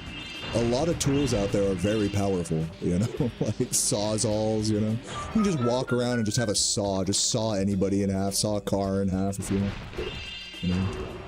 Like the thought process extends beyond just guns. Like many power tools are like, you know, like, just call me crazy, but they're like something to kind of fear to a degree, you know. I know a lot of the workers here, labor workers here in the chat might find that silly, but I just think there's something. The agreeable word to use here is to like respect the power of whatever tool you're using. That's like the agreeable way of saying it. The liberal sissy way that I say it is that I genuinely fear that level of power. And again, I don't think there's any shame in that. So however you want to say it, that makes your ego, that strokes your ego correctly, like, is however you could say it. But I think we're kind of saying the same thing in that respect. Like respecting the power of a tool versus like fearing the power. Those two thoughts are not so far off from each other, but perhaps distinct, you know? There is definitely like possibly a distinction there.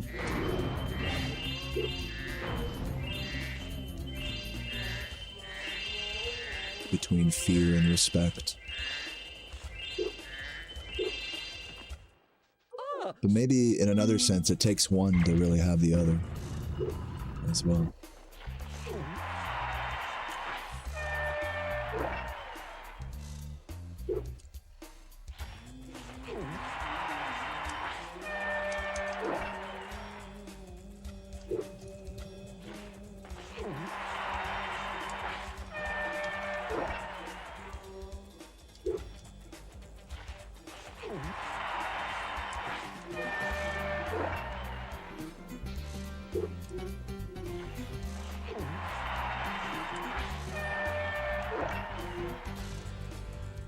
You have a mace hanging from the wall, like some medieval shit.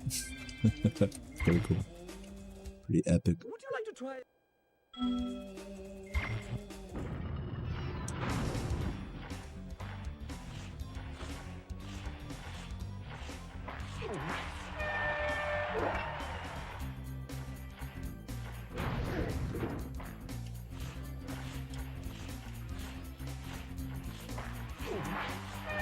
You don't get a sense of bravado, but then if you say you're not scared of the power it holds, is that not some kind of bravado?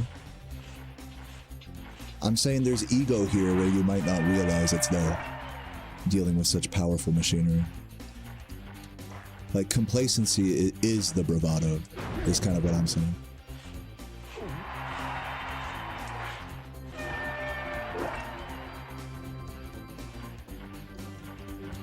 Not saying that you are complacent or have an ego about it. It's just a philosophical thing, you know.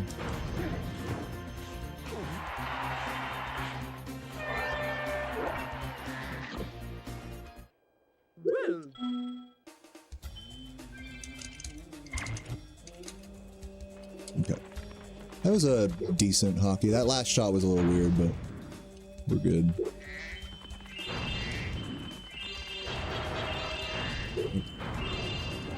Bad.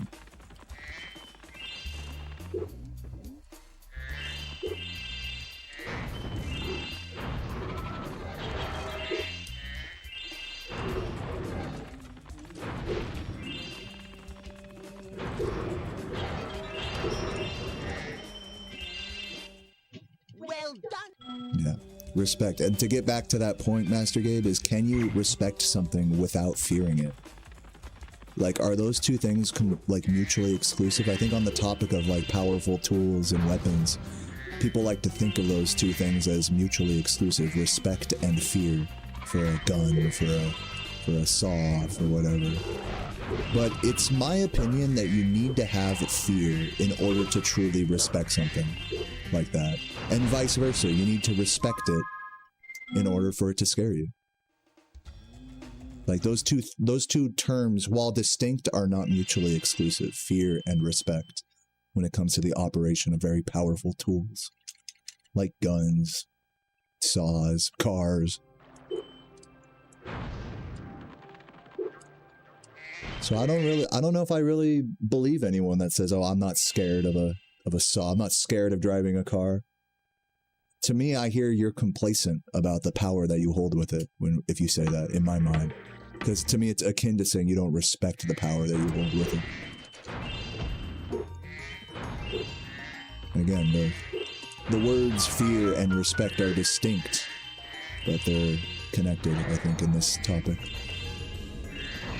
But that's just like my opinion. What do you guys think? Do you guys think fear and respect are more separate than I'm giving them credit for when it comes to the operation of heavy machinery, saws, tools, guns, cars? Are fear and respect two different things in your mind? Let me know. Or are they more connected than we give them credit for? It's an interesting thought.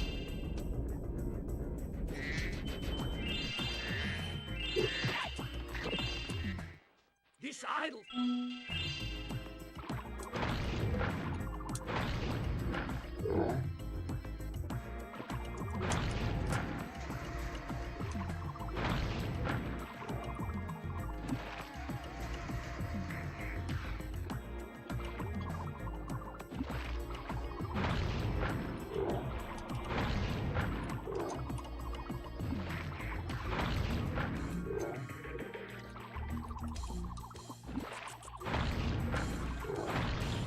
Oh, come on. That was almost godly fish right there.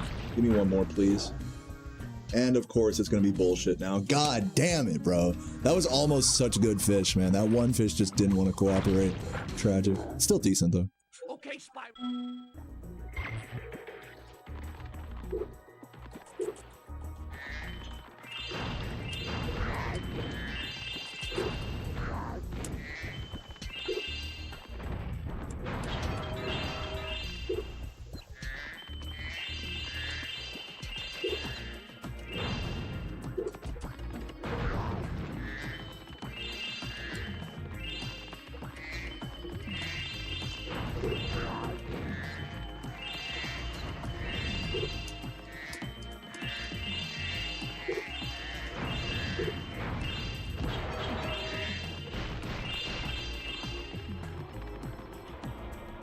It's gonna be crazy in 30 years to say you were born in the 90s. I was born in the 1900s. That's how people are gonna say it. If you jump on I was alive in the 20th century. Imagine that.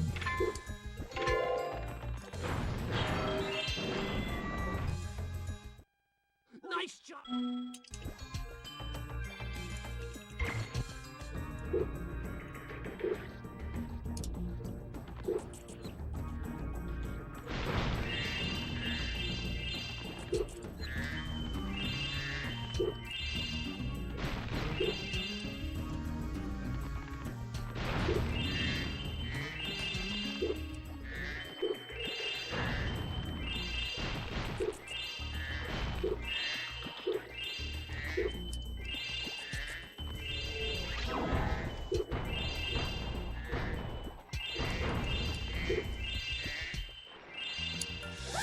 When it comes to inanimate objects, you don't think you can respect something that isn't causing harm without someone interacting with it?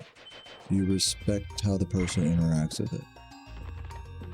So, like, what about just for yourself, then? I'm kind of asking this more about, like, your own interaction with powerful tools. Because, sure, I think everything you're saying makes sense when it comes to, like, how you interpret someone else using them. But I think kind of everything I'm talking about is more like with you using them. Like, do you have fear for something that's really powerful and that gives you the respect to operate it correctly? Or do you think that there is that proper respect and handling of these tools involves no fear at all? Like, you should be without fear in order to properly respect and use heavy, you know, powerful tools. Because, yeah, I agree with you in the sense of, like, thinking about other people operating tools, it becomes a question of respecting or fearing them, not the tool. But when it's just you and the tool, then I'm talking about, like, the interaction between yourself and an inanimate object. So I guess they're two different, like, whole discussions, you know? Nice job.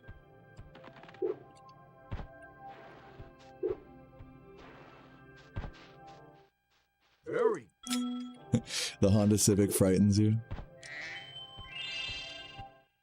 Wow. You guys joke, but like, I genuinely believe people don't fear cars enough. Like when you're operating a car, like people just take it as so benign, like, oh, whatever, I'll just pull out in the fucking parking lot without checking every blind spot, you know, or whatever. I'll just merge on the freeway because it seemed clear on the fucking rear view mirror, you know? What's there to fear? You know, you guys joke, but they're like, cars are scary. It's just my opinion. Operating a car is scary. Like, if you don't feel that fear, I think that, you know, you're too cavalier, in my opinion. You're treating a death machine like a toy if you don't have some degree of that fear, or if you want to use the word respect for the power that you're holding. And this applies to cars.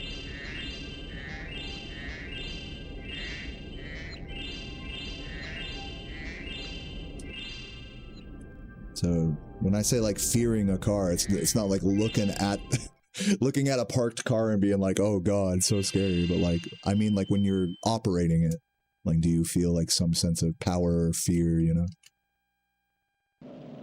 A parked car is merely just an object, you know? It's not like, it's akin to a rock, basically. But it's when the thing turns on and you're operating it is like the point of the discussion here, you know?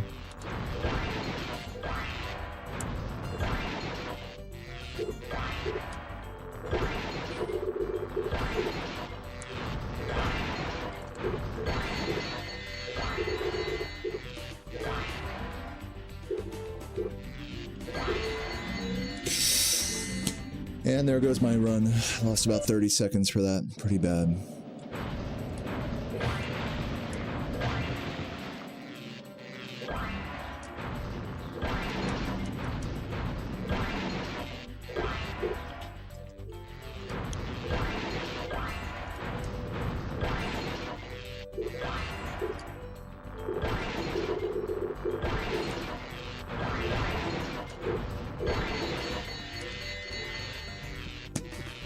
Are you fucking kidding me?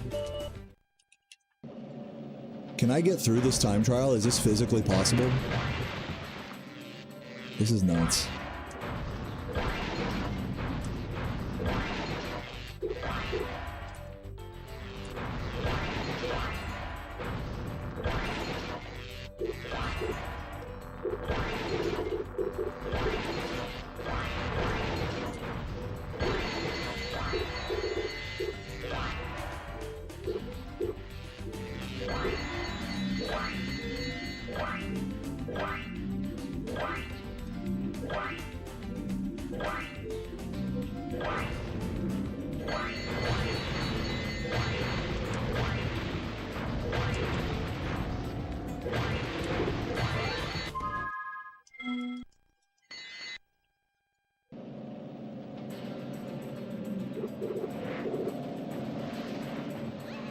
Yeah, I mean, I think there's some truth to what you're saying, Necro. Like we need people to, it's as backwards as it sounds, we need people to not respect or not fear how powerful it is to operate a car. You know, in order for these things to become like commonplace in our world.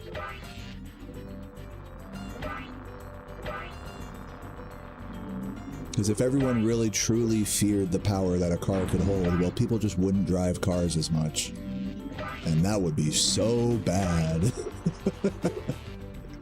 For the auto industry, I mean. Obviously, we care about what the shareholders think, not what's actually good for humanity. Like, let's keep that. Let's remind ourselves that, guys.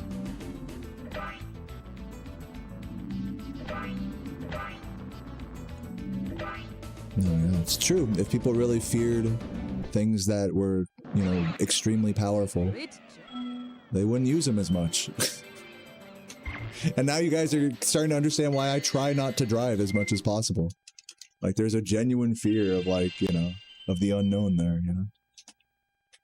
Going to take a nap, I just want you to know this exists. Okay, just throw it in the fridge. Thanks, babe.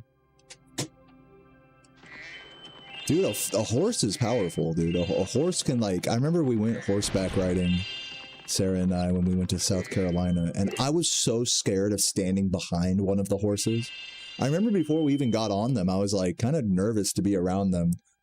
And everyone was like petting them and stuff, and I was like, dude, if I like piss this guy off or something, you know, he's gonna like actually break my ribs, like, especially like I said, if you're standing behind a horse, it's like, oh god. So there's a fear there as well, you know. You know, I want to back up a little bit. I'm not saying we should be scared of everything, you know. I don't think that's the right way. But I think a healthy dose of fear is a really good survival instinct. That's all I'm saying.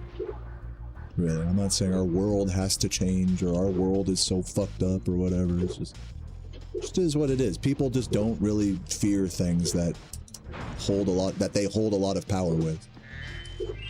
And that's for the better and worse, you know.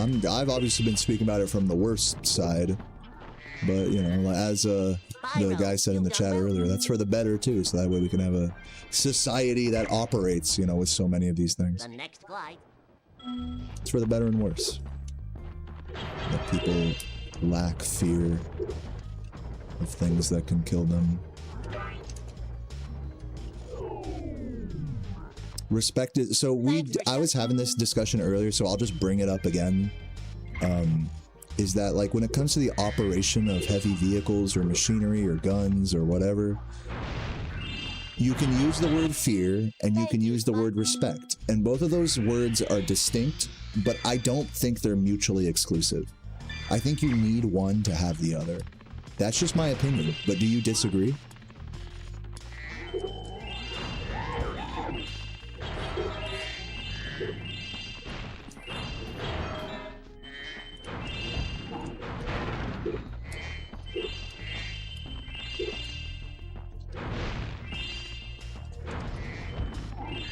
Disagree? That's understandable.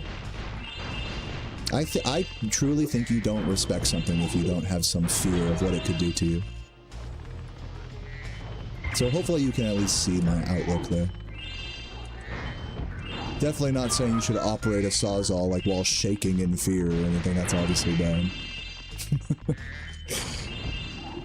You shouldn't operate any heavy machinery with so much fear inside of you, right? But to truly respect something and to say, oh, I'm not afraid of it. I mean, I just don't really buy that you really respect it then. Too cavalier to truly respect it. Respecting something means respecting all the harm and damage it can do when mishandled. And that has to come from a place of fear, in my opinion. Again, I know some of you guys are going to disagree with that, but that's just my outlook.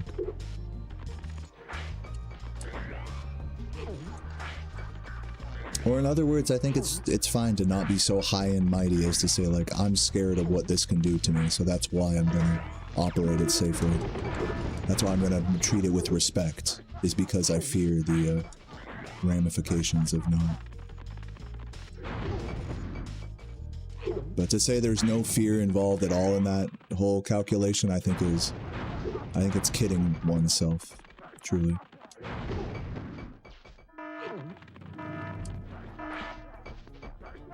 Yep, I fucked up bad there. I think, wait, okay, no, we're good, I think. Chillin'. What's up, Marathon? How you doing? Yeah, it's funny that, like, kind of with the topic of fear, it's like, this is like something to avoid, right? Like, fear is bad, you know, but it's like, it's a survival mechanism, you know? It's not something to be ashamed of if you're fearful of one thing or another. Thank you, I think it just shows that you respect the power that it holds.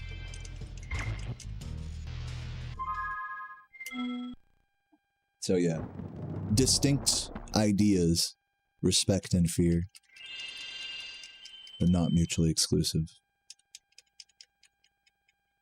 Again, just talking about your own interaction with powerful tools is the topic of the conversation. I'm not talking about how you view other people. For like, if you fear another person, you don't have to respect them, and vice versa. If you respect another person, you don't have to fear them, you know.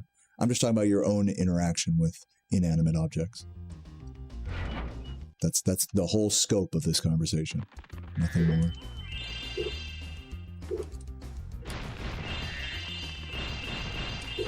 Oops.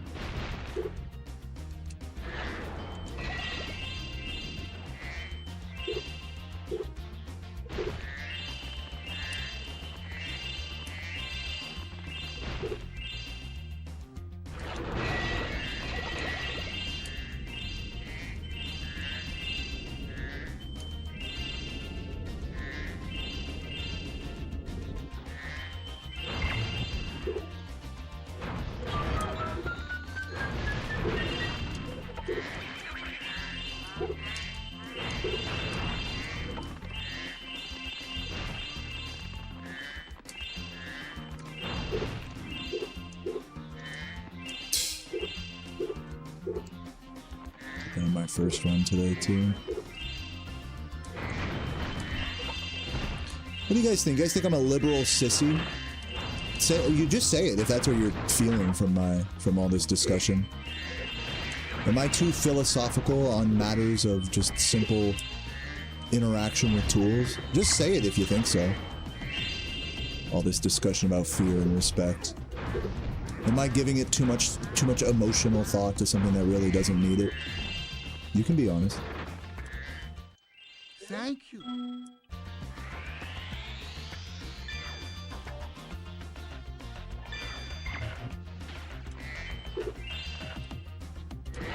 Kinda, but not really. So which is it? Yes or no?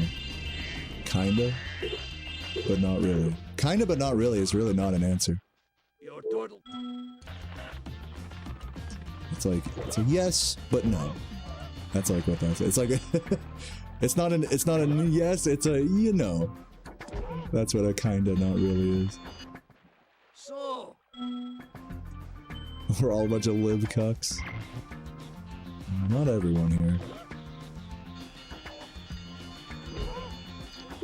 I like to think my chat is politically diverse. Maybe.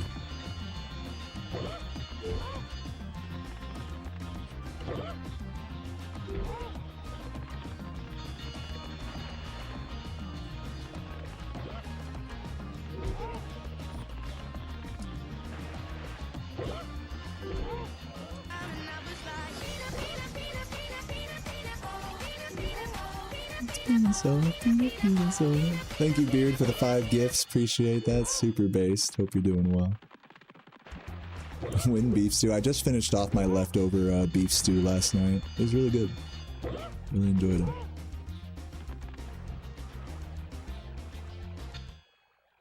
rats! Yeah, you think I'm too scared in this discussion to acknowledge the fear as a way of like finding respect for something?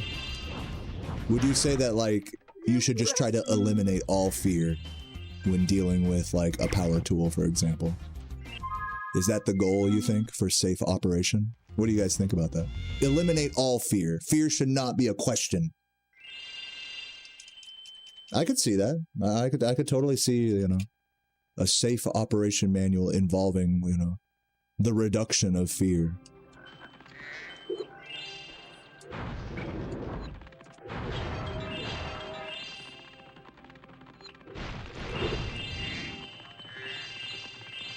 Because it can be dangerous, you know, to be overly fearful. It's like a paradox, because if you're too fearful, then you can't operate like a saw safely. But then if you have no fear at all, then you don't really respect the danger that's in front of you. So there's like a bit of a catch-22 there. That's why I say that there is fear involved in the calculation of respect.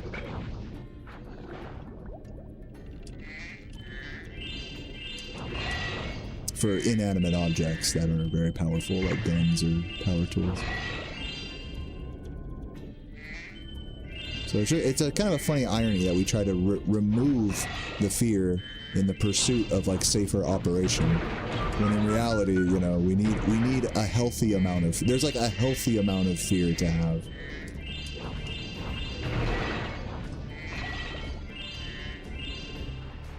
Otherwise, you don't really respect it. Like I said, like it's like a catch-22.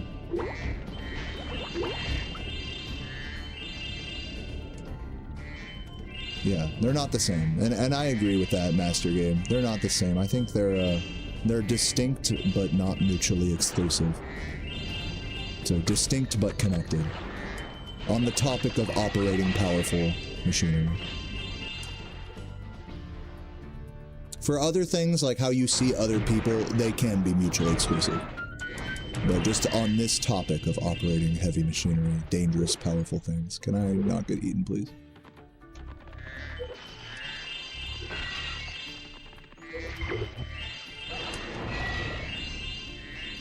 So yeah. Just an interesting thought. Maybe I'm wrong. Maybe, again, I'm not saying I have all the answers. That's just my conclusion for myself.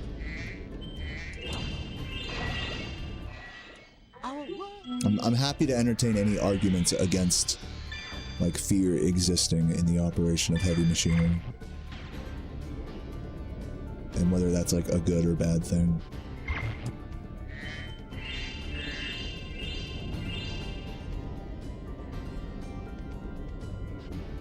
Oh, of course, Lone Wolf. I'm definitely gonna play it, like, day one or whatever. Make videos and stuff.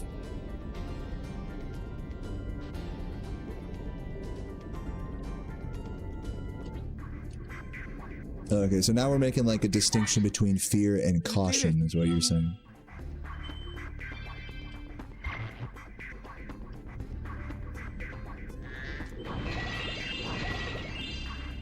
Like, to you, that distinction is important for this conversation? I don't really think it is. I think they describe the same thing for the purposes of what we're talking about. I've been trying. Or here's another way of saying it. They're not one and the same. It's that it's like the mix of fear and respect is what brings caution to a dangerous activity. Like, caution is the action, you know, of fear and respect together. Well, I think that's like a good way of saying it. now that the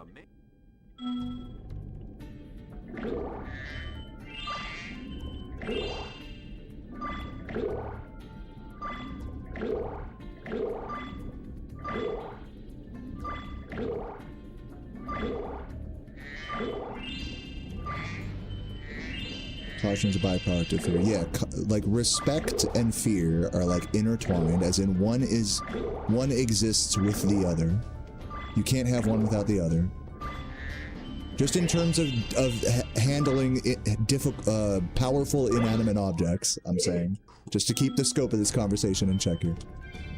You cannot have fear without respect. You cannot have respect without fear, and those two things working in unison give you the proper amount of caution, which is the action of, like, you know, employing those emotions, you know, in the use of a tool.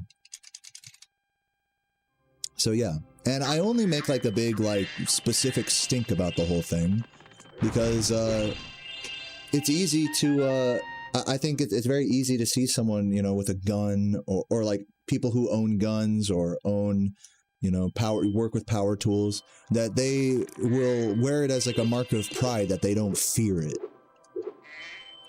And to me, I think that's like inherently unsafe, because that can cause complacency. It's like, oh, I don't fear it, I respect it, but like my thought is that those two things work together to create the correct amount of caution.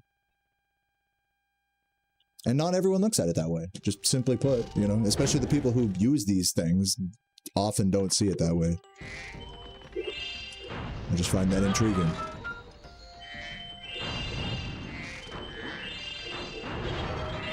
So yeah, that's the whole reason I pin down the definition and the wordage so specifically. Because it does get pushed back on.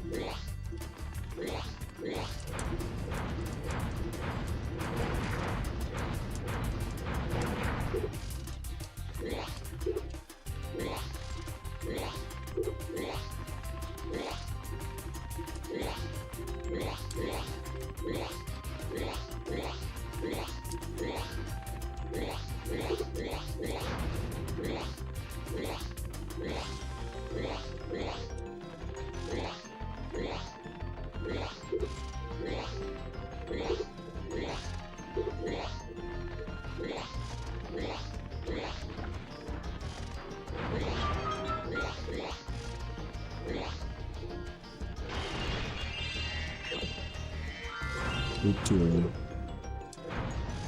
Too far that way.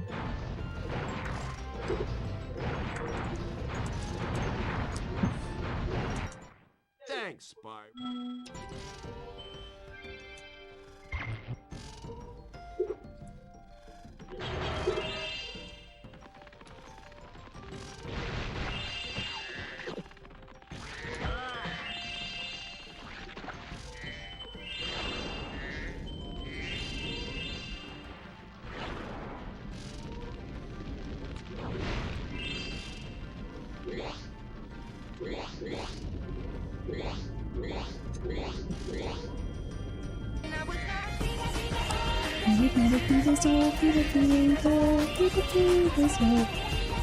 Hey Jordy, thank you for the raid, man. Hope you're doing well today.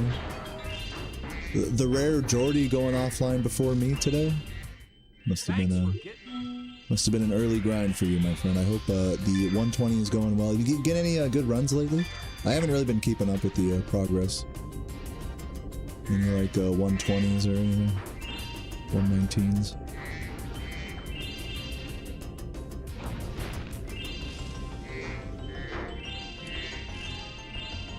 Even if not today, I mean just like in recent memory.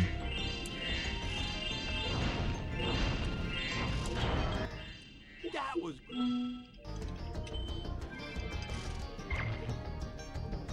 Ooh, 120.03. Nice, nice. That is huge.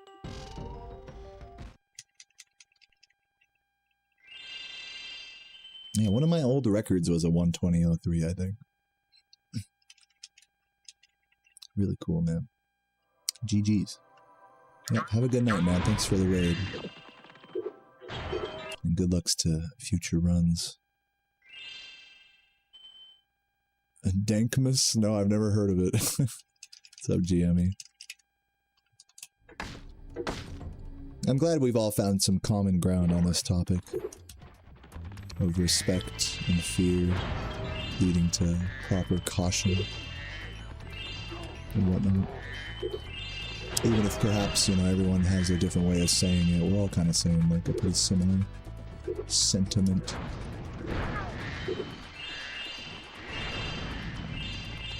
Oh. Good troll.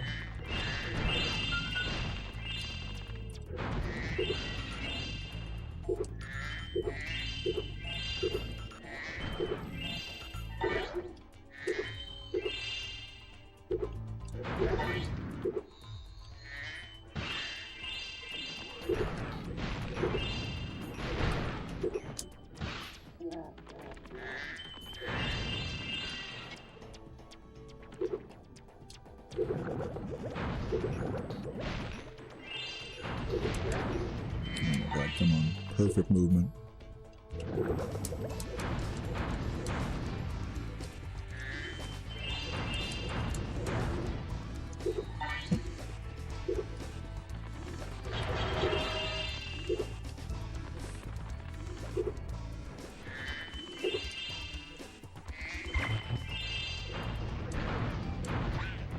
That was bad. Oh my god, dude, my movement is just trash right now.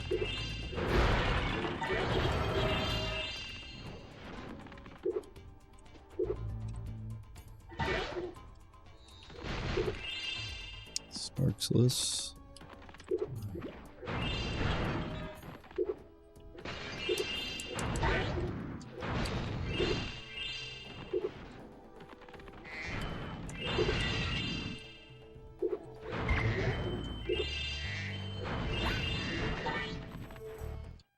Thank you.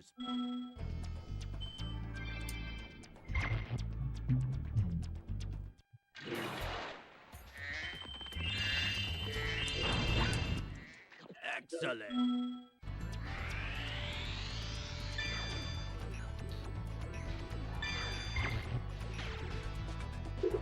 Are you talking about, Wiggy, are you talking about the nature of, like, respecting your grandfather?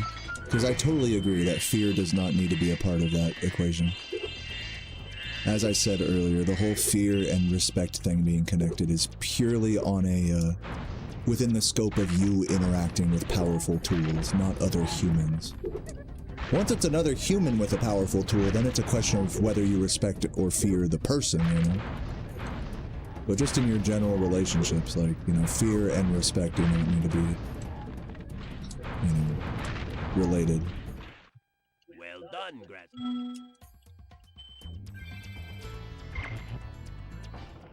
Uh-oh.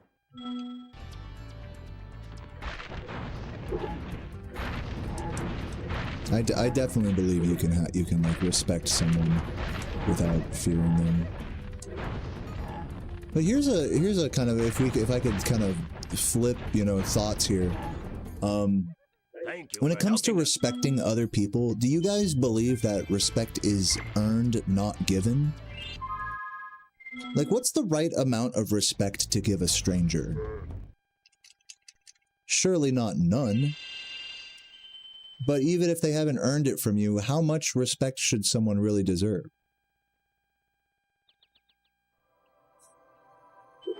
You know, without having earned it with you.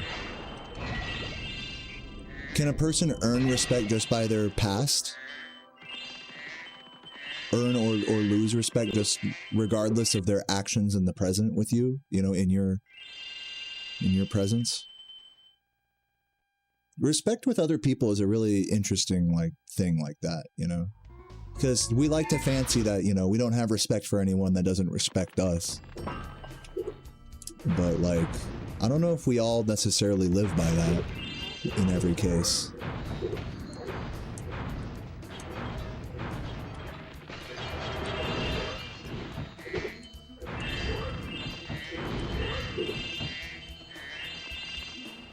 Like, we like to think of ourselves as like as living by that mantra of respect being earned and not given. But I've given respect away freely to many people who probably didn't deserve it. And I don't think that's so bad. I don't think that's wrong. What do you guys think?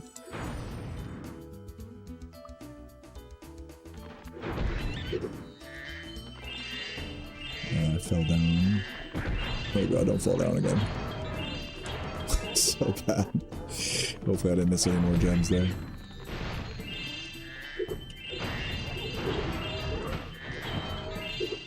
Yeah, like, what's the I like how you use the word, you give people a baseline respect. You know, when you don't know them.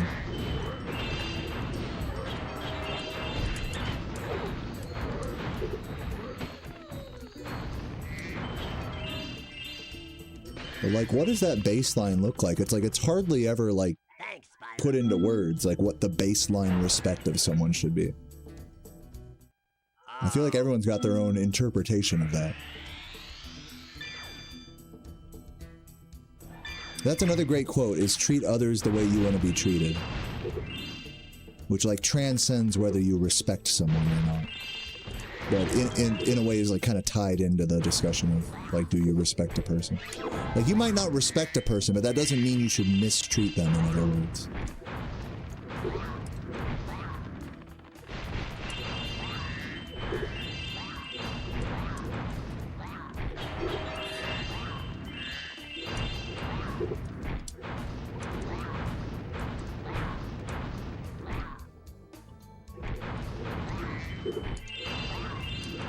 But I think that's another one of those things that people might say but not necessarily live by. USA. Treat others the way you would want to be treated. But then if it's someone you don't like, someone you don't respect, that quote kind of goes out the window for a lot of people.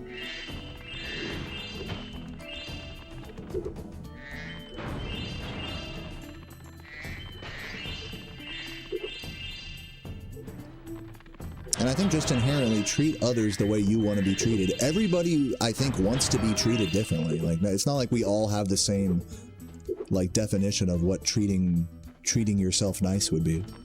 What someone treating you nice would look like. Everyone's got a different, like, sure, there's a lot of crossover for a lot of us, you know. Be polite, you know. Won't be violent. Stuff like this. Listen, you know, don't talk over them. But the more things you list there, like, the more it kind of turns into, like, your own preference of, like, how you would want to be treated, rather than, like, a general rule of, like, what, you know what I'm saying? So it's like, why would you treat others the way only you want to be treated when everyone's different? In a way, you're kind of mistreating people in that way. Even if you think, I think a lot of, here's a thought, I think a lot of dissonance between people, a lot of like conflicts, come from people trying to do that, trying to treat others the way they want to be treated, but then another person doesn't like how that person would want to be treated. You know what I'm saying? Like, it's like, wait, like, I didn't even say anything wrong at all. Why is this guy mad at me? But meanwhile, like, that other person has a totally different, like, set of, like, rules when it comes to, like, respect and treating someone nice, like. So it's tricky, you know? It's tricky. And to get back to, like, the whole respect thing, like, can you really treat someone nice that you don't respect? Like, are you capable of that? Or should you even strive for that, in other words? I try to strive for that, even if it's someone I don't like, someone I don't respect. I still treat them, you know, with, you know, not cruelly. But I would definitely, on a subconscious level, I might be more dismissive. Would I want people to be dismissive towards me? Probably not.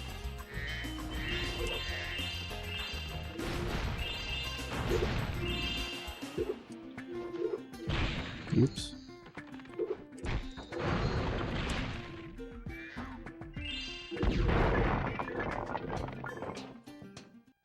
Whoa! Your philosophy teacher said that that's the golden rule, is treat others how you want to be treated. And that how it's not like an actual optimal morality. That, I mean, it's an interesting thought. It gets right to, like, it gets right to this question, talk about philosophy, it gets right to this question of, like, can you really know what someone else is going through? Can you really know what someone else is feeling? You might be able to relate in one way or another, but, like, can you really know what someone else wants? Sometimes you might, your estimations might be closer than others, but you never really know. So to treat others how you want to be treated is basically saying, like, I think of everyone as having a similar worldview as myself. So I'm okay by treating them the way I want to be treated. You know, like, you're just assuming that you, like, know someone else's, like, attitude in life. If you were to enact that, like, unanimously, treat others how you want to be treated.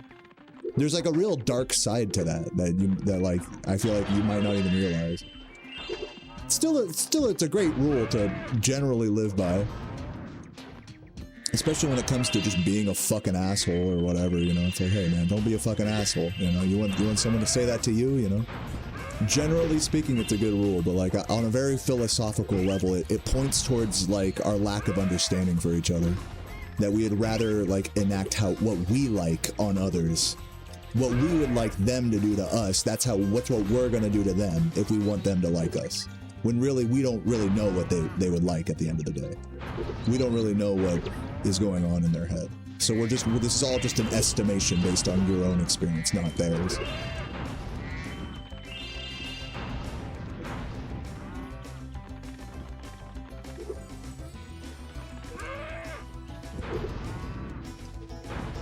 Again, I think a lot of people, like, operate thinking that they're doing good for others when really they couldn't be further from understanding what other people want.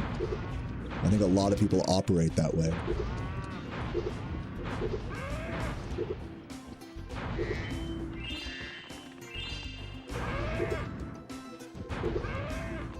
I think that's why listening is probably, like, one of the greatest skills you can have.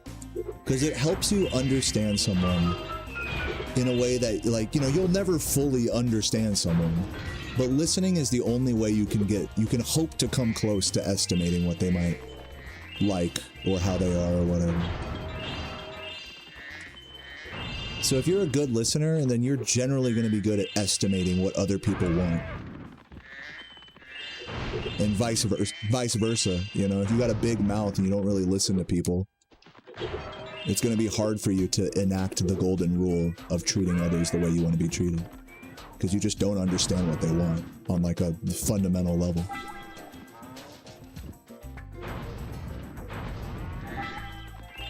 Like you think you know what someone else wants, but it could be totally like unfounded.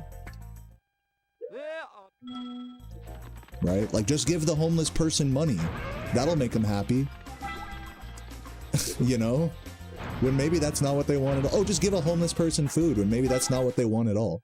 You're just assuming that you're being a good person by doing that.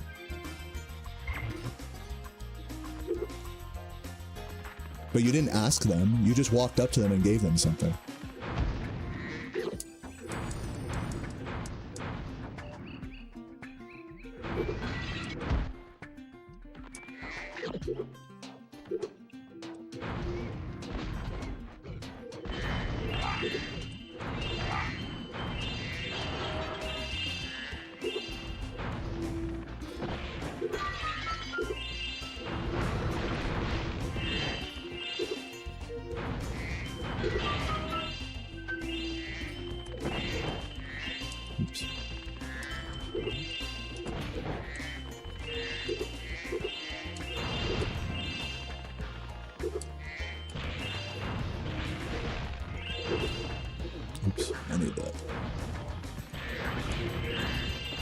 Missed it again. Come on.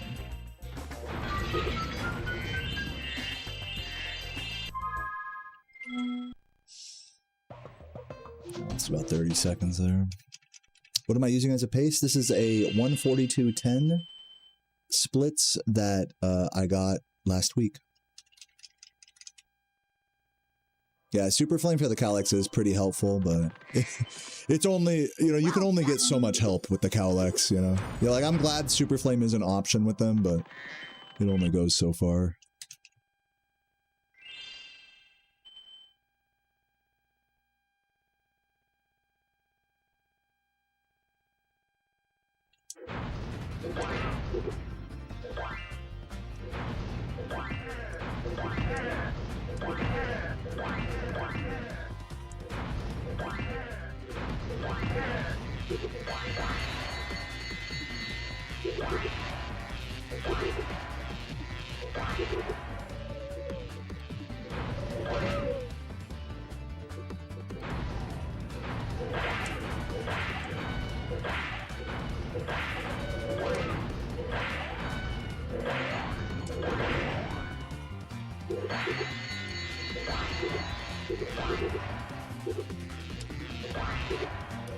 Oops.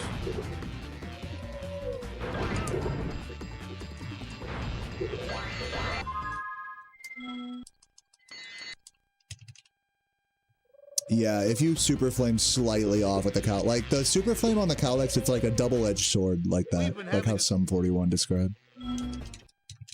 Thoughts on contact lenses? I can't do them. I think they're a wonderful technology for eyesight, but I'm too squeamish when it comes to things touching my eyeballs. I just can't get over that. So they're not for everyone, and they're certainly not for me.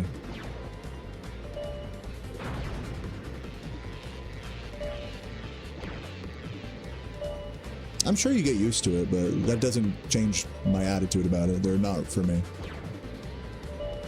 I would rather not get used to it and wear glasses the rest of my life, in other words.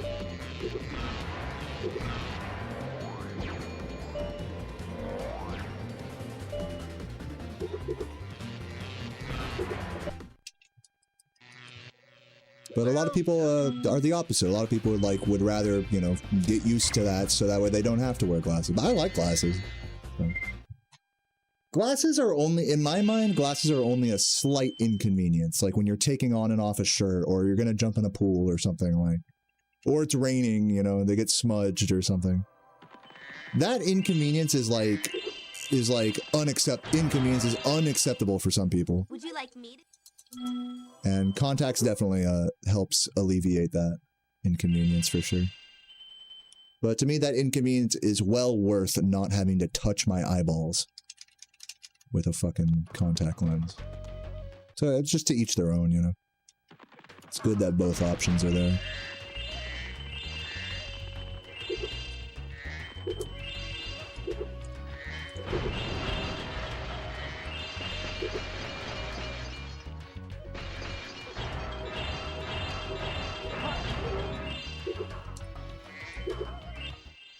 My sister.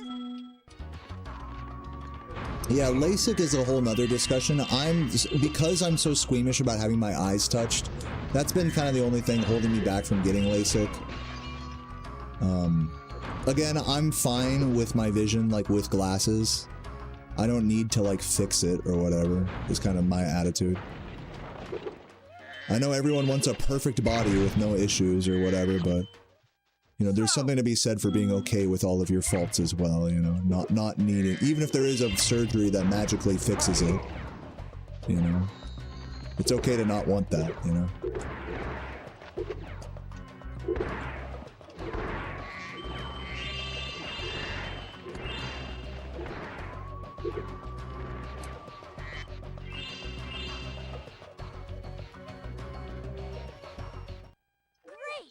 Yeah, I look pretty good without glasses. I look good with or without.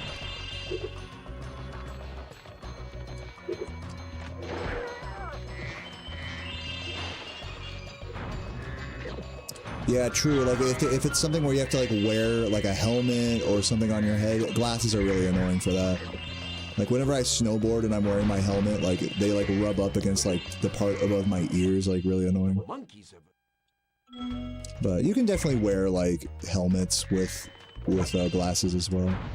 Like I said, it's just an inconvenience. So.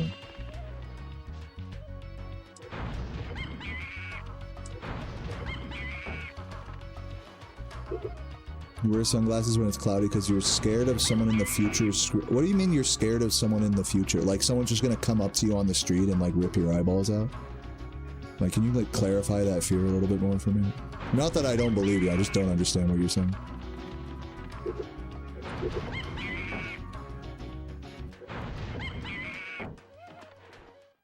Thanks for your help.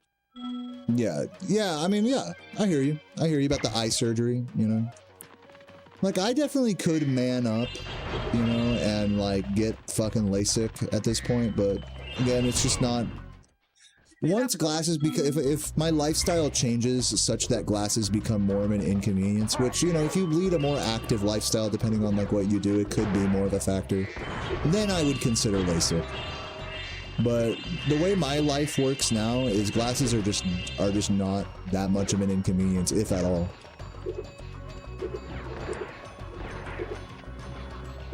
But if I was doing something where they got in the way all the time, I would definitely consider getting the surgery. So I think it definitely has to do with your lifestyle as well. That kind of determines where you fall on that. Yeah, I've tried contacts when I was in like high school. They were fine, I guess. I don't know. I just preferred glasses.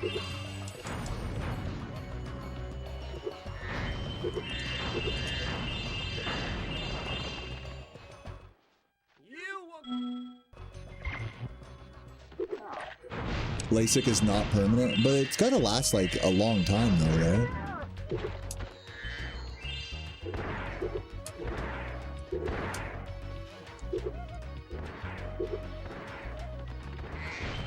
You don't have enough eye to begin with. So I have I'm not sure if this is what you're describing, but I have astigmatism in one of my eyes. Only one of them. But the other one is, you know, equally, like, the way the eye doctor describes it to me is, like, the way your eyes line up, like, geometrically in your skull, like in your head, as you grow, you know, the actual point where where your vision, like, it's just it's a geometry problem, that as you get older, the geometry just becomes worse and worse. It's not that, like, it's a disease or something like that, but it's just, it's like a physical geometry problem. Yeah, it's like unergonomic, you know?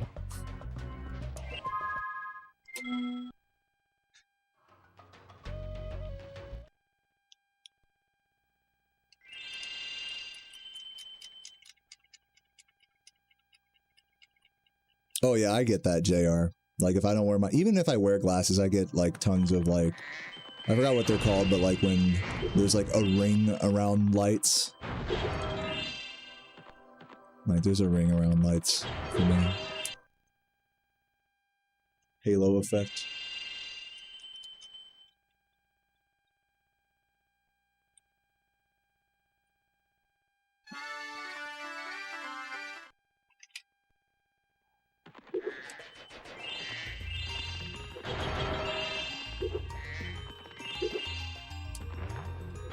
Oops.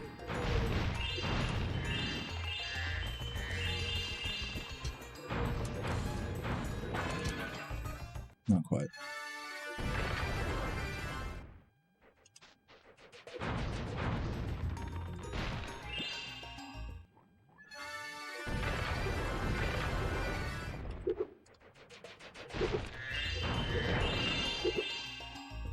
Yeah, if you have like a dirty windshield in your car, it's like that same effect, basically. Like trying to drive a car with a dirty windshield at night and all the lights like look all like they have like halos and stuff around them. That's basically what having astigmatism is like. Or rather like a nearsightedness encompassing, you know, more than just astigmatism. Yeah, I feel that thunder, dude. This game is pretty sick. Yeah.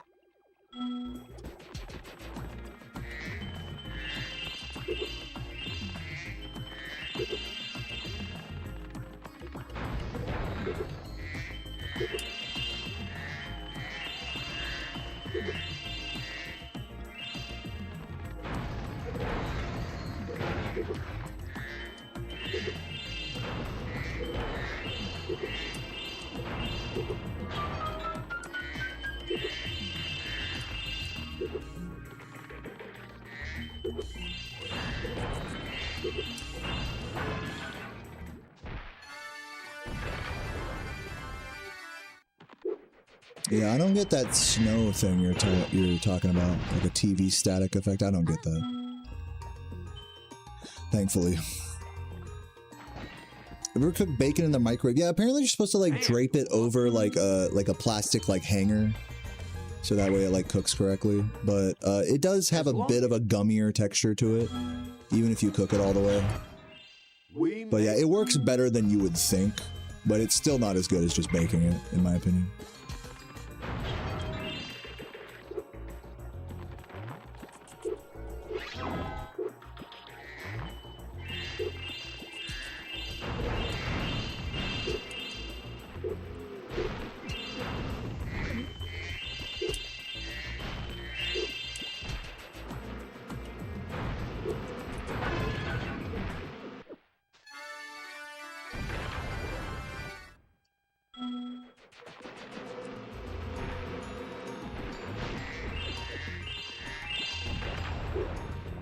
Nice bong.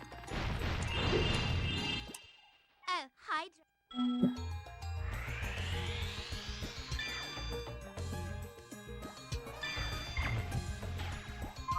Oop, missing a gem. This one.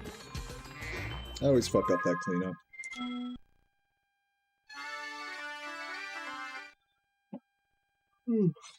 I bake bacon. That shit is fucking legit. I'm gonna do that tonight, actually. I'm gonna bake a whole pack of bacon just to have leftover. For like tomorrow or whatever. Just like, I'm gonna like meal prep. I might meal prep a bunch of burgers. And just have them in my fridge. Like just little bacon burgers just chilling. On like little white bun. Like something like in between a slider and a normal size. But it's like the cheap, you know, white buns from the store that aren't like full size. So yeah, I'm gonna make a bunch of bubgers tonight after this run.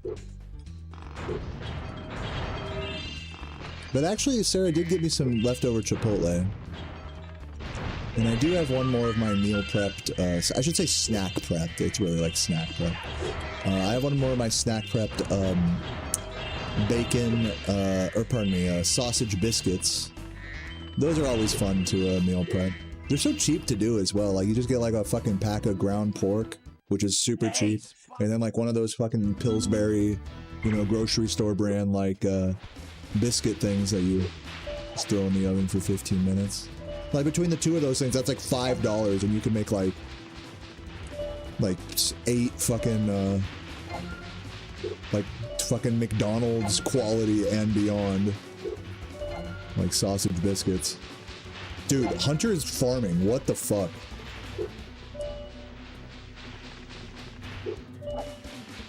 Oops. That was terrible. Okay.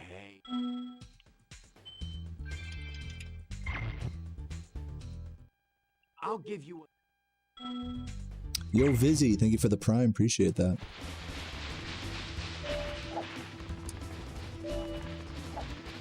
Oh.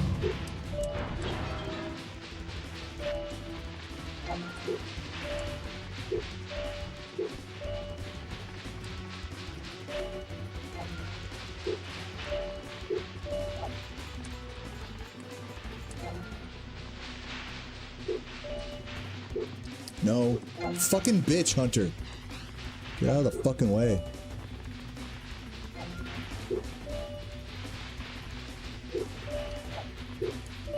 Okay, that was still a decent second round.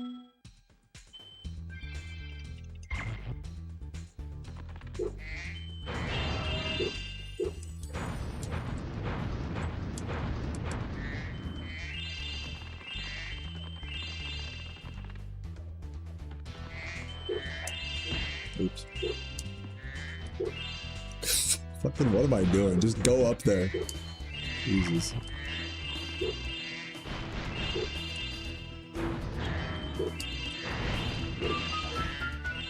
So bad. This is actually normally one of my favorite parts of the run. Just like this little section here, because it's just so many things you grab at once. I'm like fucking it up royally right now.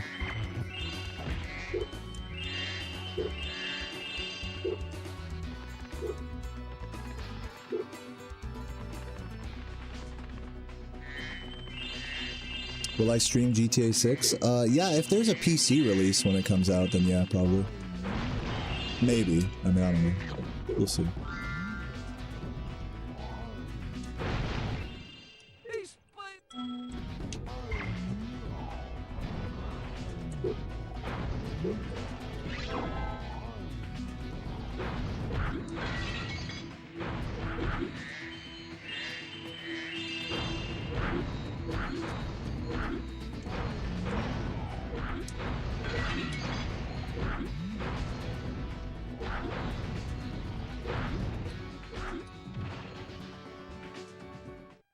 Thanks, but...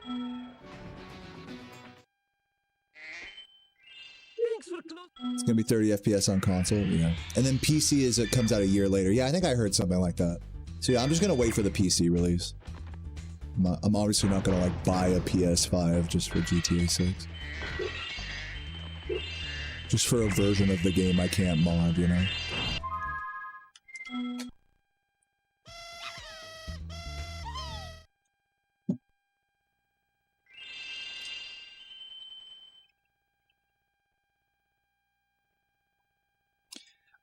I thought that was like a rumor, Michael. I don't know if that's real or not. It might be real. I got them all. Oops, I always forget that's a box, not a loose gem.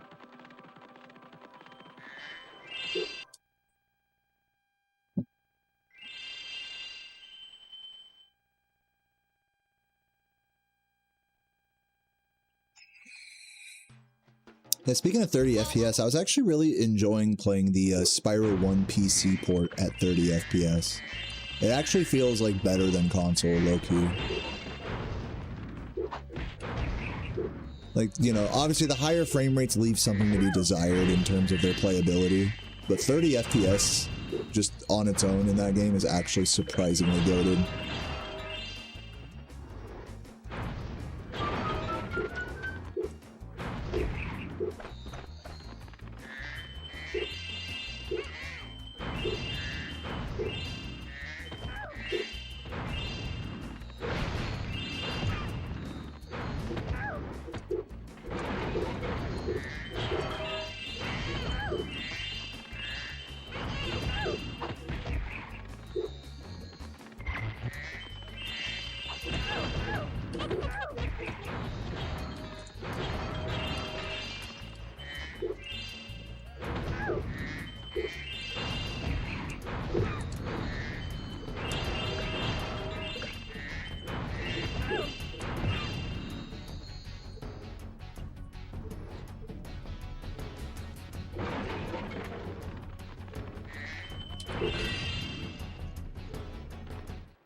Spyro.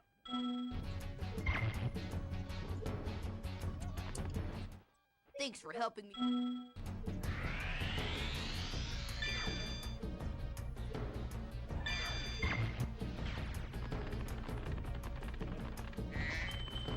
Yeah, well, raw pork in America, I think, has different food safety grade standards than it does in places where raw pork is consumed. Like in the US, I think it's fair to say that you cannot safely consume raw pork. But in like Germany, you can, because that's like an actual thing they do. So like the whole, you know, the whole industry and safety regulation around that's totally different, depending where you go. It's the same thing with in Japan, you can actually eat raw chicken. It's not advised, but you can do it. I have a Because the regulation's completely different there.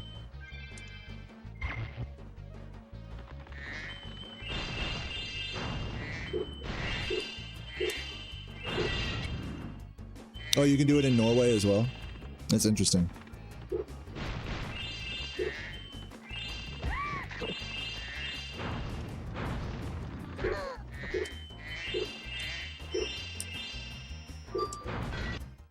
Thanks for bringing back.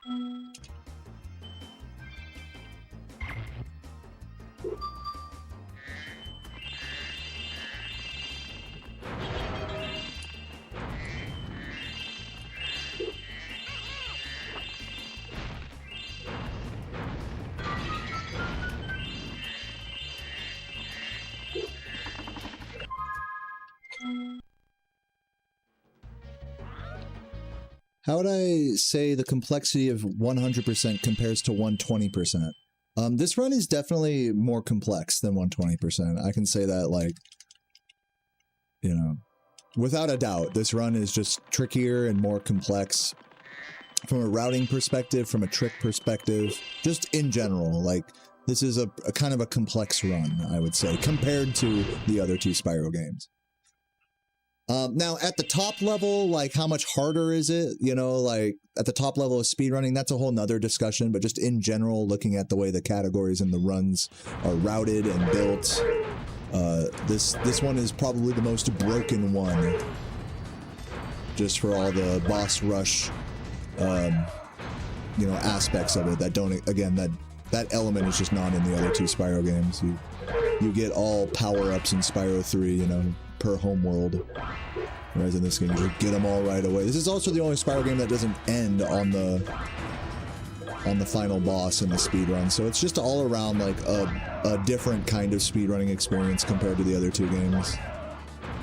So if you want to call it more complex, I think that's fair in terms of its routing or tricks. That's like a fair word to use. Or, you know, I would just say it's just different. It's a little trickier. I would say it's not more complex, it's a trickier run to learn. Is like I think a better way of saying that. Good job.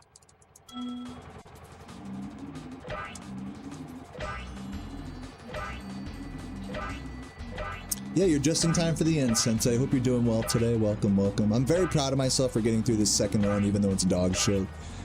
Today was my first day back after a weekend of chilling. So I'm glad. I feel like we're properly back into the grind now. You know, I went to a little bit of a dark place, you know, the speed depression midway through this grind, but I'm definitely proud of myself for coming out on the other side chill, philosophical, chatty. We're properly grinding this game now. So I'm glad I, like, went for another run even after all that. Glad I didn't quit early. So hopefully tomorrow will be even better. Way to... Both of my runs are 145. Hell yeah. GG's, everybody. GG's.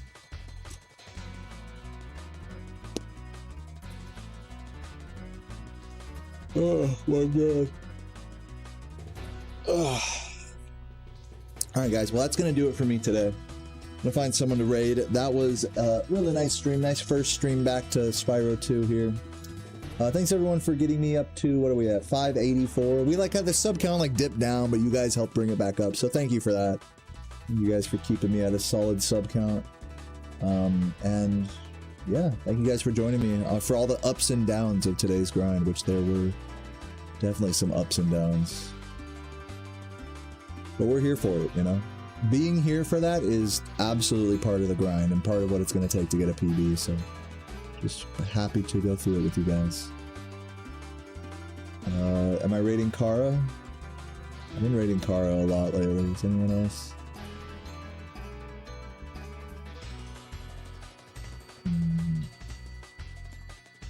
Fuck it. Fuck it. I rate Kara. Fuck it.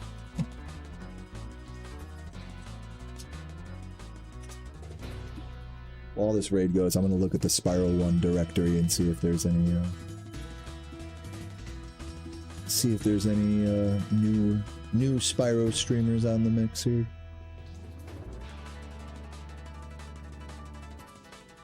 I usually don't raid Spyro streamers unless they're like also speedrunning, but let's see. Oh, El Rey Mono doing some Spyro 3 any percent. I'll just raid Kara. It's fine. Anyways, guys, GG. GG, everybody. I need that tartar sauce. Dude, I could use some tartar sauce. I'm about to fucking eat a leftover Chipotle bowl right now. Throw some rice on that bitch. Gonna be good. And then, yeah, meal prep burgers later, so. Catch you all tomorrow. Have a beautiful day. Chuggers in the chat. And, yeah, more Spyro 2 incoming. And maybe even some D-Gen song requests and after parties as well on future streams. And in any case, today I rest. Peace out, everybody. Have a good day. Mwah.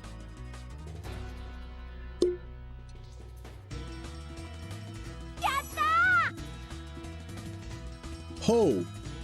Yo! Yo, folk. Okay, I'm still live on YouTube. Folk. Yo! What the fuck? It's just me and you right now, YouTube. Dude, with the $100. Are you kidding me? Tri-tip steaks cost $100? What the fuck? That's a lot. Dude, bro got me like a prime cut, man. Let's go. Dude, what the fuck? Dude, what a legend. Alright, well I'm actually gonna go offline now, but damn. I'm glad I got to say a thank you to you before I left. Dude, absolutely, man. That's gonna go towards our anniversary dinner coming up in a few days here. Love you so much. Hearts in the chat for folk, man.